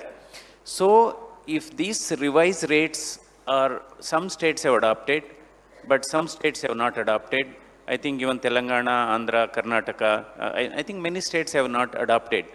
So if they adopt these revised rates, for example, for congenital heart disease, complex heart surgery, the revised rate is somewhere around 2.2 lakhs. Earlier it used to be 1 lakh. So these revised rates need to be adopted, and it is a joint responsibility of both union government and the state government, because it works on 60-40 ratios. So they have to spend some money on this. So this is where because we always talk about health and education are priorities, but when it comes to funding, it is not adequate. That is one thing. Yeah, Dr. Reddy. Another important thing, see, we should start establishing high quality multi-speciality hospital in tier 2 cities, or maybe even to some extent in a mid-sized tier 3 cities, because the travel time radius, should not be more than 50 kilometers. So this is because most of the, top class 5-star hospitals, they are getting concentrated in tier 1 cities. So we should always look at establishing a similar hospital in tier 2, then we can reach the larger portion of the population. Dr. Reddy, Travel radius should be 50 to 60 kilometers. That is one thing. And we should also adopt what is called hub and spoke model. What is happening, there was a driverless car. There was a robot that came into our hotel room to take our order. And we were looking at how machines were interfacing with humans in reality. So we are at now a stage of limited memory AI with driverless cars. Elon Musk has touched it. What Stephen Hawking was worried about was when we reach self-aware AI. That means when we are going to reach an AI with intelligence, emotive intelligence, or when we are going to reach an autonomous conscious AI which is going to be independent, is when Stephen Hawking said that the society needs to get worried about. Let me tell you, this is 2019 October, and I'm giving some talk, and I'm telling 10 years from now, we will be looking at theory of mind being cracked, and we all have to accept it that we are moving fast. June, July 22, I got an email which read, Blake Lemoine has been sent on gardening leave by Google because he's cracked theory of mind. That is June 2022. And this is 2 years of COVID. Now just think of this. If we have touched theory of mind now, 1 year or 2 years back, correct? We are talking about a rapid acceleration of artificial intelligence, which is much beyond the control of our comprehension. And that's what I'm talking about. Gen X, then we have millennials, we have Gen Z, now we have Gen Alpha. Yeah. So it's accelerating. I'm a robotic surgeon, and I'm learning to play Xbox video games because you need to be very good at that. Correct? You need to be, so I'm sitting with my kid there playing some Xbox, playing PlayStation, and I'm asking him, can you help me with those hand controls, because I need to be doing this surgery also. We do one of the largest surgeries in the south in head and neck, in robotics, and we've invented our own instruments, we've invented our own place humans right now. Okay. Dr. Kuldeep Raizada, if I were to ask you the same question, this is something I'm going to ask. The moment you say robotics and robotic surgeries, people think it's like a video game. So the doctor doesn't do anything, the robots do everything. Is that how it works? Not really. Things are very different from the perception versus reality. When we are talking about, as Doctor is talking about, like learning his own ability to operate even the robots, it's actually the learning curve that one has to go through. It is not that you buy the D1C machine and operating from tomorrow, it's not going to happen. Every surgeon, every physician or every clinician actually need to go for the learning phase, and then they are going to get an excellent performance on that part. So just buying the D1C or any kind of high-end robotic system is not going to help you with that bit. My experience is coming from ophthalmic community. I am from ophthalmic background, and I work with the industry large scale. We are from medical device industry here. We have close to 110 in medical industry, and my experiences goes very widely because I work with every single domain of industry. Talk about let it be nephrology, let it be cardiology, let it be ophthalmology, let it be dental or anything. And I have seen a lot of changes actually happening. And when I talk about the AI application, it's not coming only AI, it's coming with the deep learning and machine learning as well. And whatever actually is happening in particular aspect right now, the amount of the AI that is being used in medical science is very small and very little. But for the current world proposition that now another 10 to 15 years or 20 years down the line, this is going to play a very crucial role, because most of the technology what is existing today, that will be vanished. It won't be existing another 20 years down the line. And you will see, me and you will be aging together and we will see the witness what's happening today. Now, for example, we talk about the cataract, we talk about the glaucoma, even surgery or production is all going to be variable. Now, if you look at last 20 years before, you can't actually just diagnose a glaucoma just looking on the parameter or fields and see. But now you have advanced advantage when you actually have the photography of the retina or fundus. You are able to have analyzed and you can tell this patient is potentially going to have a 5 year down the line the glaucoma and potentially will lose in 50 to 20 years of eyesight for this patient. Thank you. If I were to ask you something, today, these days we say with the amount of screen time that we have, our eyes are going, in the wrong direction. The eyes are failing its powers faster than what it used to be. Are you telling me that technology is catching up faster than the way our eyes are worsening? Yeah, it is true. It is already documented in many of the journals around the world. It is actually inducing a lot of myopia, especially for the children who are between 3 years to 8 years of the age. And that's one of the area, cautious, especially that will become very high prevalent in the time of the pandemic, because all the school, everything is gone to the iPads and tablets, and all the parents have no choice just to give the gadget to them. And they become so addicted, not only it disturbs their sleeping pattern, along with that, the sight, the retina is elongated and they're developing a high correction. We do a large screening, and last year we did actually the work with the Telangana government and Andhra government, and we have done almost 11 million people screening and delivered the eyewear to them. Where we realize right now, earlier the potential for the eye problem was only 9%, now it is to 37% in the children, which is causing a lot. Is evidence, is all available everywhere. Okay, at this stage, let me invite upon stage Dr. Arvinder Singh Soin, who has just joined us. Ladies and gentlemen, huge round of applause for Dr. Arvinder Singh Soin. I'm just coming to, in just a bit, we have Dr. Syed Ghaus in the house. I have to ask you one simple question. In nephrology and neurology, tell us, how do robotics and artificial intelligence play a role? And more importantly, how do they improve precision and accuracy? Yeah, in urology, to be more particular, urology is one branch where robotics is used most extensively. More than physiotherapy? More than anything in any other branch, urology is one specialty wherein robotics is used to a fullest extent. To take an example, you have got a deep organ which is known as prostate in males, and there is an increasing incidence of developing malignancy which is known as prostate cancer. And to treat that when it is surgically treatable, robotic is the best possible way where we can access it in such deep pelvis with a lot of precision, preserving the neurovascular bundles which are all around it, preserving the ejaculatory function of the patient, because the sphincter mechanism which holds the urine, the control of urine when the patient has an urge, that is there, and we tend to go there, scoop out the prostate from there, and then suture back the bladder to its own position. So this precision is possible only with robotics. We would have done it in an open technique or a laparoscopic technique, but the precision, the early recovery to continence, the precision with the entire tumor is removed, the damage to the neurovascular bundle and surrounding organs, all this would have gone multiple times if you have done an open surgery or a laparoscopic surgery. So with that, we have seen all the generations of open, laparoscopic as well as robotic, and I myself can vouch for it that robotics has done leaps and bounds in terms of precision. Okay, Dr. Arvinder Singh Soin, when it comes to treating liver diseases, performing liver transplant surgeries, and also diagnosis, tell us from your experience, how exactly do both artificial intelligence and robotics play a role? So, I'm not sure if you've discussed this before, but artificial intelligence plays a increasingly bigger role in, first drug discovery, diagnosis, prognosis, treatment, because, so for example, in drug discovery, initially, basically it was a manual process and people looked at statistics of how the previously existing drugs were performing, what their mechanism of action was. But this is now all built into AI algorithms, right?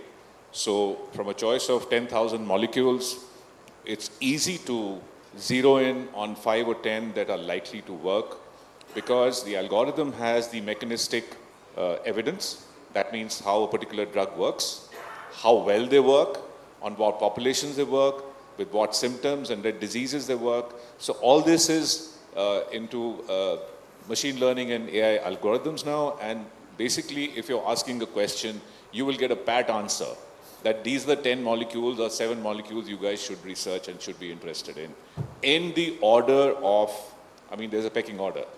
Which one is most likely to work? So drug discovery cost and time has been like exponentially shortened. Okay. It is much, much less than it used to be. I mean, this whole process of choosing the right drug would take anything from 3 to 5 years. It takes a few weeks. That's all. Right? So that's just the drug discovery story. And then, of course, it also factors in genomic data, transcriptomic data, proteomic data, and then zeroes in on the right drug to, or the molecule to research. So that's one part. Diagnostics. Now, obviously, you treat diseases better if you can diagnose them better or earlier, right? So in diagnostics, specifically pathology and imaging, those are the two areas where AI algorithms are very good because they're good in image recognition, right? So image recognition comes in largely in pathology and imaging. So the diagnoses are picked up, I mean the diseases are picked up much earlier and early diagnosis is possible and therefore treatment is more effective. And then finally, treatment. I mean, two people may have the same disease, but we have a different genetic makeup. So based on genomic and proteomic data, now AI algorithms can tell the doctors that this guy with hepatitis C is much more likely to respond to a drug, and this lady with the same hepatitis C, but you know, of a different, she's of a different genomic makeup, obviously, is more likely to respond to drug B. So that's how AI has actually changed the way we look at drug discovery, diagnosis, and treatment. You asked me what... Yeah, because AI, we're discussing AI, but in terms of robotics, specifically speaking, talk to us in terms of how, robotics is playing a role today in a liver transplant operation. So, the first of all, what the gentleman said here is absolutely true. Urology is the maximum highest user of robotics equipment and robotic surgery in the hospital. That's why I don't allow any urologist to come into my OR because they just want to grab the robotic space and slot all the time. So we have a dedicated robot in the liver OT at Medanta. So we do majority of our surgery with robotic surgery. Now robotic surgery, as you may have, others may have, my colleagues may have mentioned, that it is much more precise. There is a magnification, there is a 3D view. The surgeon sits at the console, operates in peace. Theoretically, he can answer text messages during operating, but we don't tend to do that. And so the tiredness story, the fatigue story is taken care of. The tremors are filtered. And, the regular instruments which we use for open surgery with our own wrist have a certain limit to which they can reach. But the robotic instruments are wristed 270 degrees, and therefore they can actually get to nookies and corners where normal instruments and hands do not reach. So the precision and safety of surgery is enhanced. Okay. It is correct to say that 70% of liver surgeries and including donor surgeries for transplantation happen with robotics now. And people are, like, it's much easier to convince a family person to donate half their liver with robotic surgery, where they will have 3-4 small little holes and no big visible scar.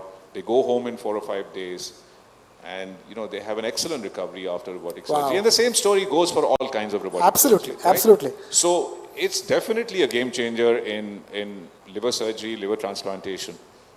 Okay, let me take this across to Dr. Gagandeep Kang, who's been waiting patiently. By Dr. Gagandeep Kang, thank you so much for waiting patiently. I want to ask you about artificial intelligence in the context of clinical decision support in public health settings.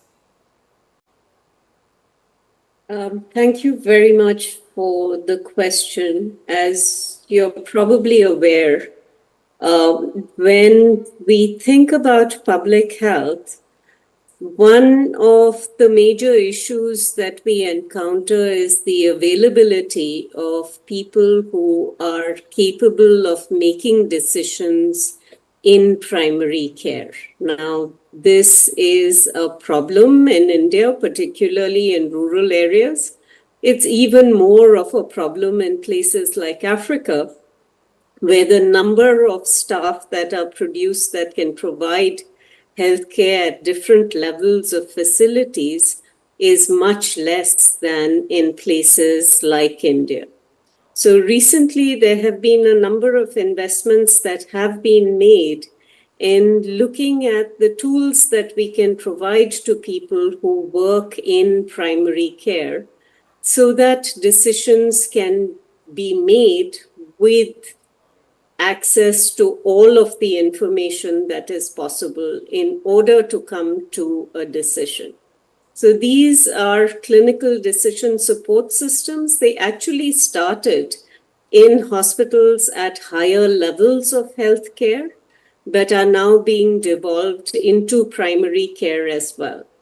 There are a number of such systems that have been deployed for vertical programs, such as in malaria, where they have been really game changers in making sure that patients are identified and are referred appropriately. The hope is that going forward, it will be possible for us to do much more of this. And interestingly, it seems like in these areas, perhaps because the need is much greater, there seems to be much wider both development and application and adoption happening in Africa than is happening in Asia. So I do hope that we catch up in India, but I do see this as being a potential game changer for the future of public health. Dr. Vijay Chandra, I'm going to take off from what I asked Dr. Kang about, how do you make universal healthcare, affordable healthcare, possible? With now that we have artificial intelligence and the pace at which the technologies, health technologies in relation to artificial intelligence is growing. Thank you. I think Dr. Kang just pointed out how clinical decision support systems are evolving to a point where, it would be possible, even at a primary healthcare setting, to be able to advise, how the care pathway should be defined for a specific, community member who has come in for with a problem, right?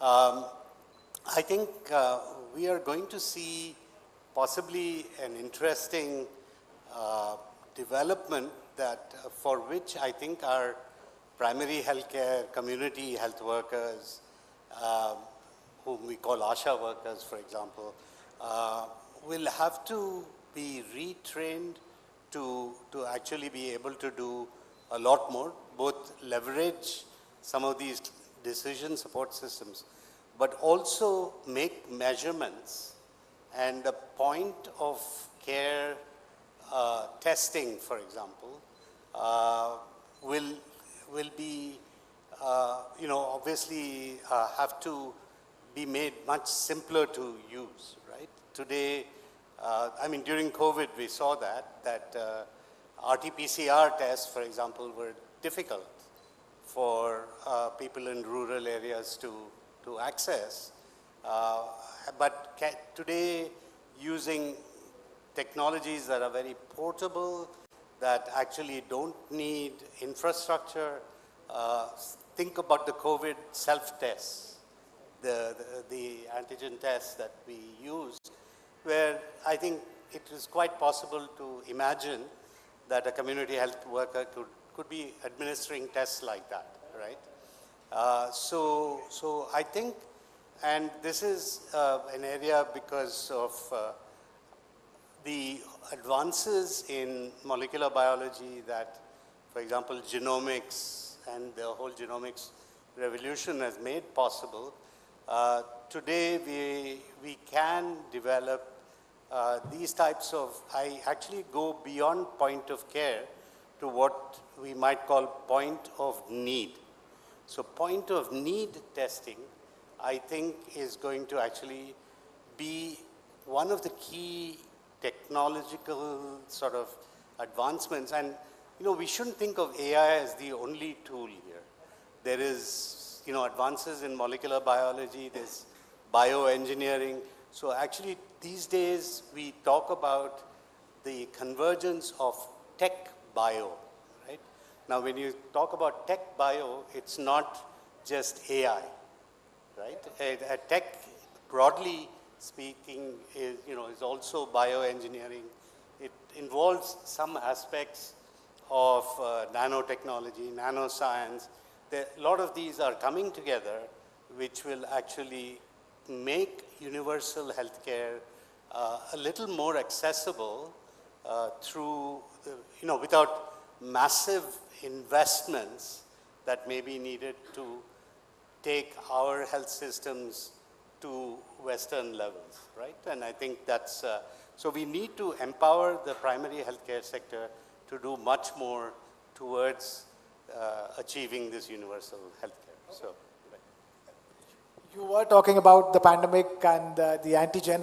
I'm going to take this quickly back, Dr. Kang. Dr. Kang, talk about the role of artificial intelligence in vaccine antigen design.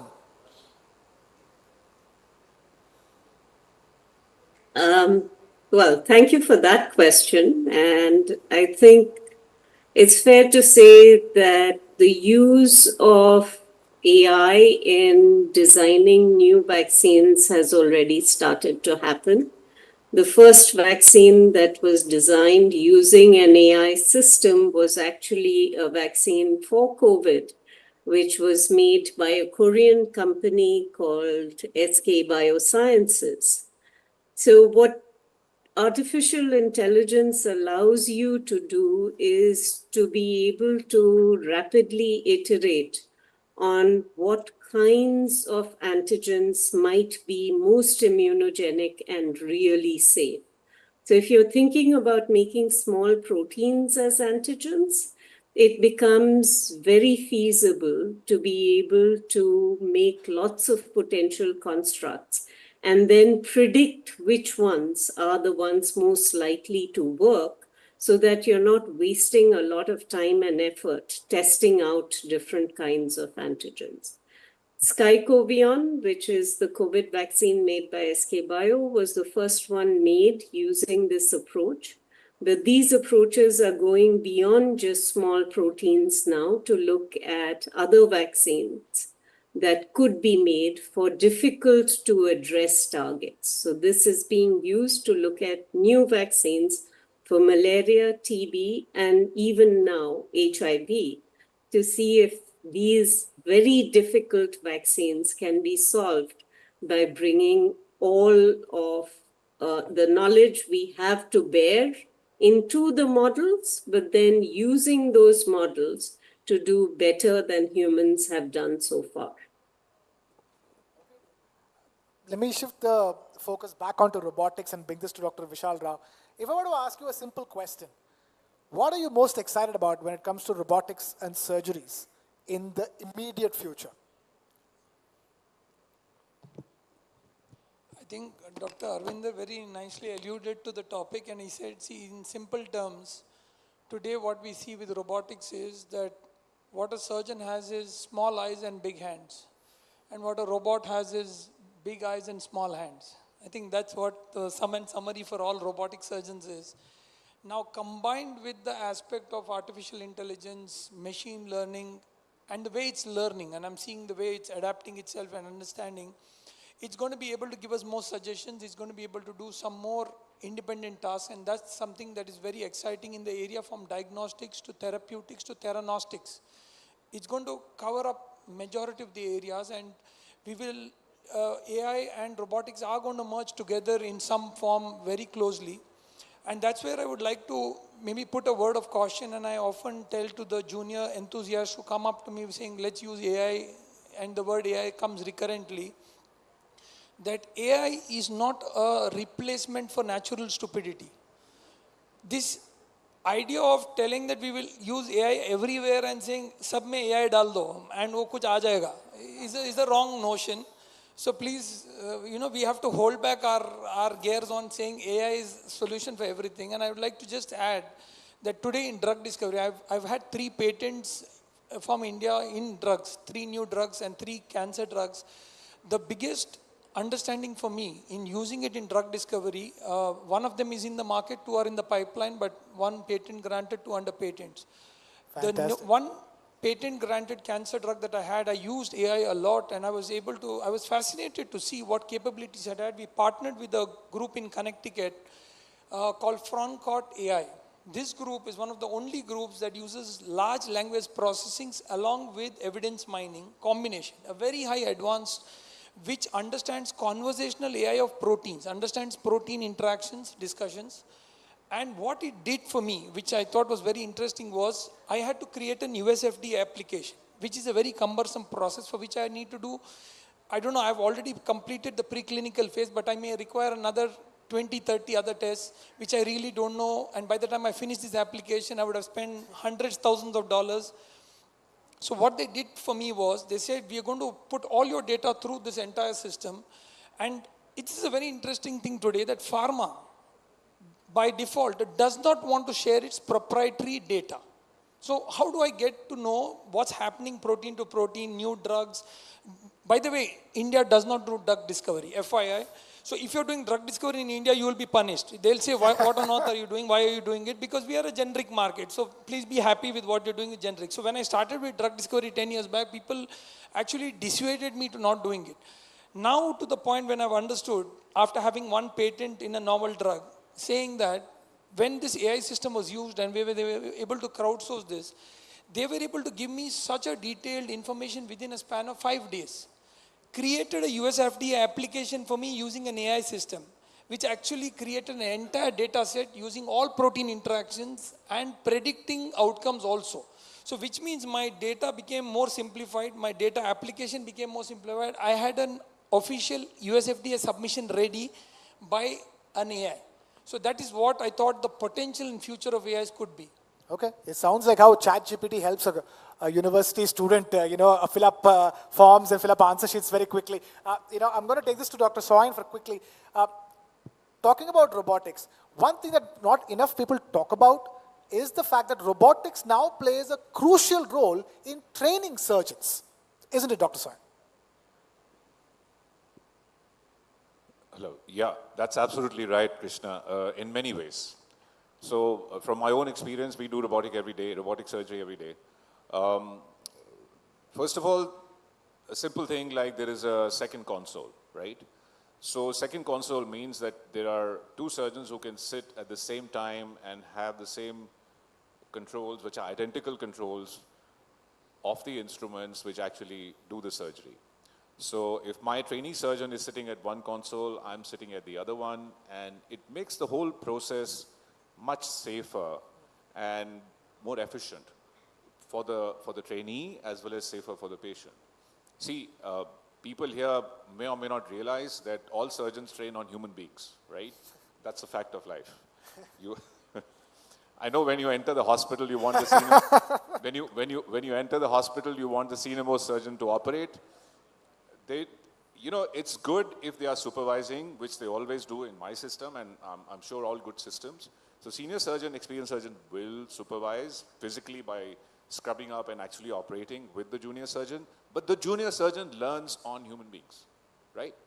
So there needs to be safety incorporated, and especially with new techniques like robotic surgery, this second console is a huge help. Another way that the training helps is the AR and VR, the XR technology basically, or virtual reality, augmented reality. Virtual reality is completely virtual, and augmented is in addition to physically what exists, you actually add the computer elements on top of it. Help train surgeons on simulators without touching a human being. So that's a big thing. So the simulators with robotic instruments, the robotic machine, the Da Vinci robotic machine, which basically pretty much monopolizes the robotic world, they have excellent simulators to learn. So even I, 10 or 12 years ago when I started robotic surgery, I spent hundreds of hours on simulators, right? So I think that with the simulators, with the second console, the training has obviously become much safer and more efficient. One more way, which I recently learned, we had this conference of the pipeline that the intuitive surgical guys who do this robot have. And one of the amazing things they demonstrated was that they now have AI sifting through master videos. So I've submitted my master videos of liver surgery and liver donor surgery. And they have thousands of such video clips and footage. They fragment each surgery into steps. They then develop algorithms where, let's say 20 masters, they analyze the same step for 20 masters, and then they reach some benchmarks. So they have benchmarked each step of every major surgery, at least in liver surgery. And then when people are learning, they have to come up to that level. So that helps with dexterity, that helps with safety, and that helps with learning and shortening the learning curve. So I hope I've been able to make myself clear. Yeah. Basically, master videos analyzed by AI algorithms, benchmarks set for learning. So that's how training has helped. Fair enough. Dr. Gauss, I see you strongly agree with Dr. Soin. Yeah, because I am into this day in and day out. And he himself agrees that nowhere else but urology uses robotics the maximum. Absolutely. To break it down and to make it more simple for the common public, what Dr. Soin actually wants to say is, you have My Intuitive app in your phone itself. So what you do is, at the end of the procedure, you say you have completed a procedure. It compares your hand movements, your right hand movement, your left hand movement, your use of energy, how long you have been, just stopped at one point, how have been you using your bipolar forceps, your scissors, with what time, and the entire time span of your procedure compared to all the masters in the world. All that in your phone by the next morning. So I do a surgery today, I log it in and I log out, but tomorrow morning I compare myself to who all are there doing the same procedure throughout the world with all my metrics calculated. Another example to add to the learning is what AR and VR is. Suppose you train the robo or the artificial intelligence system saying that this is liver, this is the ureter, this is the psoas muscle, this is different internal organs that are there. You can superimpose a CT scan image or an MRI image on your own console where you are operating onto a patient and be very clear onto what organ you are operating in spite of having such a bloody field and so many things in between. That is augmented reality. What is virtual reality?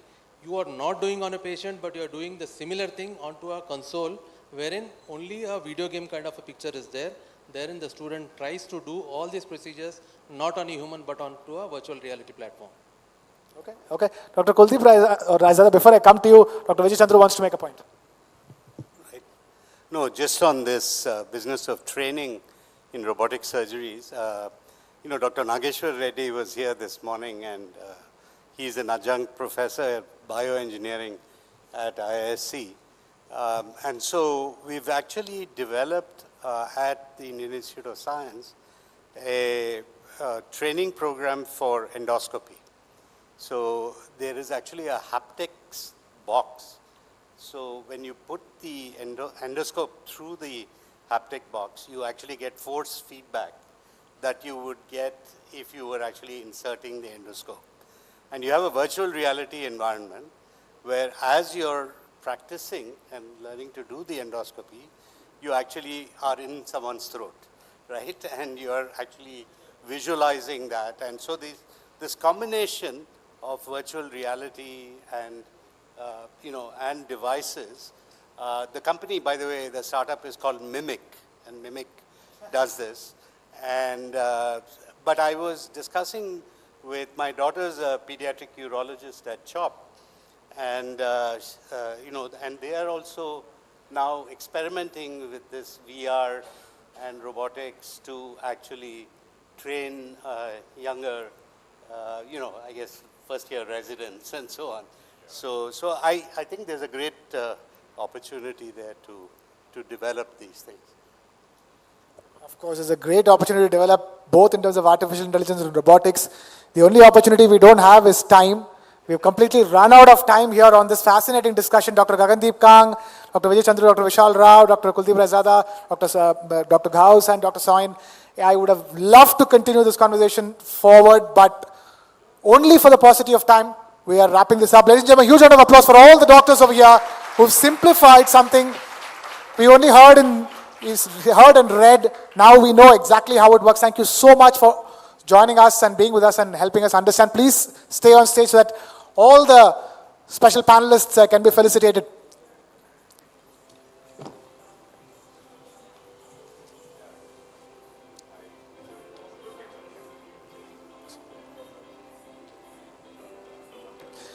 Calling upon stage Chetna, Editor Health of South First, to please felicitate the panelists.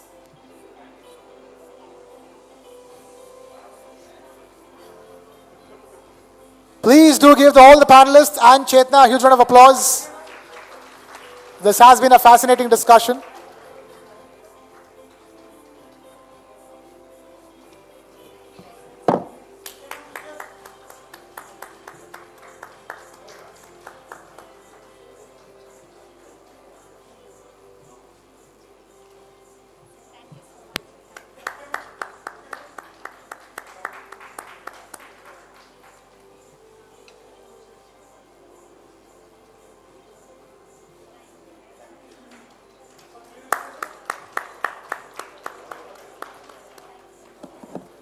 Thank you, Chetna. And thank you all doctors and panelists, Dr. Ghaus, Dr. Rao, Dr. Chandru, Dr. Azada, and Dr. Soin. Thank you so much.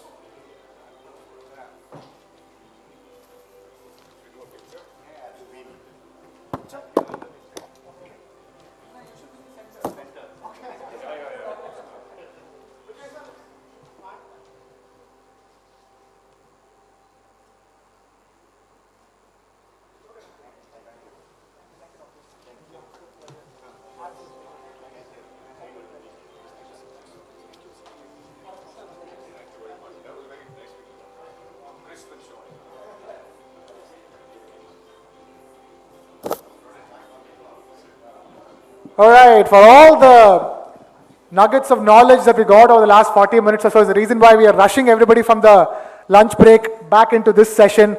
A stellar panel of doctors and panelists who have helped us understand the role of artificial intelligence and robotics, in both diagnosis and prognosis and treatment, as well as surgeries as well. So fascinating.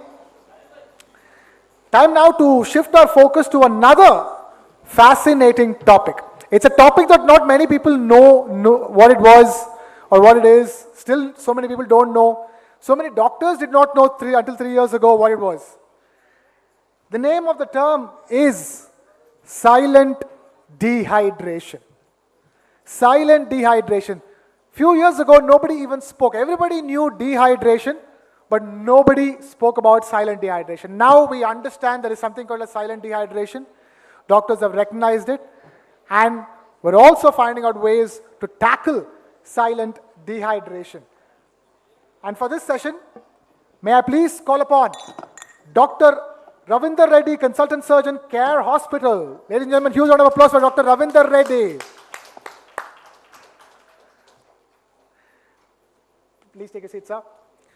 Let me also call upon stage Dr. Harshad Malve, Therapy Area Head, Self-Care, Kenview.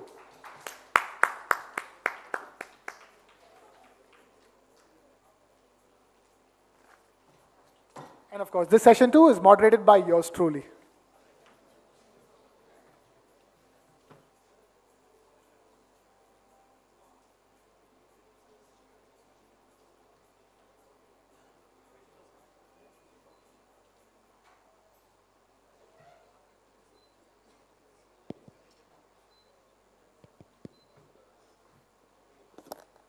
Okay. Do we all have our mics? Thank you. Yeah. Requesting everybody to please settle down and take your seats. This is going to be fascinating. For all those of you who are still wondering what is silent dehydration, we're going to be explaining this to you. It is not something to be taken lightly. First, before we take it lightly or strongly, we have to understand that something called as silent dehydration exists. They will understand what exactly is it. So let me begin by asking Dr. Ravinder Reddy, what exactly is silent dehydration? What are your observations on silent dehydration in your own clinical practice? Thank you very much, and good afternoon, ladies and gentlemen. Please forgive the gruffiness or the hoarseness in my voice. I'm just recovering from a silent dehydration, because that's why I keep drinking water. You yourself are recovering from silent dehydration? Yes. My goodness. Please carry on, sir, and please take care of yourself. Thank you very much. Now, in the immediate past, we just had a fascinating session on artificial nutrition. And from there, we have taken literally an opposite view to the basic intelligence. What we heard was artificial intelligence, and now it's basic intelligence. We all know what is advanced intelligence is, that is the care of the patient, the therapy of the patient. But what is basic intelligence is what is a clear and a present danger in most of the human beings, as well as in 90% to 95% of the individuals who are unwell, like me at this moment, recovering now. We have an element of silent dehydration. Now, to explain this further, just like planet Earth, 70% of the surface of planet Earth is made up of water. We all know that, right? Similarly, 70 to 80% of human beings, 70 to 80% of the weight of the human beings is actually made up of water. 70 to 80% in an immediate newborn, to about 70% in adults. I weigh about 70 kgs, which is an average dude, and I have about 40 to 45 kgs of water in me.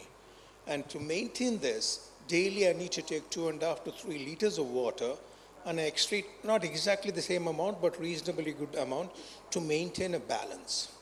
Now, when there is a situation where the amount of fluid in the body is less than what it should be, then that is underhydration, which is a more correct term, but very commonly it is known as dehydration.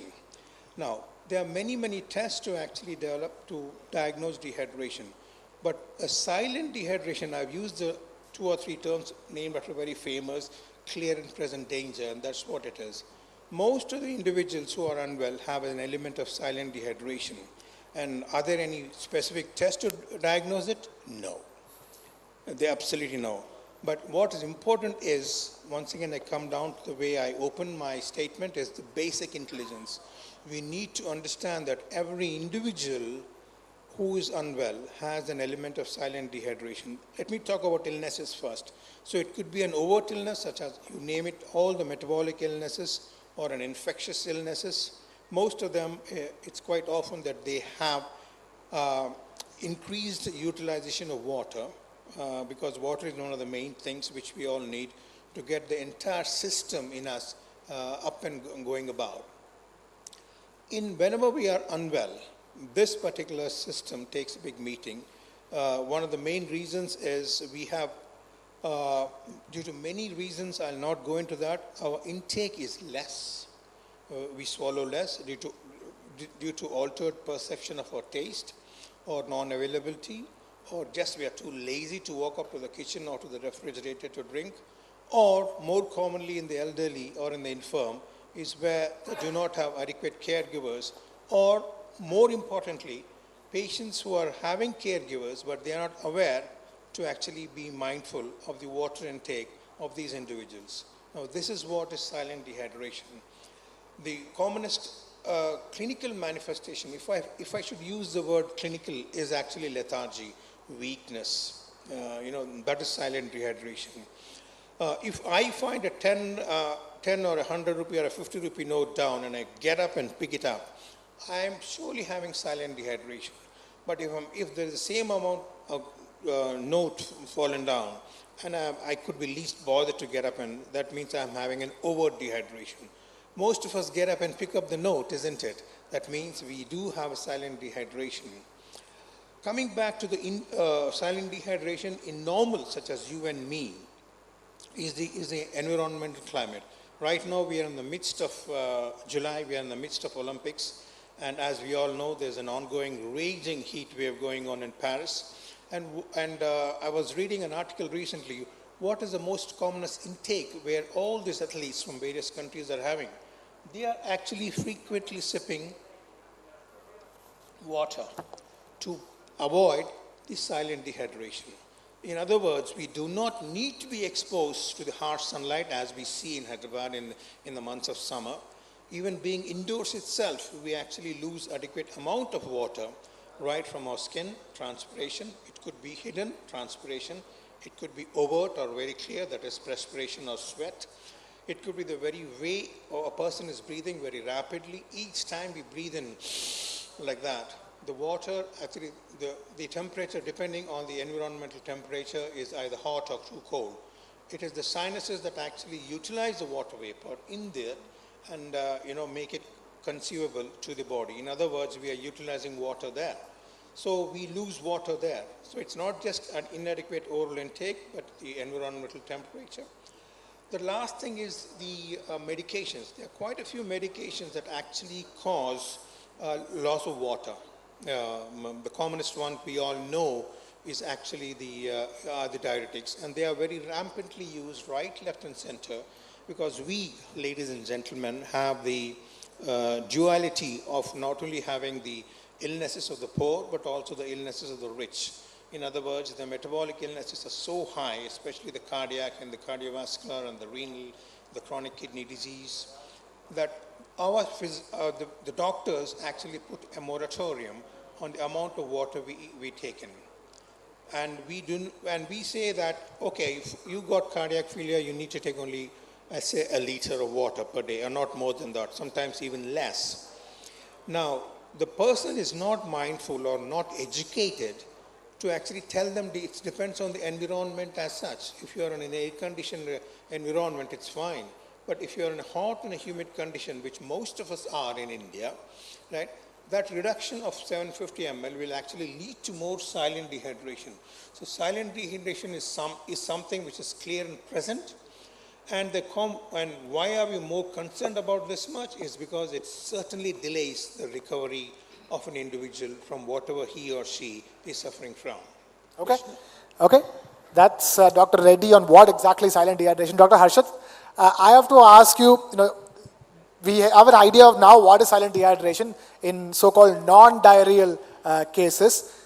But, you can probably now talk to us about the concept of FEE in treating silent dehydration. If I may, FEE stands for fluids, electrolytes, and energy. Doesn't it, Dr. Harshad? Exactly. So, good afternoon, everyone. As Sir has rightly pointed out, right, silent dehydration exists and exists with all of us in non-diarrheal conditions. So, dehydration with diarrhea is different. Silent dehydration in non-diarrheal condition is entirely a different entity. And as Anchor is rightly mentioned, right, the fluid, electrolyte, and energy. Now, Dr. Reddy has already mentioned we need fluids, but along with fluids, we also need electrolytes to facilitate the absorption of fluids. But the absorption of water or fluids is not only facilitated by electrolytes, it also needs some amount of glucose in the body. Okay? There are SGLT2 receptors present on kidney which facilitate the absorption of water. So energy also plays a very important role in body. All of us do a lot of day-to-day activities which need energy. What happened particularly when it comes to illnesses, our basal metabolic rate goes high. So energy requirements are already on a higher side. But at the same time, when you are ill, you have poor appetite. So as it is, you are not eating well. So on one side, the energy demands are high. On other sides, you are not eating well. That leads to something called as energy deficits. So in these illnesses, you need to address the energy deficits as well. So only fluid electrolyte doesn't give you an impact on recovery from these illnesses. It has to be coupled with some amount of energy to address FEE, that is fluid electrolyte and energy deficits, so that the recovery from these non-diarrheal conditions will be much faster. Now energy, what ideal form of energy? All of us very well understand carbohydrates are the most important source of energy for our body. Naturally, the carbohydrates are utilized by our body for energy purposes. If carbs are not used, it will lead to utilization of other resources like fats and proteins, which may lead to formation of certain toxin products like ketone bodies. So preferably, carbs are the source of energy. Nonetheless, as I mentioned, in non-diarrheal dehydration coupled with energy deficit, fluid, electrolytes and energy has to be supplemented for holistic recovery of the patient. Okay, quick question before we wrap up to both of you. Usually when there is this dehydration, people say pani pilo. But silent dehydration means that you don't even know when you're dehydrated. Can you preemptively drink water, or is water just enough to deal with silent dehydration? It's a very practical question. So let me give you an example. Whenever we are exposed to the harsh summer weather, or when we are really thirsty, which means that we are actually very significantly dehydrated, because our thirst receptors are stimulated, and it tells the front part of our brain called thalamus that, hey, I need to drink some water. So what do? We take a huge chug of huge water bottle, and straight away we chug the whole liter bottle down, right? Thinking that we have corrected our dehydration. Probably it will only satisfy the dry mouth. To a significant extent, it will satisfy the incidence of dehydration by 30, 40, maybe 45% at the most.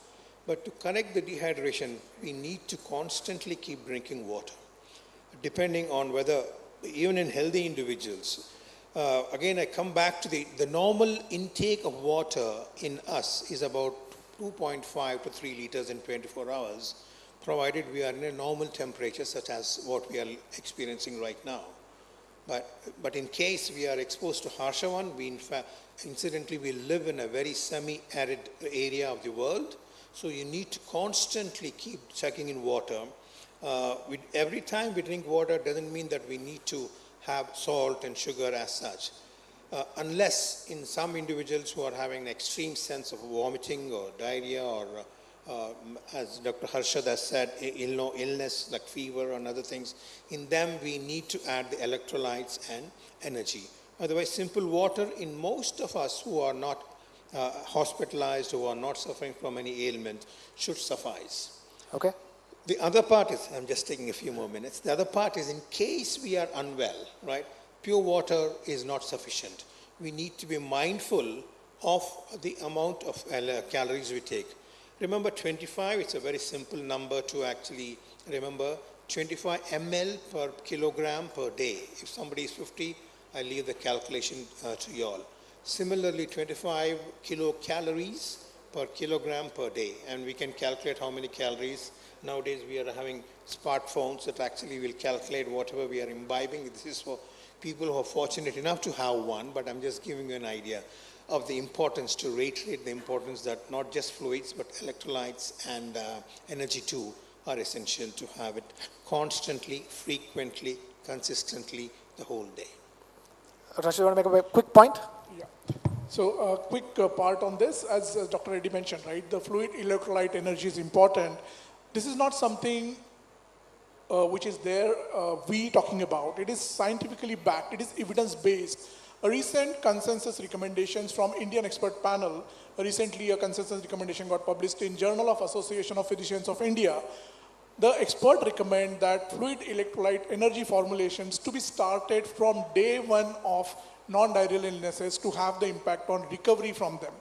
So the FE formulation, preferably the ready-to-drink formulation, to be started because there is a known concentration of fluid electrolyte and energy in these formats.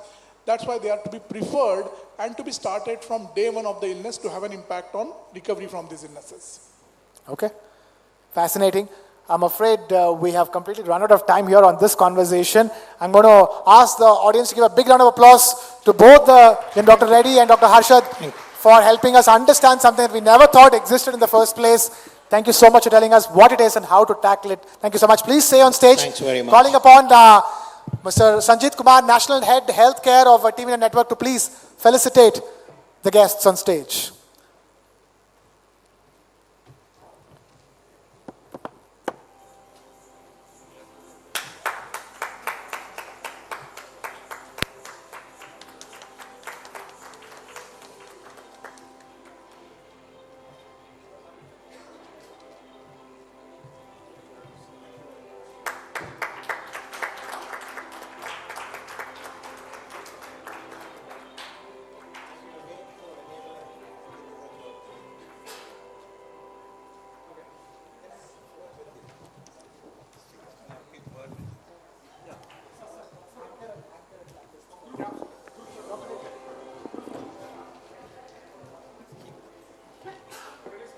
while we thank our panelists, I think we should also thank our audiences for being so patient, involved, enthusiastic about all the topics that we've been discussing today. A request to the audiences who are still outside, please come inside the hall and take your seats.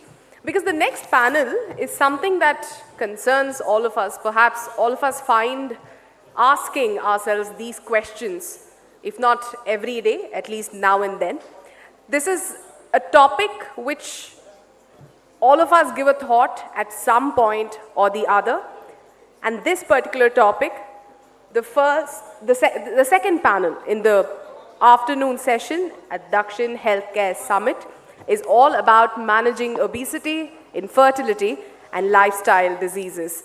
And to discuss these extremely important topics that concerns everyday health, we have a star-studded panel.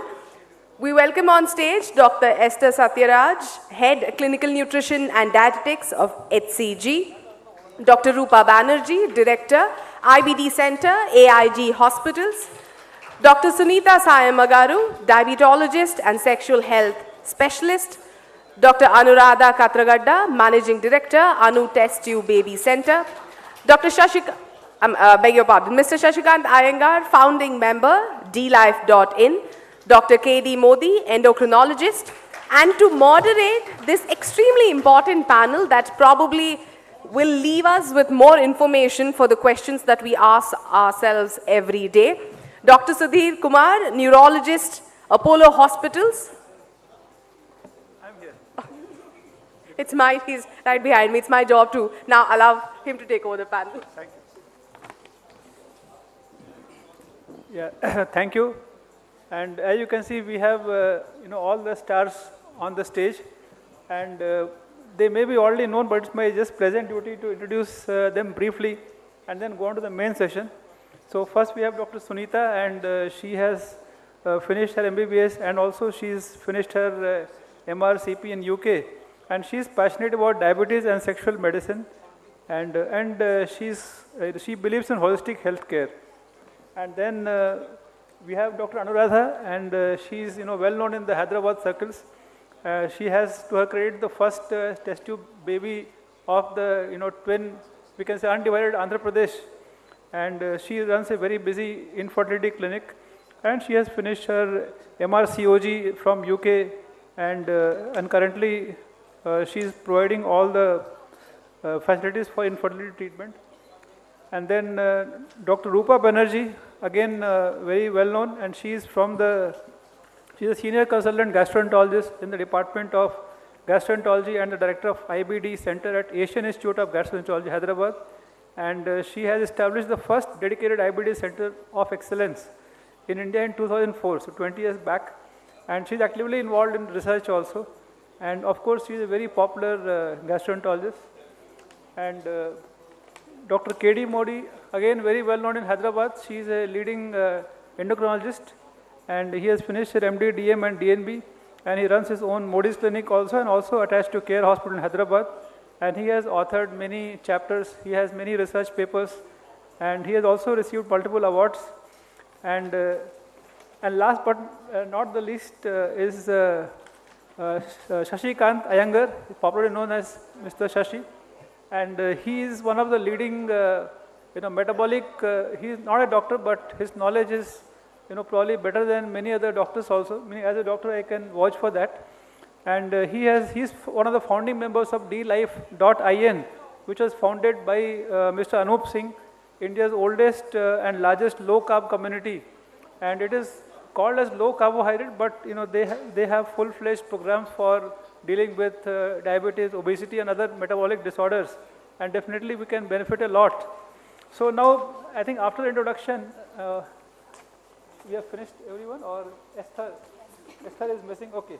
I think, yeah, correct. Esther Satyaraj, she is the head of Department of Clinical Nutrition and Dietetics at HCG Cancer Hospital in Bengaluru, and she has a PhD in nutrition from NIN, so she was in Hyderabad earlier, and she is a registered dietitian from Indian Dietetic Association. And she is also actively involved in clinical research, presented and published many papers in conferences, and she is the program director for Fellowship in Oncology Nutrition course with Rajiv Gandhi University of Health Science, Karnataka. So that completes the introduction for all our 6 panelists.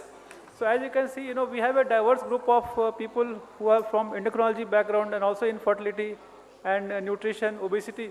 So for the lack of time, we would focus on few things, that is diabetes, obesity and infertility. And now I think because obesity is one of the leading problems that we face in our country and also abroad. So let us start with that. And we would first ask Dr. Modi. So one is that, what is the prevalence of obesity among adults and children, and what are the main differences between the two? Please. Good afternoon. Actually, obesity even in India, it is increasing very fast. And previously, we were under impression that in rural India it is less, urban India it is very high. But rural India also it is increasing, and roughly around 45 to 50% of urban adults, they are in obese category. And among childhood obesity, it is as high as 25 to 30% in urban India, which used to be around 10% like that. And rural India, it is a little less, but that also is 15 to 20%. So it is obesity, mother of all disease. It is prevalence is increasing very fast in urban and rural India. Yeah, Mr. Sashi, I think my next question to you is, like, once we know that already there is so much of obesity and overweight, and from your low carb platform and also, from your experience, can, any nutrition strategies, where are the Indians going wrong? And what do you suggest, to people who are already overweight and obesity, or those who want to avoid that? So what are your views on that? Yeah. So we know that due to the influx of modern processed food, the high energy dense processed food or junk food, they are one of the major cause of obesity. Along with that, the high glycemic foods, and for the matter even intake of refined high omega-6 oils are also hypothesized to be involved in insulin resistance, which ultimately leads to obesity. So the way out is to abstain from all this processed food, excess sugar or cut off sugar, get off refined oil, and the most important aspect is to increase protein intake. I think one of the panel member earlier has stressed on the importance of protein intake. The moment we increase protein intake, the other macros will come down, and this will address, of course, coupled with exercise, adequate exercise, and we have seen how many people exercise in today when the survey was done, and stress management and adequate sleep. I think this will take care of obesity to a big extent. Thank you. Yeah, thank you. And now divulging little bit to infertility, and we have Dr. Anu here. And so ma'am, I would like to know from you, how do you define infertility? And does obesity play a role in that? And what are the, why the infertility is increasing? Now we see that many young women and also many young couples, they find it difficult. So, there are 3 small topics, maybe brief answers to these 3 of them. I think most of the couples, they conceive within the first 1 year, that is nearly 85%. By the second year, only 7% of the couples conceive. So that means most conceive within the first year, and later the pregnancy chances become low. So suppose a couple have been trying for 1 year without using any contraception and there is no pregnancy, then the couple is considered to be having infertility. If a woman is below 35 years of age, then you mark time as 1 year. But if the woman is more than 35, then you may need to start investigations and treatment soon after 6 months. You shouldn't be really waiting for 1 year. Whereas if the woman is above 40 years, then we should be starting treatment or the investigations by 4 months itself. So it depends on the woman's age. There could be several causes.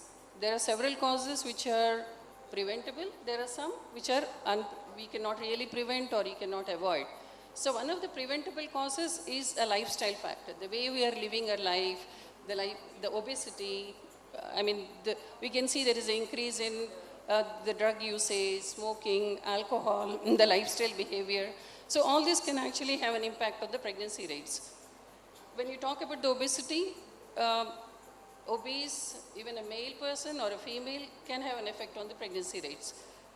In men, it can reduce the sperm count, it can reduce the sperm motility, and you can see that there's an increased exposure to the estrogens, either through the diet or the dairy products, and that leads to obesity. And that again reduces the testosterone levels and increases the estrogens. And we're all exposed to a lot of bisphenols and phthalates, and this also increases estrogen levels. So that again causes obesity and increase in the incidence of infertility. When you come to the women, obesity reduces the pregnancy rates by almost 50%. And during pregnancy also there are higher complication rates. So definitely obesity has an influence in the men and in the women, and that reduces the chance of conception and increases the complications during pregnancy also. So I think one need to definitely maintain the lifestyle to make sure to have an early pregnancy and a healthy pregnancy. Thank you, ma'am. I think now we move on to gastroenterology, because one of the reasons for obesity is overeating, and we say that the hunger, satiety, everything is controlled by brain, but finally the food is going to stomach also. So are there any factors that are there in the stomach which control the appetite? And second thing is, now there are a lot of talk about inflammatory foods which people are consuming, and also ultra processed packaged foods which affect the gut microbiome. And we know that that's one of your specialty areas also. So what is that gut microbiome? And then, what are the gut-related factors which are involved in overeating and obesity epidemic, what we can say? And, so some insights on that, ma'am. Yeah, I think ultimately obesity comes to the gastroenterologist. Must be eating more, and that's why you're obese. And as a gastroenterologist, I agree with all the panelists and what they have said. And we always blame the spicy burger or the fantastic chips for the obesity. And before I proceed to say anything, yes, you need to control the diet and you need to exercise. But there is something else. So far, we always thought about us as me, okay? But the number of cells that I have in my gut microbes which have 10 times more cells than what I have, and 1,000 times more genes than what I have. So obesity is also controlled. So we are not me. I means me and my microbiome. That is my ecosystem.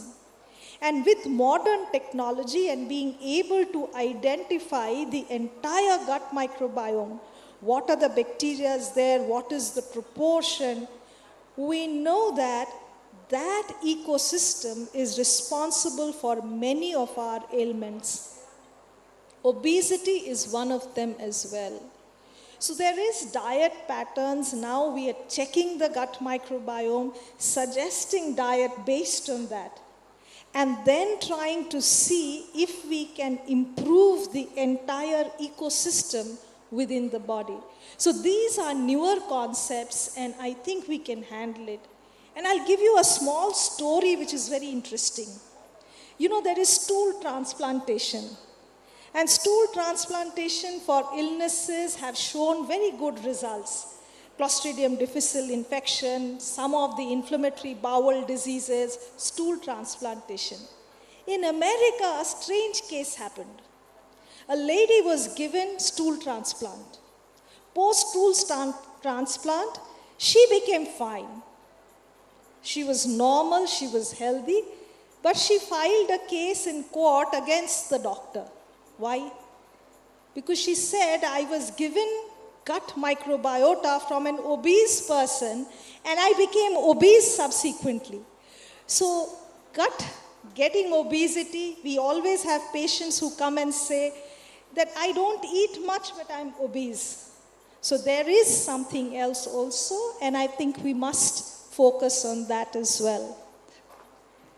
I think now we move on to nutrition specialist, Dr. Esther, and she works closely with cancer patients.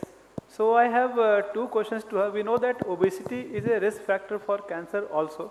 That is one. And second thing is we know that people who have cancer, they tend to lose weight. But is it possible that a patient with cancer can be obese also? And what are the nutrition strategies you advise, first of all, general public so that they can reduce the risk of cancer and other illnesses? And cancer patient who is obese, how do you handle that? Yes, thank you so much. So we all know that obesity and cancer, there's a very strong link. Obesity is known in different types of cancers, including the breast, the gynecological, the colon, and many GI cancers. In an Indian setting, if you ask me, it's very different now than what we would have seen a couple of decades ago where cancer patients were coming to us emaciated. What we see now is the average BMI of cancer patients who come in an urban corporate hospital is about 30, especially for breast and gynecological cancers. And if you look at all types of cancers, then the BMI is 28, which itself is that at the time of diagnosis, patients are already overweight or obese. So do we put them on active weight loss strategies? Yes, we do, especially if they are, finishing the treatment, going into a survivor mode. That is one. The second is if they are in for any kind of a transplant, like a liver transplant or a renal transplant, and the patient is really obese, then we put them on weight loss strategies during the time of cancer diagnosis itself.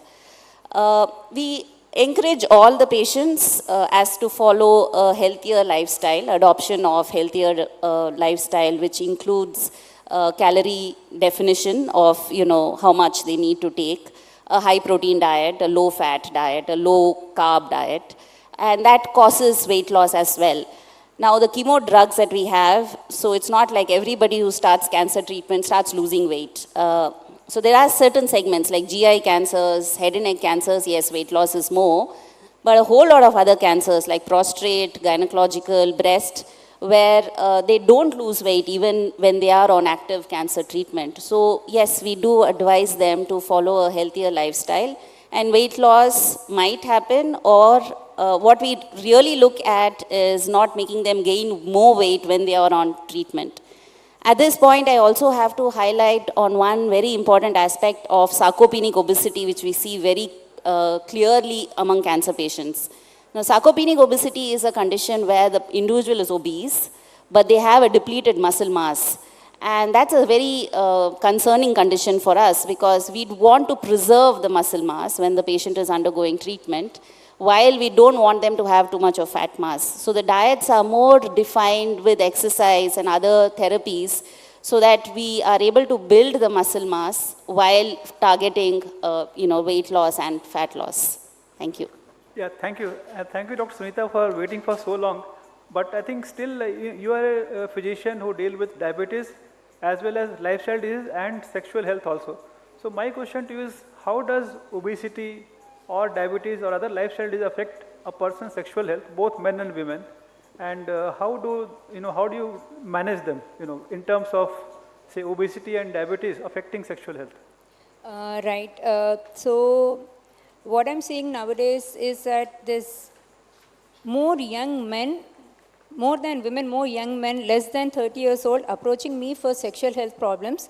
Whereas maybe this was not the case when I was in UK. I would see more kind of middle-aged men approaching me for the problems. But here in India, especially even in Hyderabad and all over India, I'm receiving that. And when I go into their history, even they themselves are not aware. When I do the basic blood work, what I'm noticing is that they're either very much, they are quite obese. When I take their general health parameters, and they are either pre-diabetic or over-diabetic, but they were not aware that they were diabetic. So, and how does metabolic disorders cause sexual health problems? As Dr. Anuradha said, is to do with obesity and low testosterone, increased estrogen levels. That causes erectile problems in males. In females, it leads to vaginal dryness, painful intercourse. When you look at diabetes per se, again, it's got to do with the interplay of the nerves and the blood circulation to the penile, to the pelvic organs. So in males, again, they end up with erectile dysfunction, ejaculatory problems as such as well, retrograde ejaculation and ejaculation. In females, we see decreased vaginal lubrication. In both males and females, we see a lack of libido and also sexual arousal disorders. So basically the disorders are across the spectrum. We also see both males and females experiencing orgasmic disorders as well. So metabolic disorders do impact a lot on the sexual health.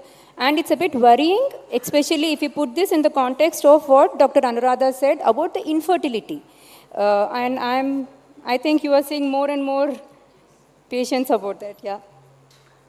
Thank you, Dr. Smith. I think now we go on to the next major part, that is the diabetes. And this I would like to start with Mr. Shashi. So one thing is that, always I see people who say that, doctor, my HbA1c is only 6.3, I am all right, doctor told me nothing to be done. And then there are people who may be obese and they have something called insulin resistance, but most of them are not aware. So I would like to start from you. What is the concept of insulin resistance? Like, should the people wait to become diabetic and then take action?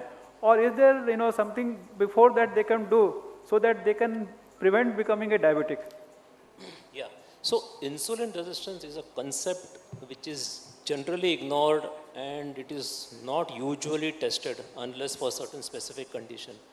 And insulin resistance is the precursor for diabetes. So we know that the insulin manages our blood sugars, it's also a fat storing hormone, it's useful for uptake of amino acids. But when we become insulin resistant, then the cells stops responding to insulin.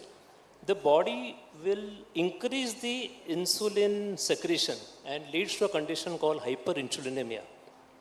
So it is this which we can measure. And if the insulin resistance is very high, then the chances of the person developing diabetes is very, very high. So if the HOMA-IR calculation which can be done, like for example HOMA-IR 1, if we do, and if the value is 1, 2 or more, that means the person is going into insulin resistance and is likely to develop diabetes in the future. So very often what I see is, as a metabolic health coach, I get many cases of pre-diabetes and I find insulin resistance very high. So what we do is we apply some nutrition strategies to lower down insulin resistance without any medication or anything. We apply low carbohydrate and higher protein diet, by which the insulin level also comes down and blood sugar value also comes down. So if we measure insulin resistance, if we measure HOMA-IR early, then we can apply certain nutrition strategies and prevent the full-blown diabetes or formation of diabetes itself. Now, there's one more side to it. Not every person with high insulin resistance may develop diabetes. It's sort of genetic thing. Some may develop hypertension. We also know ladies developing PCOS. Even cardiovascular disease is highly associated with insulin resistance. So if you can measure insulin resistance via measuring fasting insulin, fasting blood sugar, and calculating HOMA-IR, there's also other way, that is we calculate the triglyceride upon HDL ratio. If this is very high, that means the person is insulin resistant and is approaching towards diabetes or any other cardiovascular issue. So if we measure insulin resistance very, very early, then we can actually avert the formation of diabetes. Yeah, thank you. I think maybe Dr. Esther, I know that you are not into that, but what are the kind of foods a person who's going to become diabetic, like his insulin resistance is high, or maybe a pre-diabetic, or even a diabetic. So what are the kind of foods they should take, and what are the kind of foods they should avoid? Some general guidelines, okay, for the public. Okay. So it will be similar to what he had said. We focus on a diet that is high on proteins, low on carbs, moderate amount of fats.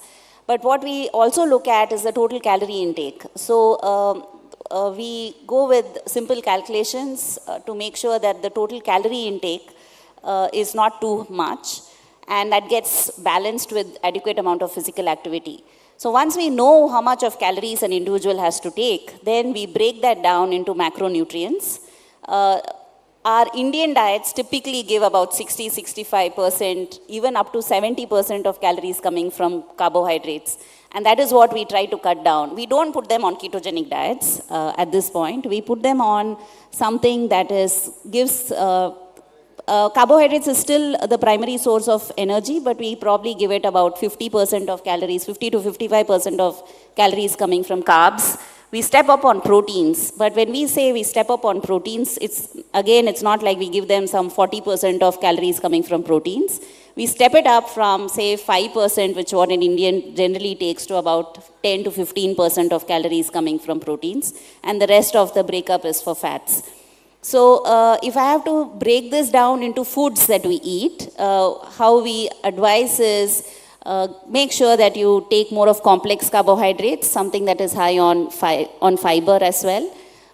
Every meal contains some source of proteins. So if there is a non-vegetarian, then it becomes easier because eggs and chicken and fish, all of this are sources of proteins. They have more variety. But even if the person is taking a vegan or a vegetarian diet, then we give alternate sources of protein. But every meal comes in with a protein source. And fiber is emphasized because it is not just linked with glucose metabolism, but it's also associated with a lot of other metabolic parameters and the gut microbiome as well. Thank you. Dr. Modi, next question to you. So basically, once people have already tried lifestyle factors, especially diet, so the question comes is, when should the person start medications? And patients always wonder, one is the tablets, that is oral hypoglycemic agents, and then when is the need to start insulin? So these are the two questions many people have, in a diabetic, when to start medications and especially when to start insulin.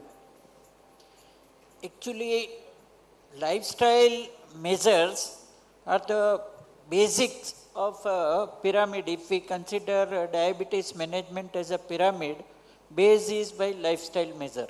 So nobody can escape from it. Timely food, timely sleep, and good quality food that all other speakers say, that good fiber intake, protein intake, good quality of fat and complex carbohydrate. So this is the basics of diabetes management. And everybody wants to avoid a medicine, but unfortunately 95% of diabetic patients, they require medicine. 95%.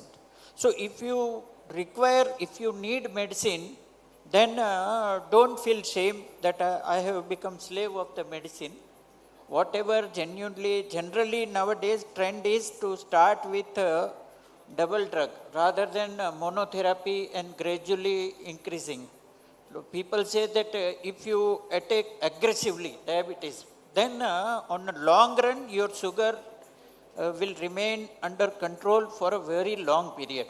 But sequentially, if you increase medicine like monotherapy, then wait for 2 years, then second drug, then again after 2-3 years. So that gives troughs and peaks, and that gives a lot of blood sugar fluctuations. So that approach is not considered good. So most of the patients, yes, up to 7 to 8 years of diabetes, 70 to 80% of type 2 diabetic patients, they can be managed on drugs. But after 7 to 8 years, when their beta cell, they get exhausted, they require insulin.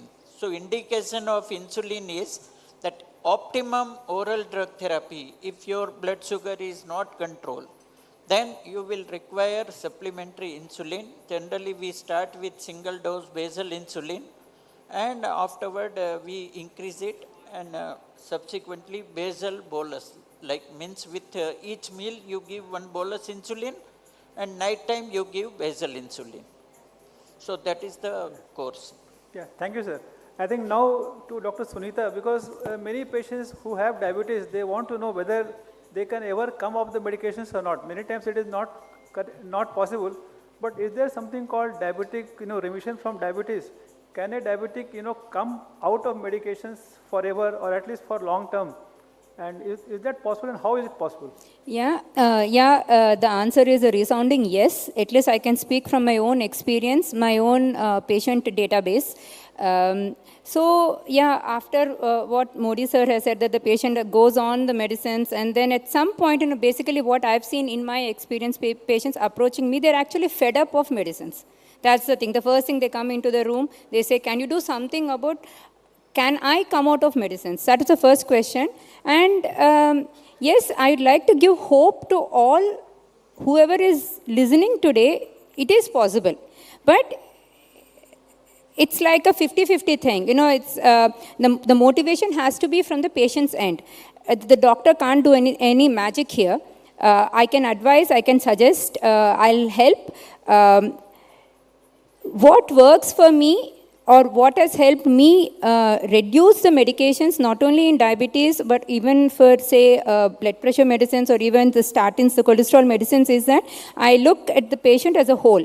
It's not just I'm prescribed diet alone or exercise alone. So that's the other speakers have spoken. What I look at every clinic review is to focus on diet, exercise, obviously. Also on sleep, much was talked about it from the morning, but most importantly, the stress.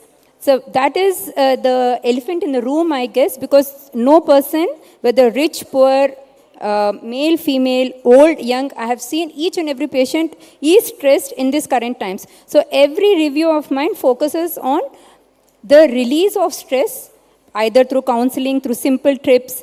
And I think it's more like a holistic care. And what I've noticed over the last 8 to 9 years, ever since I started my clinic in Hyderabad, is that I've been able to actually bring down the medications of my patients.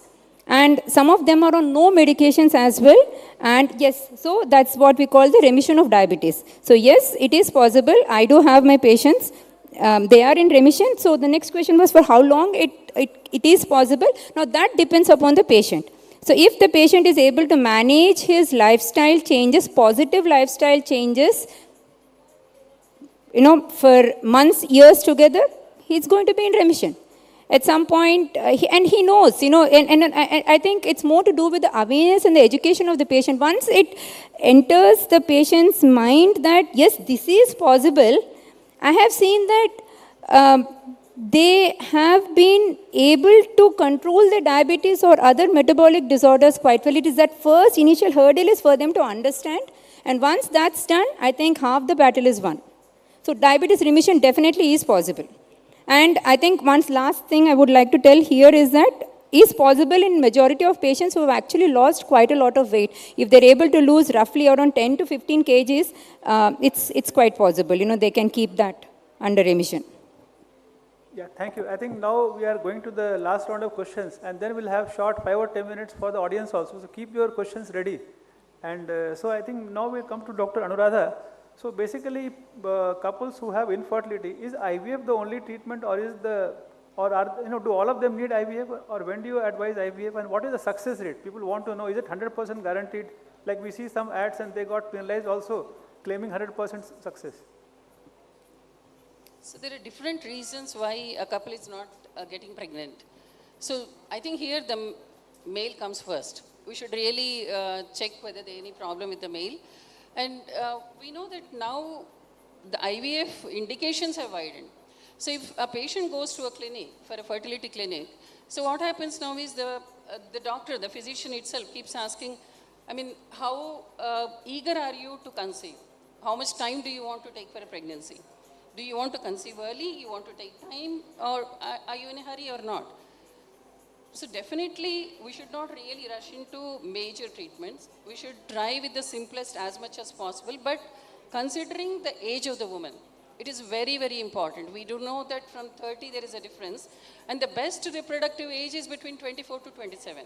So after that, the fertility rates come down. And many of the women they approach for a pregnancy by the age of roughly 36.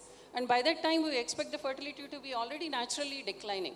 So depending on the cause and what the patient wants, the treatment is done. But then we should insist to try with the simple treatments as much as possible.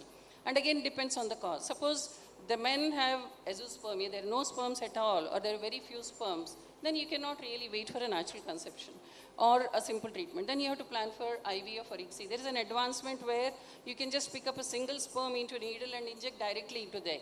So with that, even with very few counts, or even if you don't find anything, you just retrieve from the testis and use it.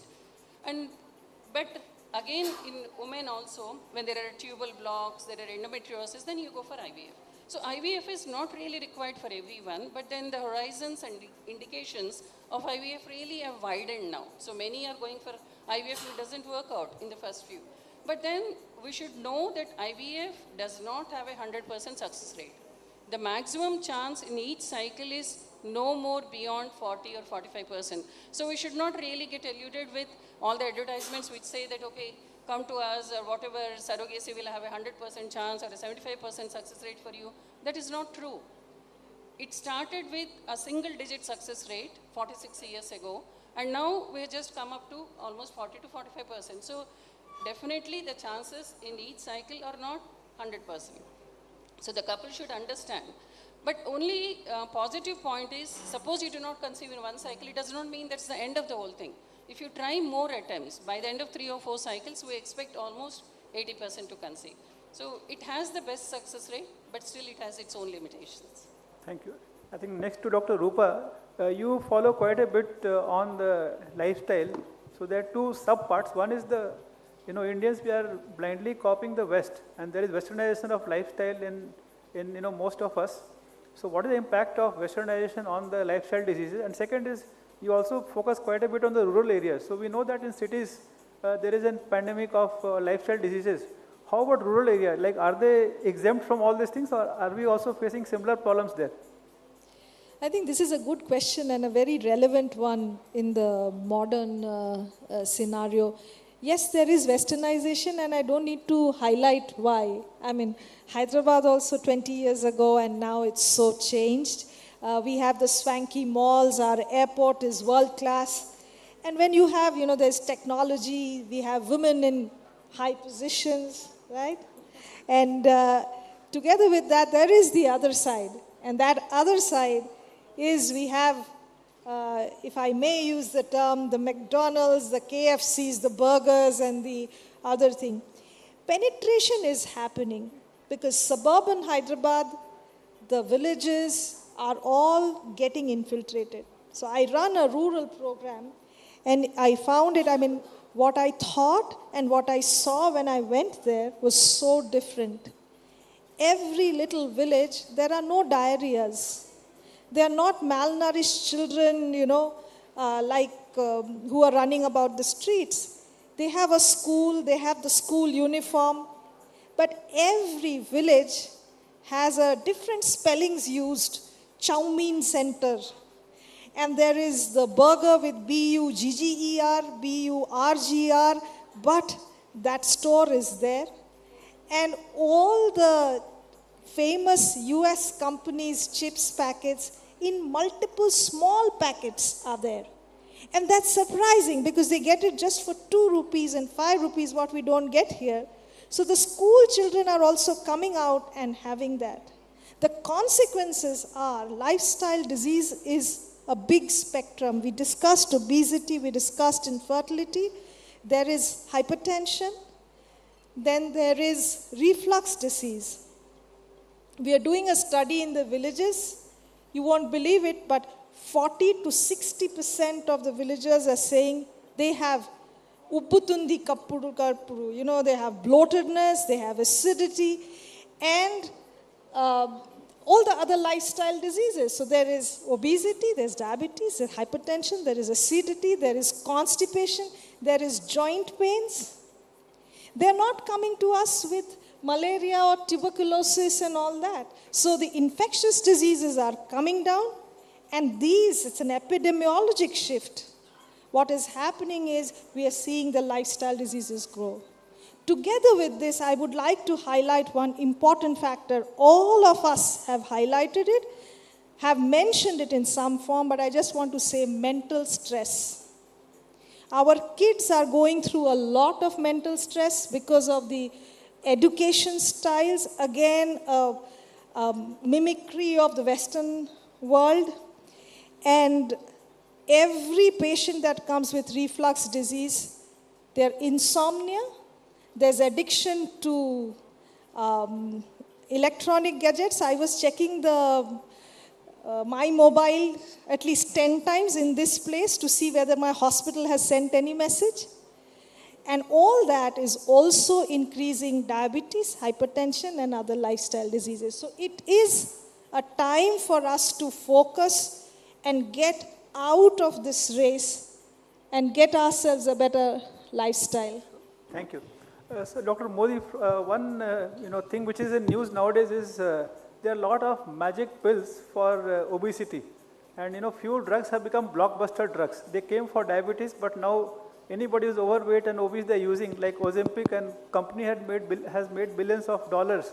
Share price also going up.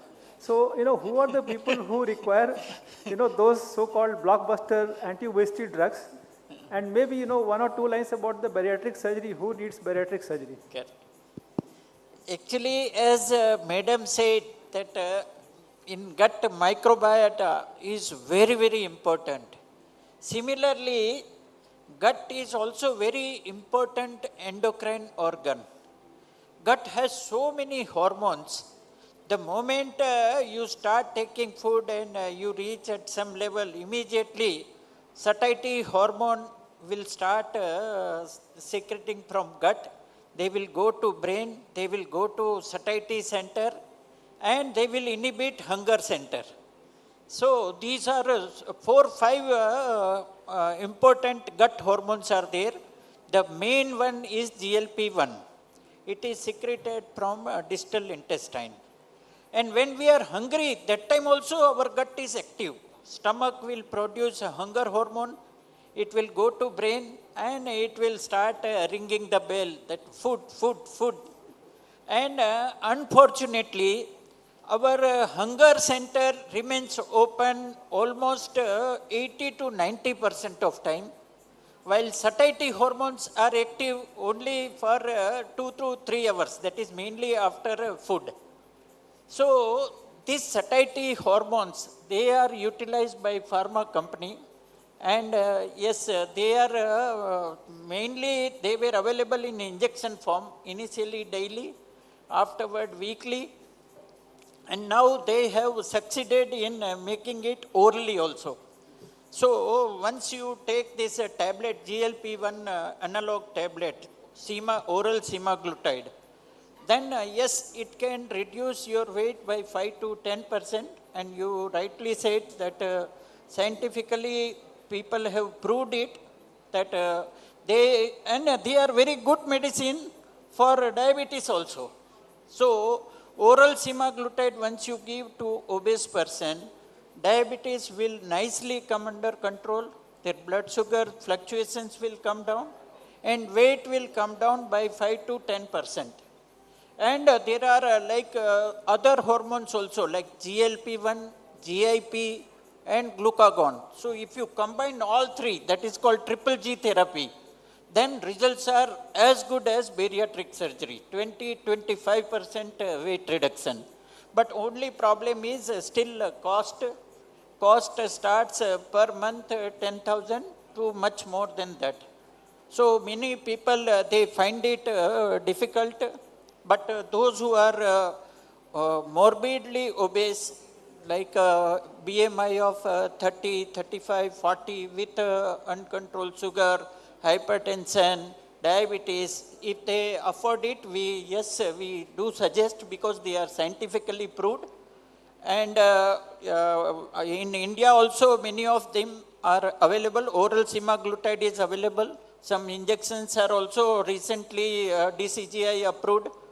So yes, now they say that they are like blockbuster medicine for obesity, and morbidly obese people, it works. It will reduce weight by 10 to 20% to that extent, just like bariatric surgery.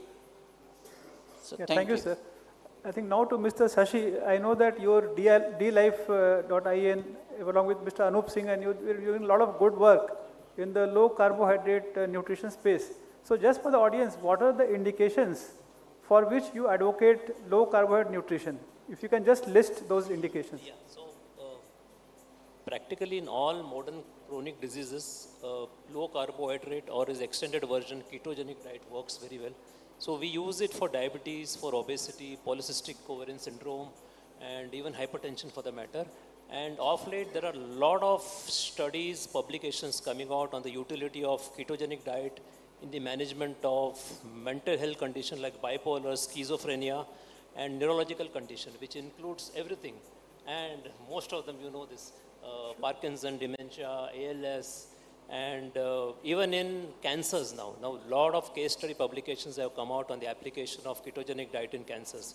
So, in the spectrum of most of the modern chronic diseases, low carbohydrate or ketogenic diet can be applied very, very successfully. So, for diabetes, it just works like magic, getting blood sugar under control, and also reducing medication or possibility of getting off medication. Now, I am off medication for the last almost 9 years. So I'm managing my blood sugars with HbA1c of only 5 for almost 9 years, or Mr. Anup Singh is there managing it for almost 14 years without medication with just low carbohydrate nutrition. Yeah, thank you. I think we had a very good session here, and just small applause for them. But now the turn is yours. I'm sure you have a lot of questions and queries. So you can just stand up, tell your name, and then ask the question and also whom you are asking.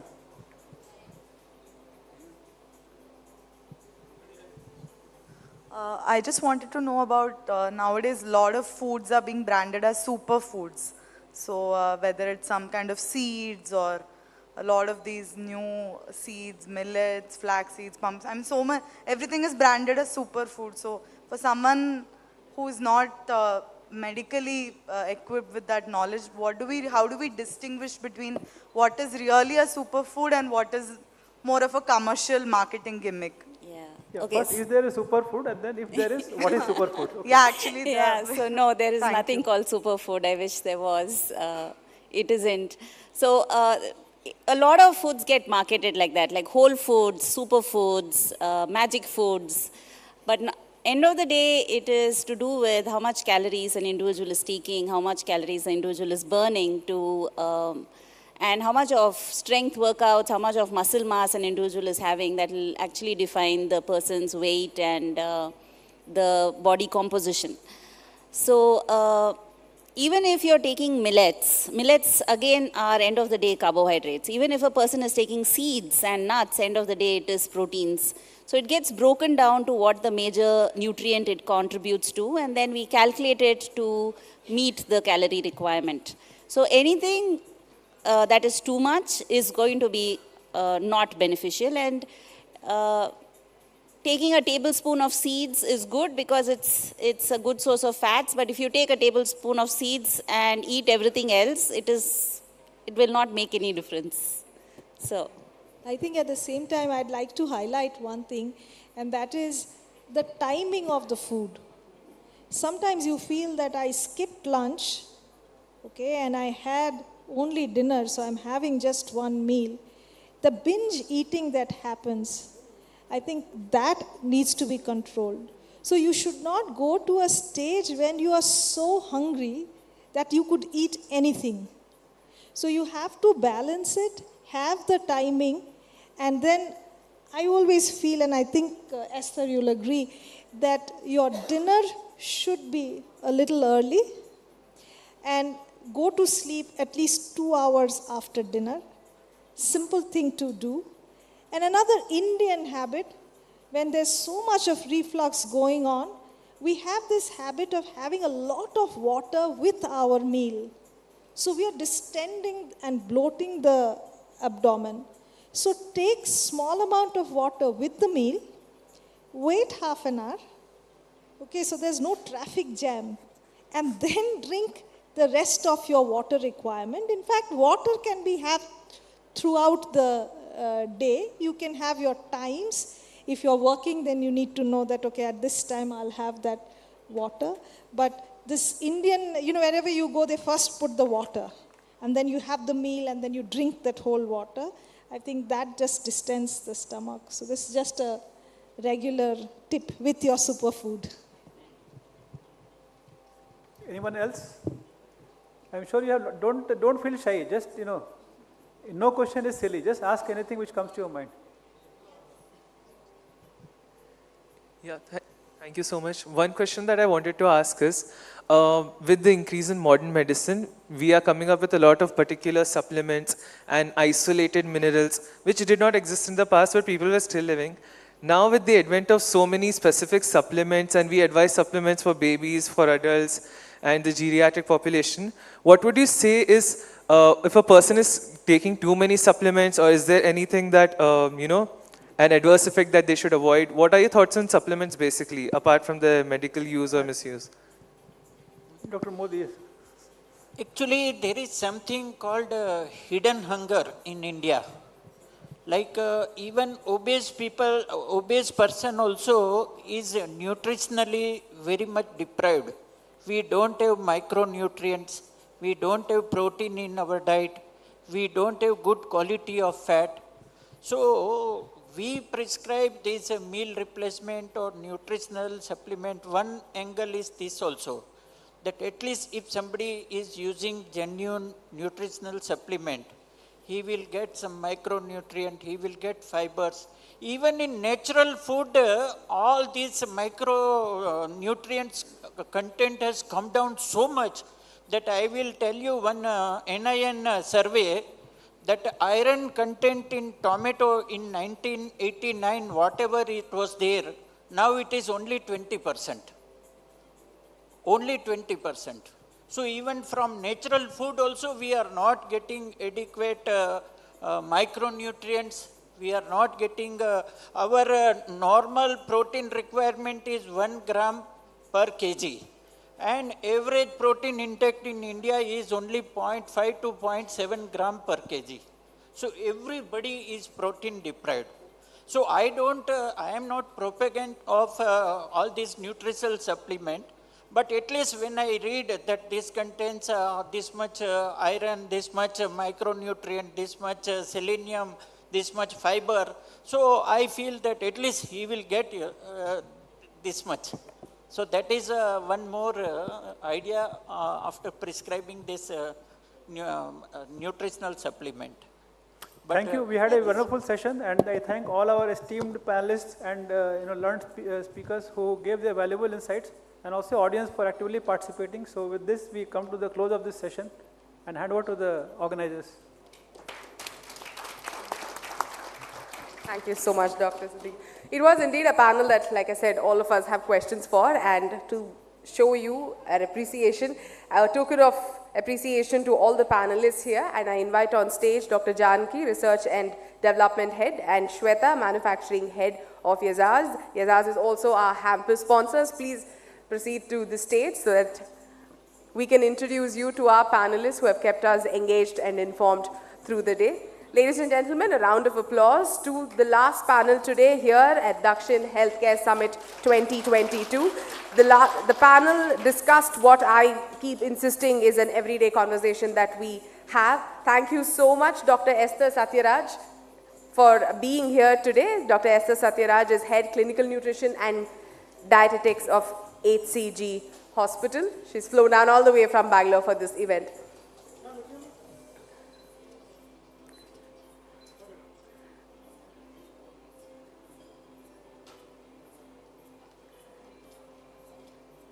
Thank you so much. Dr. Rupa Banerjee, Director of IBD Center, AIG Hospitals. Dr. Rupa Banerjee, even during the conversation, gave us so much insights into everyday changes that we can make. Thank you so much, ma'am, for being here.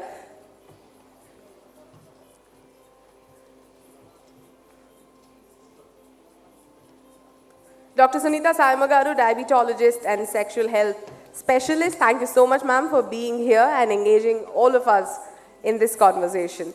Dr. Anuradha Katragada, Managing Director, Anu Test Tube Baby Center, for her insights, especially on fertility.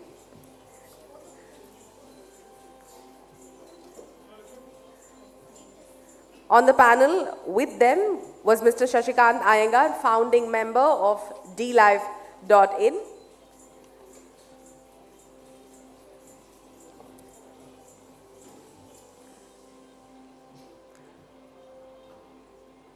Dr. K.D. Modi, endocrinologist, who is part of this panel as well. Thank you so much, doctor, for being here today.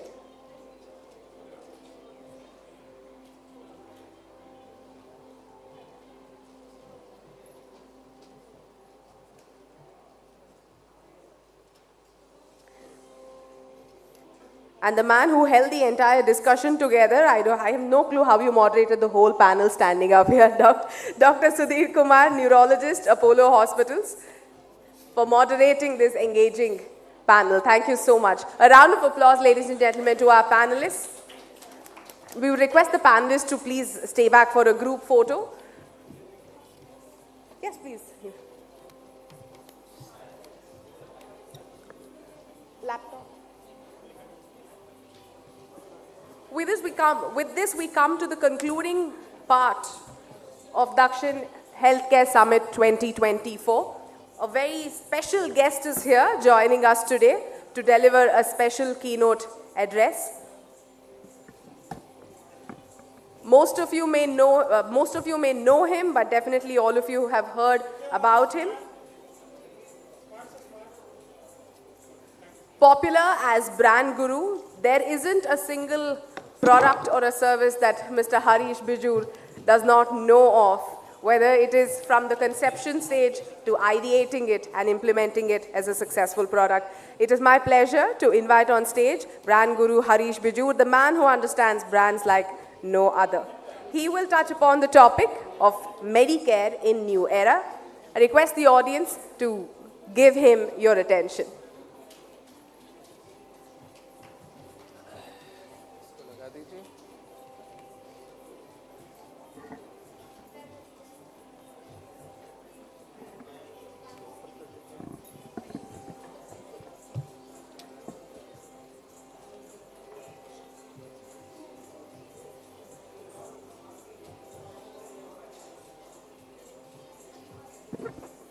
While we set up the presentation, request the audiences to please settle down. I understand you are very excited to interact with our doctors, but 10 more minutes with the presentation. Please be seated. We appreciate your patience.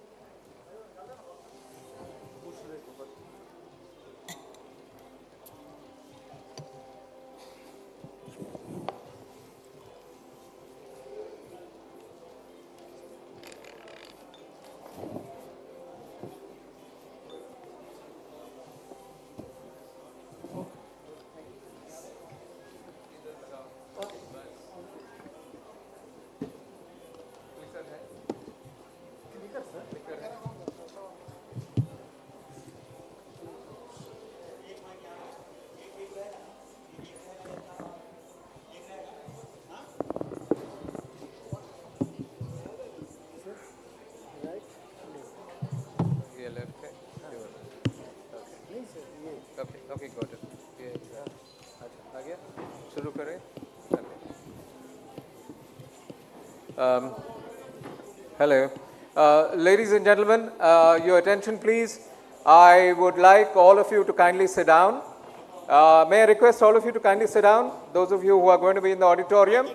I'm going to begin this final address and say goodbye to all of you. So let's start by saying that this session, which has been put together with so much of pain by the two media houses, Southwest and TV9, firstly compliments to you for putting together such an eclectic gathering in the space of Medicare. I'm going to be speaking to you for the next several minutes. I'll not tell you how many minutes because you might get scared. I am going to be talking to you on a subject which is close to my heart, and that is Medicare in the new era. All of today, you have been going through the subject from a practitioner's point of view, and to an extent from the application point of view. I'm going to take you back from the user level, and I'm going to take you back to patient care, Medicare, and the new emerging trends in Medicare as they are going to happen in the future. I'm basing all of it on a set of research I have conducted across some 65,000 and odd people. The research is still on, and therefore I'm going to share some data with you without making it too boring. Firstly, I must say that power corrupts, and PowerPoint corrupts absolutely, and to that extent you have to bear with a small PowerPoint, but I'll go quick on it. So the first thing that I want to talk to you is that, we're talking about the user end of it, and we are talking about the fact that there exists someone called a patient.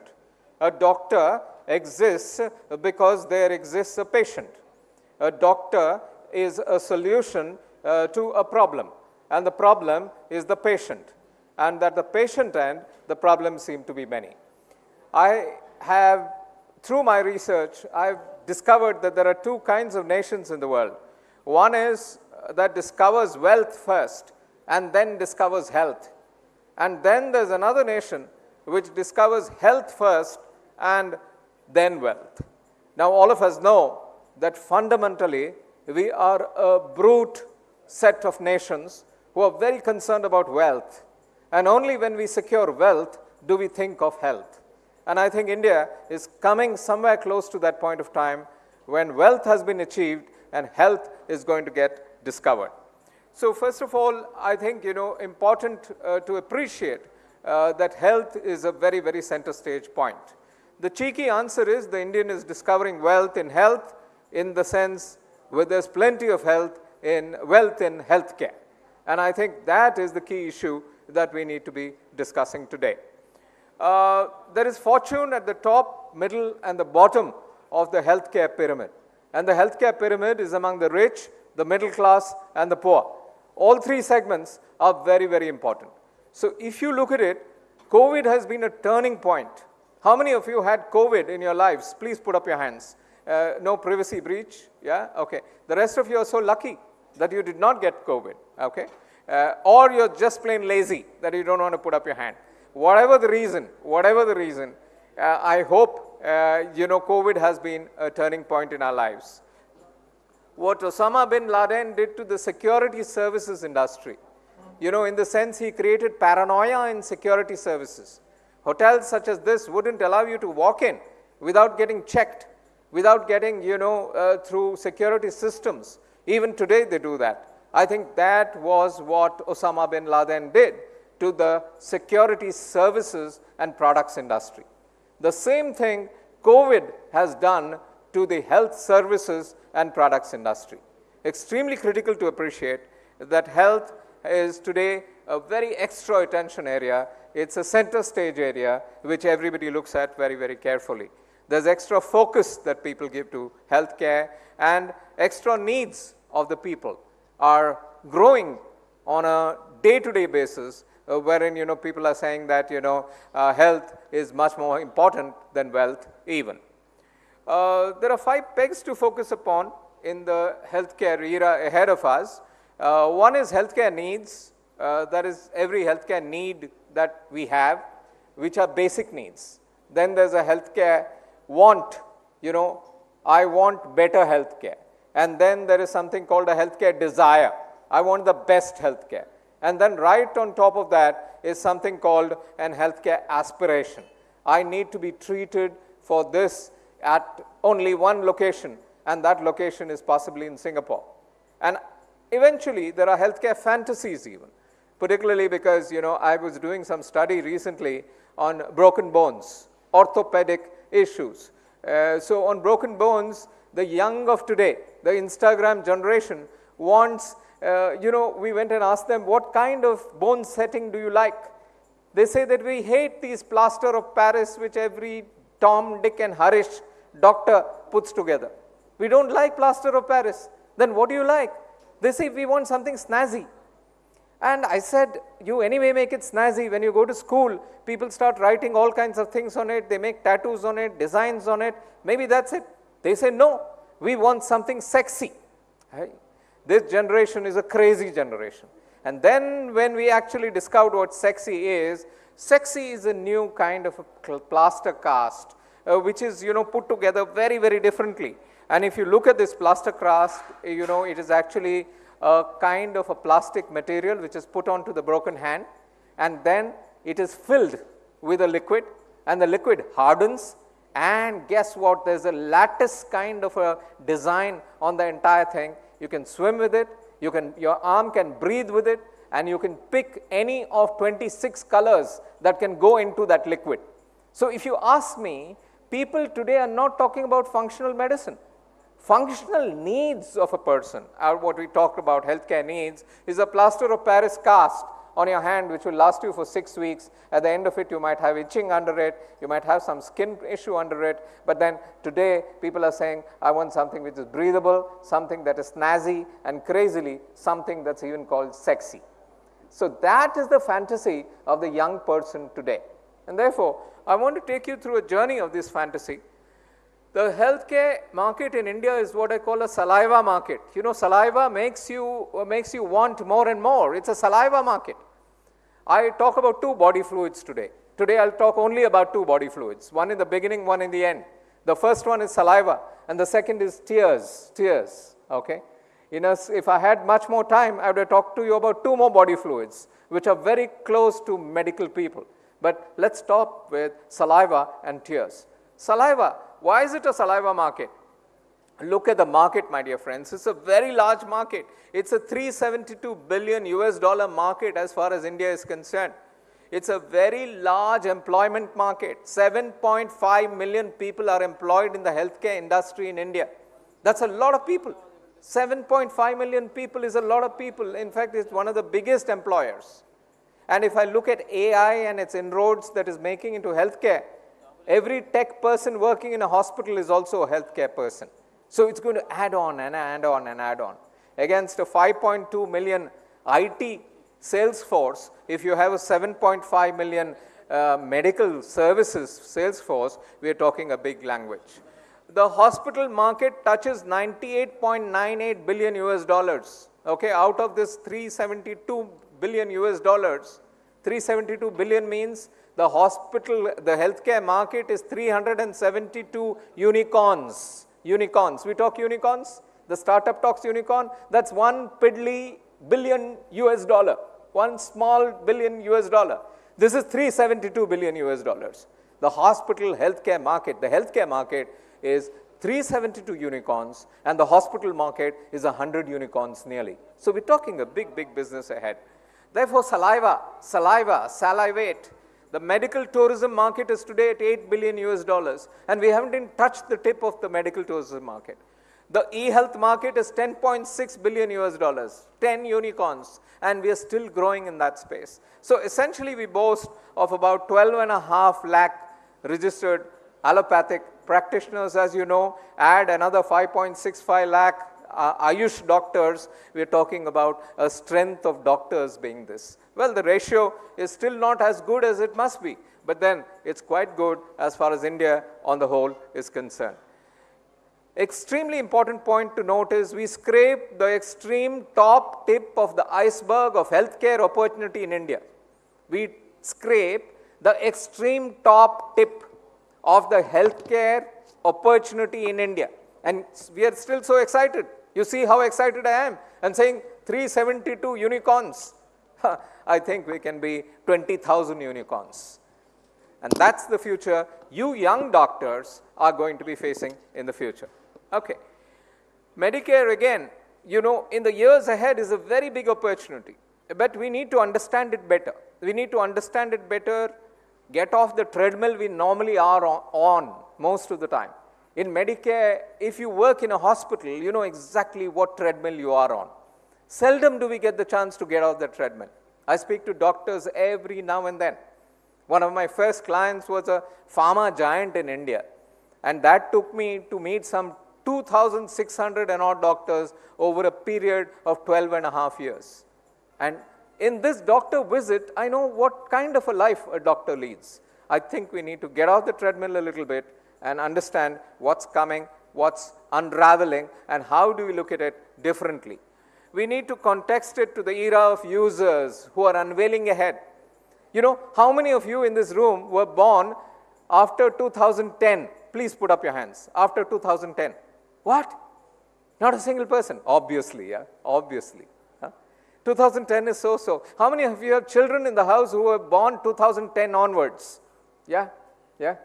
Okay, okay. Now, you know who this animal is in your house? The children in your house. It's called the alpha generation. Alpha generation. Gone are millennials. We are millennials. Huh? You're millennials. How many of you are millennials out here? Put up your hands. You're so yesterday. So yesterday. How many of you are Gen Z? So yesterday. Yeah, yeah. How many of you are Gen Y? You were so day before yesterday. Well, my dear friends, gone are the days. We finished the alphabet, A, B, C, D, E, F, Z. Then what do you do after Z? You go to Greek alphabet. Alpha, beta, gamma. In comes the alpha generation. And you have to take care of the alpha generation. The Medicare facilities of today takes care of the Medicare needs of the future. And the alpha generation is the new giant. And as I told you in ortho, a simple thing like a break of a hand, guess what, guys? They want something snazzy. They want something called sexy. Snazzy and sexy does not figure in the lexicon of a Medicare person in India at all. Agreed? Agreed? It would be something inappropriate. I'm using this word at a forum which is just about closing. It's a very inappropriate thing to word. Hey, guess what? The alpha generation uses these words. They love these words. And they've got Medicare fantasies. You have to cater to them. Okay. So get to understand the new generation, tailor-make the preferences to them. The alpha generation is the reality. Recognize change and build the plan for the alpha generation. That's the reality.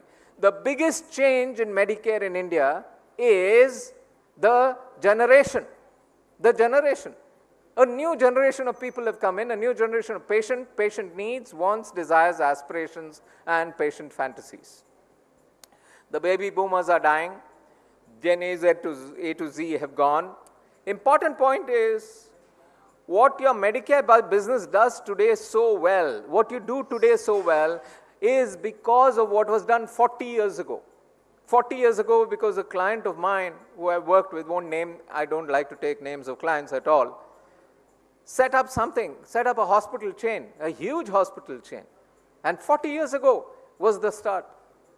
What was planned 40 years ago has fructified today. And it's one of the biggest chains in India, right? Now, what you do today will actually fructify maybe 20 years from now. And therefore, you are laying the foundation for the future. Okay, let me go on and maybe really talk to you about the alpha generation. The alpha generation is really insulate and build Medicare for the alpha generation is what I'm saying. If you want to take care of the future of your Medicare business, insulate it for the alpha generation ahead. The alpha generation, 2010 to 2025, I've already told you. In fact, I'm going to skip the entire alpha generation business because I think, you can always read about it. So I'm just going to move forward. And I'm going to say that the alpha generation is very, very important. That's all I'm going to say. And the alpha generation is going to be on the 31st of December 2025, which is not very long away.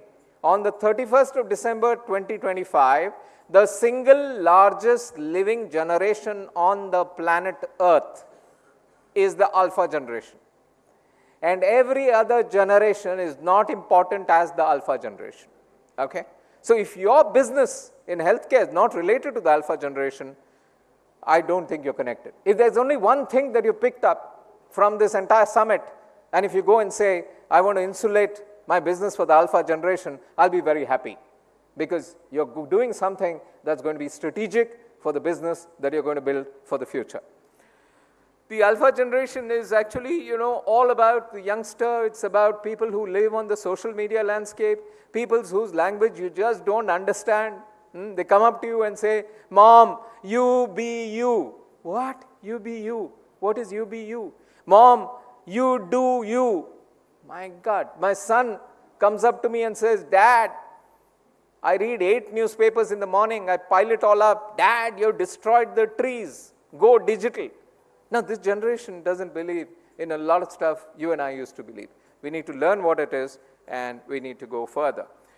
This generation is killing traditional media altogether. Okay, digital media is it. Traditional media is dead, dying, on the stretcher. Okay? So there are popular culture influencers out here, and all of them are really talking about the alpha generation and what it does. Okay. Let me talk about the alpha generation a little more, is the immediate and not so distant future, in the sense that tomorrow is the alpha generation. You think it's too far away, but it's already in your house. But the alpha generation is not in a power situation today. You are in the power situation. Give it another 7-8 years, the alpha generation takes charge of the power situation, and that becomes the biggest way of looking at the future. Okay. Let me fast track the alpha generation. As I said, I'll want you to read it. Let me put it that the alpha generation is very, very tech savvy, totally tech savvy. In fact, any problem with your phone in your home, I'm sure you give it to the youngest kid in the house, because you know the youngest kid is the most savvy. The alpha generation is totally connected to whatever is at the cutting edge, at the bleeding edge of technology. If I look at the entire situation, the alpha gen has 2 currencies in their pocket, okay, and you have 2 currencies in your pocket. One currency in your pocket is money, which you and I know, all of us have in the pocket. The second currency is time. Guess which is more important? Money is not important, time is important, and your Medicare business needs to be time-centered, as you rightly put it. Time-centered. Who has the time? Time is something I spend. You sat through my session just now for 30 minutes. By the time I finish, it will be 30 minutes. You died 30 minutes. You think you're living? Nonsense. You're dying. So am I. We are pushing death 1 minute at a time. You died with me for 30 minutes. I died with you for 30 minutes. I can't go to a top-up shop and ask, please top up my time by 30 minutes. Right? But money, I can go and earn money back again. Therefore, all Medicare businesses need to be time-centric businesses. And most hospital businesses are not time-centric businesses. They are still very rooted to the old way of doing things, okay? Whether it be admin or whether it be in the clinical procedures segment. I've done research across 13 hospital chains in this country. No hospital chain respects time of people. I've done research across 64,000 and odd people, and every one of them has complained that doctors do not respect the time of patients. Because they think patients have all the time, because they think patients are at the mercy of the doctors. My dear friends, the future is very, very different. I'm talking some very brute facts to you. I think it's very important for the hospital and healthcare industry to reorient itself to the patient centricity and eventually call the patient a consumer, because the patient is out there to consume as well. So time and money, and I think you need to leverage that. How do you leverage the medical businesses for the years ahead? I have 7 points out of 17. I don't even feel like going through all 7 points, but I might go through at least 4 of them. Let me tell you some of them. In my research, this is just a warning that it's a peak. There are 17 points. I can't tell you the name of the client I've done this for, but I can at least talk to you about some of the points. The patient user voice. The patient says, I need a GP, I need a GP, I need a GP. The general practitioner is the most important part of your business. Full stop. The specialist comes later, the super specialist comes later. The first port of entry is the general practitioner, and the GP is vanishing from our lives. And that is a big, big problem. Doctors don't want to be GPs anymore. Doctors want to climb the hierarchy onto higher and higher ends. So please think about it. There's a big GP gap. The family doctor, small is beautiful. Small is still beautiful, my dear friends. Whether you go to a GP, a small little guy who you have been consulting for the last 30 years, and guess what? He tells you who you are, what you are. He has history, and you're not meeting a different face all the time. So I think the GP is back. The family doctor is back. GP as the first point of contact is what people are demanding. Preventive, curative, and holistic health management happens at the point of the GP, at the point of the GP. So please be careful. Second point, I'm digital, okay? This is, telehealth, please. Give me telehealth, give me telehealth. There is a clarion call out there. And guess what? People want telehealth because it's quick and efficient. They don't have enough time. Time is the biggest currency. Personalized medicine linked to health data and individual genetic profiles are required. Digital health can give you that. Some of the best hospitals in the country have data, but the correlation of the data does not exist today. And therefore, we don't use data in hospitals. We don't use data in hospitals. For billing, we use data. For admin, we use data. For clinical procedures, in the realm of clinical, we do not use enough data. My research from 11 and a half hospitals or 12 hospitals that I've looked at in this country. Preemptive, proactive, automated monitoring through wearables of every kind. People are asking for that. The Fitbit as a simple device. The Fitbit can tell you 20 different things. A Garmin can tell you 26 different things. The Fitbit can tell you whether you're sleeping 7 hours a day and whether you're linked, what is the, in India, what the data looks like and what the data looks like globally. The Fitbit can give you REM, can give you deep sleep, can give you 4 other parameters. All these seem to be helping to an extent, and people are demanding this, and I think hospitals need to look at that, particularly home health care with digital health tools is coming by. That's the second one. Let me go to the third one. Cover me, baby. They're saying, cover me, baby, cover me, baby. Insurance, my dear friend, the insurer is a gap in this country. We are very underinsured health lives. There needs to be a separate summit on insurance in healthcare. Cover me, baby, fully. What are these exclusions you guys come out with, yeah? Your medical profession, my dear doctors, my dear hospitals, everything is excluded. Dental is excluded. Eye care is excluded. Do you understand? I'm not saying this, guys. Don't get angry with me. It's the consumer who's saying this. 65,000 plus sample size. Insurance needs with no exclusions. That's what people are looking at. Personalized to lifestyle of the people. Even gym-linked premiums, if somebody is a gym goer. Customized premiums, that's what they're looking at. Flexible and humane premiums, people are looking at it. Aren't teeth a part of my body? Dental is excluded in your insurance. Oh, so sweet, my dear friend. Vision is excluded. And hearing is excluded. What's happening, guys? Okay, the next one. I'm anxious. I'm very, very anxious. Take care of my mind, my dear friends. I'm under pressure. 5.2 million IT tech workers are under deep, deep pressure in this country. Why them? 7.5 million Medicare health workers are under deep pressure themselves. So mental health is an issue, not only for the IT sector, but for the biotech sector, but for the retail sector, and most certainly for the Medicare sector itself. Doctor, heal thyself.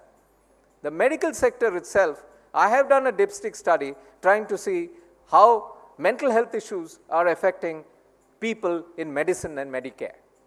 Think of it, guys. I think this is the future we need to look at. I am anxious, take care of my mind. I am stressed, I'm totally stressed. I'm worried about my future, my finances, my performance of every kind. Add health to that, okay? Mental health, very, very important. Early diagnosis, therapy and counseling. There's no early diagnosis in mental health. Watch my paranoia, small little things. Watch my OCD. OCD is one of the biggest items going through the realm of the IT workforce in India. And I'm saying this very loudly. Okay, I'm sitting there and I've done a study, I've told you. I'm sitting there at the business of 3 times I'll touch something. 3 times I like to touch. I have a habit on the table. And I keep doing that again and again. Small little things become big little things. And OCD is one of the biggest things affecting our lives, and I think we need to be very, very carefully monitoring it as the first line which needs to be looked at in greater display. I love sex, guys. Sex, one of the most underspoken item on the agenda as far as India is concerned. We have the world's largest population, and yet we pretend. Yeah? And guess what, my dear friends? Sex, I love sex. The young people love sex. But there are issues. I think the previous panel discussed some of it. These are serious issues. The previous panel has done eminent justice on it, if you look at it. India is changing. India is crazy. Have any of you watched Tribhuvan Mishra, CA topper? No? OTT? Okay, I've given them publicity. No, they're not a client of mine. Don't worry. Go and watch it. You'll suddenly see India is changing. India has changed. India is crazy. 8, 9 episodes will teach you what New India is all about, my dear friends.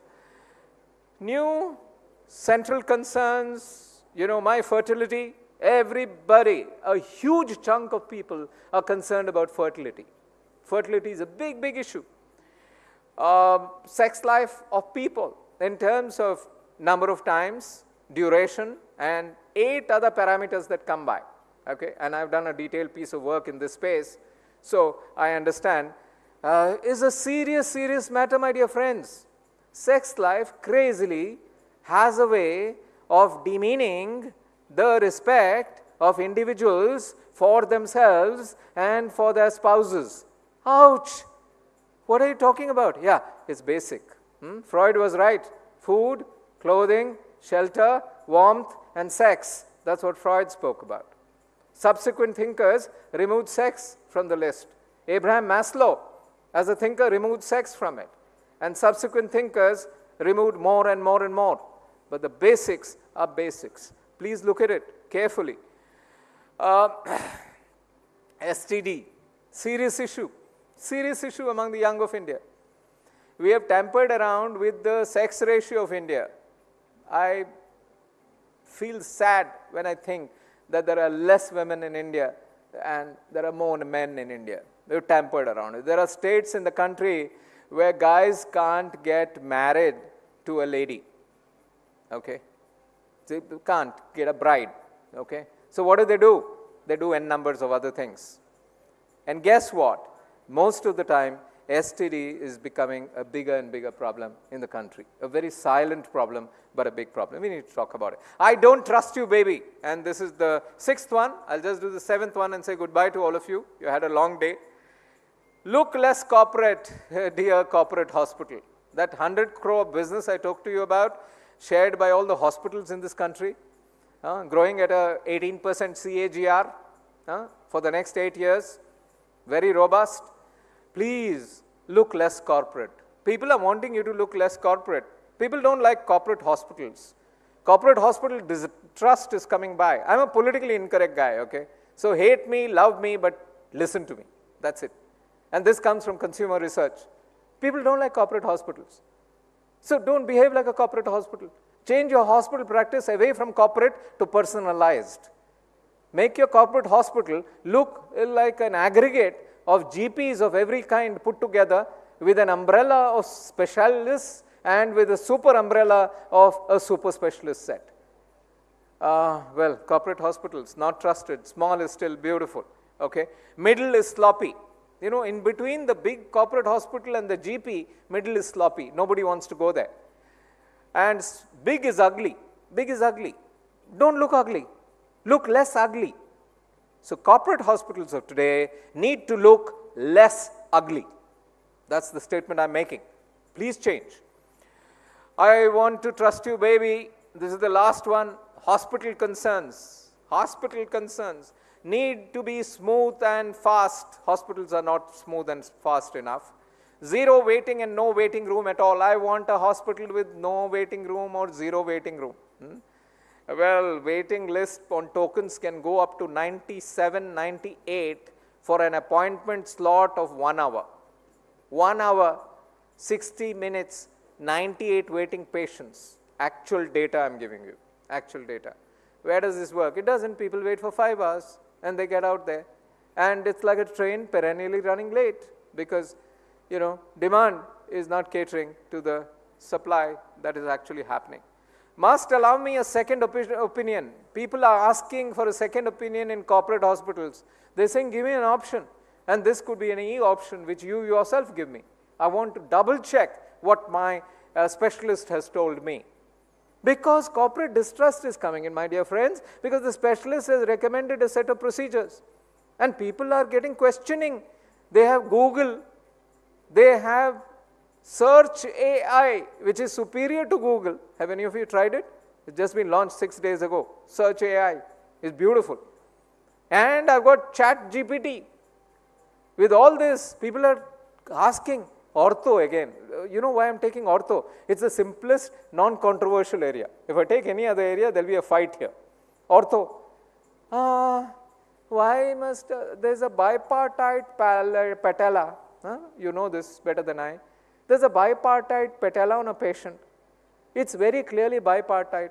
Patient goes to the doctor, shows it. Doctor is a specialist. This is a branded corporate hospital. Shows it to the specialist. Specialist looks at it and says, it looks like bipartite. Oh, thank you, doctor. But there is synovitis around the patella. That could be because of gout maybe, or because of something else. Doctor says, no, I cannot decide that. I need an A-line X-ray. Only, why? The book says that an A-line X-ray can only tell whether it is a patella or not. You know what I mean? 20 different things can come by and can happen. So if you ask me, extremely important that corporate hospitals must look softer, they must look friendlier, extremely important. And these are just 7 related issues raised by me. There are 23 big ones, no time to do that this time. I'm going to close by saying that Medicare in India is a gap. There are bigger issues to tackle if you look at it. I call it the soft underbelly of Indian Medicare. Call it the soft underbelly of Indian Medicare. We need to fit solutions for each of these as we plan for the future of Medicare in the country. The soft underbelly, second body fluid I spoke to you about, tears. Okay. The tears are 28% of Indians don't have access to primary healthcare facilities. Let's cry about this. Let's cry. Okay. Healthcare Pareto play. 70% of India's healthcare facilities are in the top 20 cities only. What about the other cities? Let's cry. 37 million Indians fall into the poverty trap pushed by the bills of healthcare. Every year, 37 million people, Indians, become poor because of healthcare bills. Let's cry. Medicare and marriage are the two big push items which get us into debt. Marriage and Medicare. Because people spend their life earnings on the marriage of a daughter. India accounts for 20% of the global disease burden. 20%. That's a fair bit. Money lenders are the first go-to option to finance healthcare and marriage. Money lenders run after people. Okay? Formal banking does not give you enough money to take care of healthcare. Therefore, go to the money lender. Cry. The one big route, my dear friends, go digital. Something that we have to do. And I think my experience in recent 24 months with the new Medicare system in India tells me there are 3 levels of Digi involvement you can get into. Hospital level data, we have plenty of data, let's link it. Level 1, most of us are at level 1 in digital. We just talk it. We just talk digital. We have to get to level 2, which is, going deeper. Level 1 is what I call flirting with digital. 82% of hospitals in India are flirting with digital. Okay? Level 2 is we believe in digital. Okay, what's the meaning of that? Getting married to digital. 17% of hospitals in India are married to digital. You'll do very well. And level 3, it's in our DNA. It's in our DNA. I do everything digital. Now, we don't have anybody in that space at this point of time. I hope the coming years will get lots more coming into that space, going digital. And digital is essentially in our hospitals, we believe digital deeply for admin, billing, etc., tracking, patient, reminders, appointments, 20 other things. 64% active. In clinical, digital is only 17% active. And therefore, we need to do a lot more in clinical than we do in the other way. My dear friends, digital is it. And in parting, just to leave your face with a smile, I just want to say there is a network of the digital and the living. Analytics, data, and living today is a promiscuous life. I'll tell you how. My phone sleeps with my refrigerator. My phone, I've got a smart refrigerator at home. It sleeps with my phone in the sense that my phone knows how many eggs there are. Now, in the fridge, when 24 eggs become 2 eggs, my fridge orders eggs from the grocery store, which is located in my basement. And my fridge is authorized to make a payment. I still don't trust technology fully. I've authorized only 2,000 rupees because I don't want it to go berserk.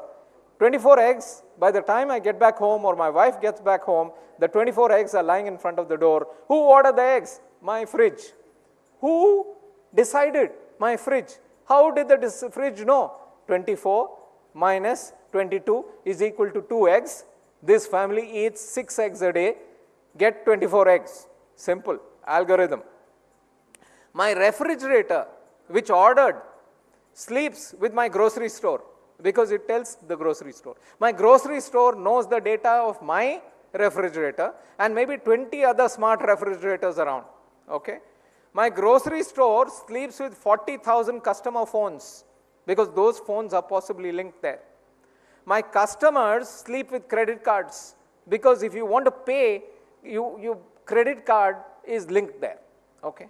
My credit card sleeps with my bank because without a bank you can't have a credit card. Okay? My bank sleeps with my rating agency. Could be ICRA. Okay? My rating agency sleeps with my insurance company because my insurance company needs data there. My insurance company sleeps with my car because my car is insured as well. My car sleeps with my car company, whichever the car company it is. My car company sleeps with Aadhaar because without an Aadhaar card I cannot buy my car. My Aadhaar sleeps with my PAN card because the government said your Aadhaar has to be linked with the PAN card. And my PAN card sleeps with my jeweler. Every time I go to buy jewelry more than 2.5 lakhs worth of rupees, my PAN card has to be shown. My jeweler sleeps with my PAN card. And my jeweler sleeps with Facebook because he is on Facebook. And eventually Facebook sleeps with Cambridge Analytica. And you know what happened. If you ask me, we are all interrelated, my dear friends. Interrelated with data. The Medicare industry is going to make it even more interrelated. But in the case of the Medicare industry, very rich data which can be mined, which can be used for consumer benefit can be brought up. So my dear friends, on that note, I would like to say, ouch, data is important. We can't stay without data. The entire Medicare industry needs to embrace data, be with data, live with data, and sleep with data. Think, who do we sleep with really? Actually, it's data. Data, data, and data, and we're done for it. Thank you, my dear friends. It's been a pleasure being here. Thank you for your patience, for your time. I've gone quickly for a bit because I thought it's the end of the day, and you people are tired, and half the audience, is not here. So what's the point of going through nitty-gritty?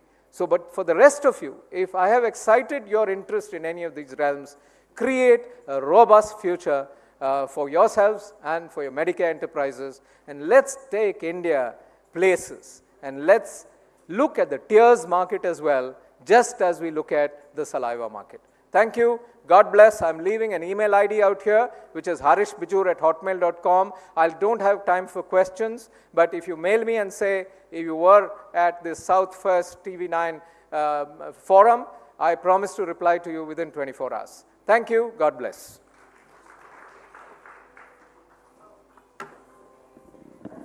Thank you so much, Mr. Bijur. Before he leaves the stage, I would like to invite Garima of TV9 to present to him a token of our appreciation. Now, where else would you get so much information, a plan for the future, if you're a future doctor or in the business of healthcare, than in Mr. Bijur's data, collected, proven thesis of how to take healthcare forward. Thank you so much for your presentation.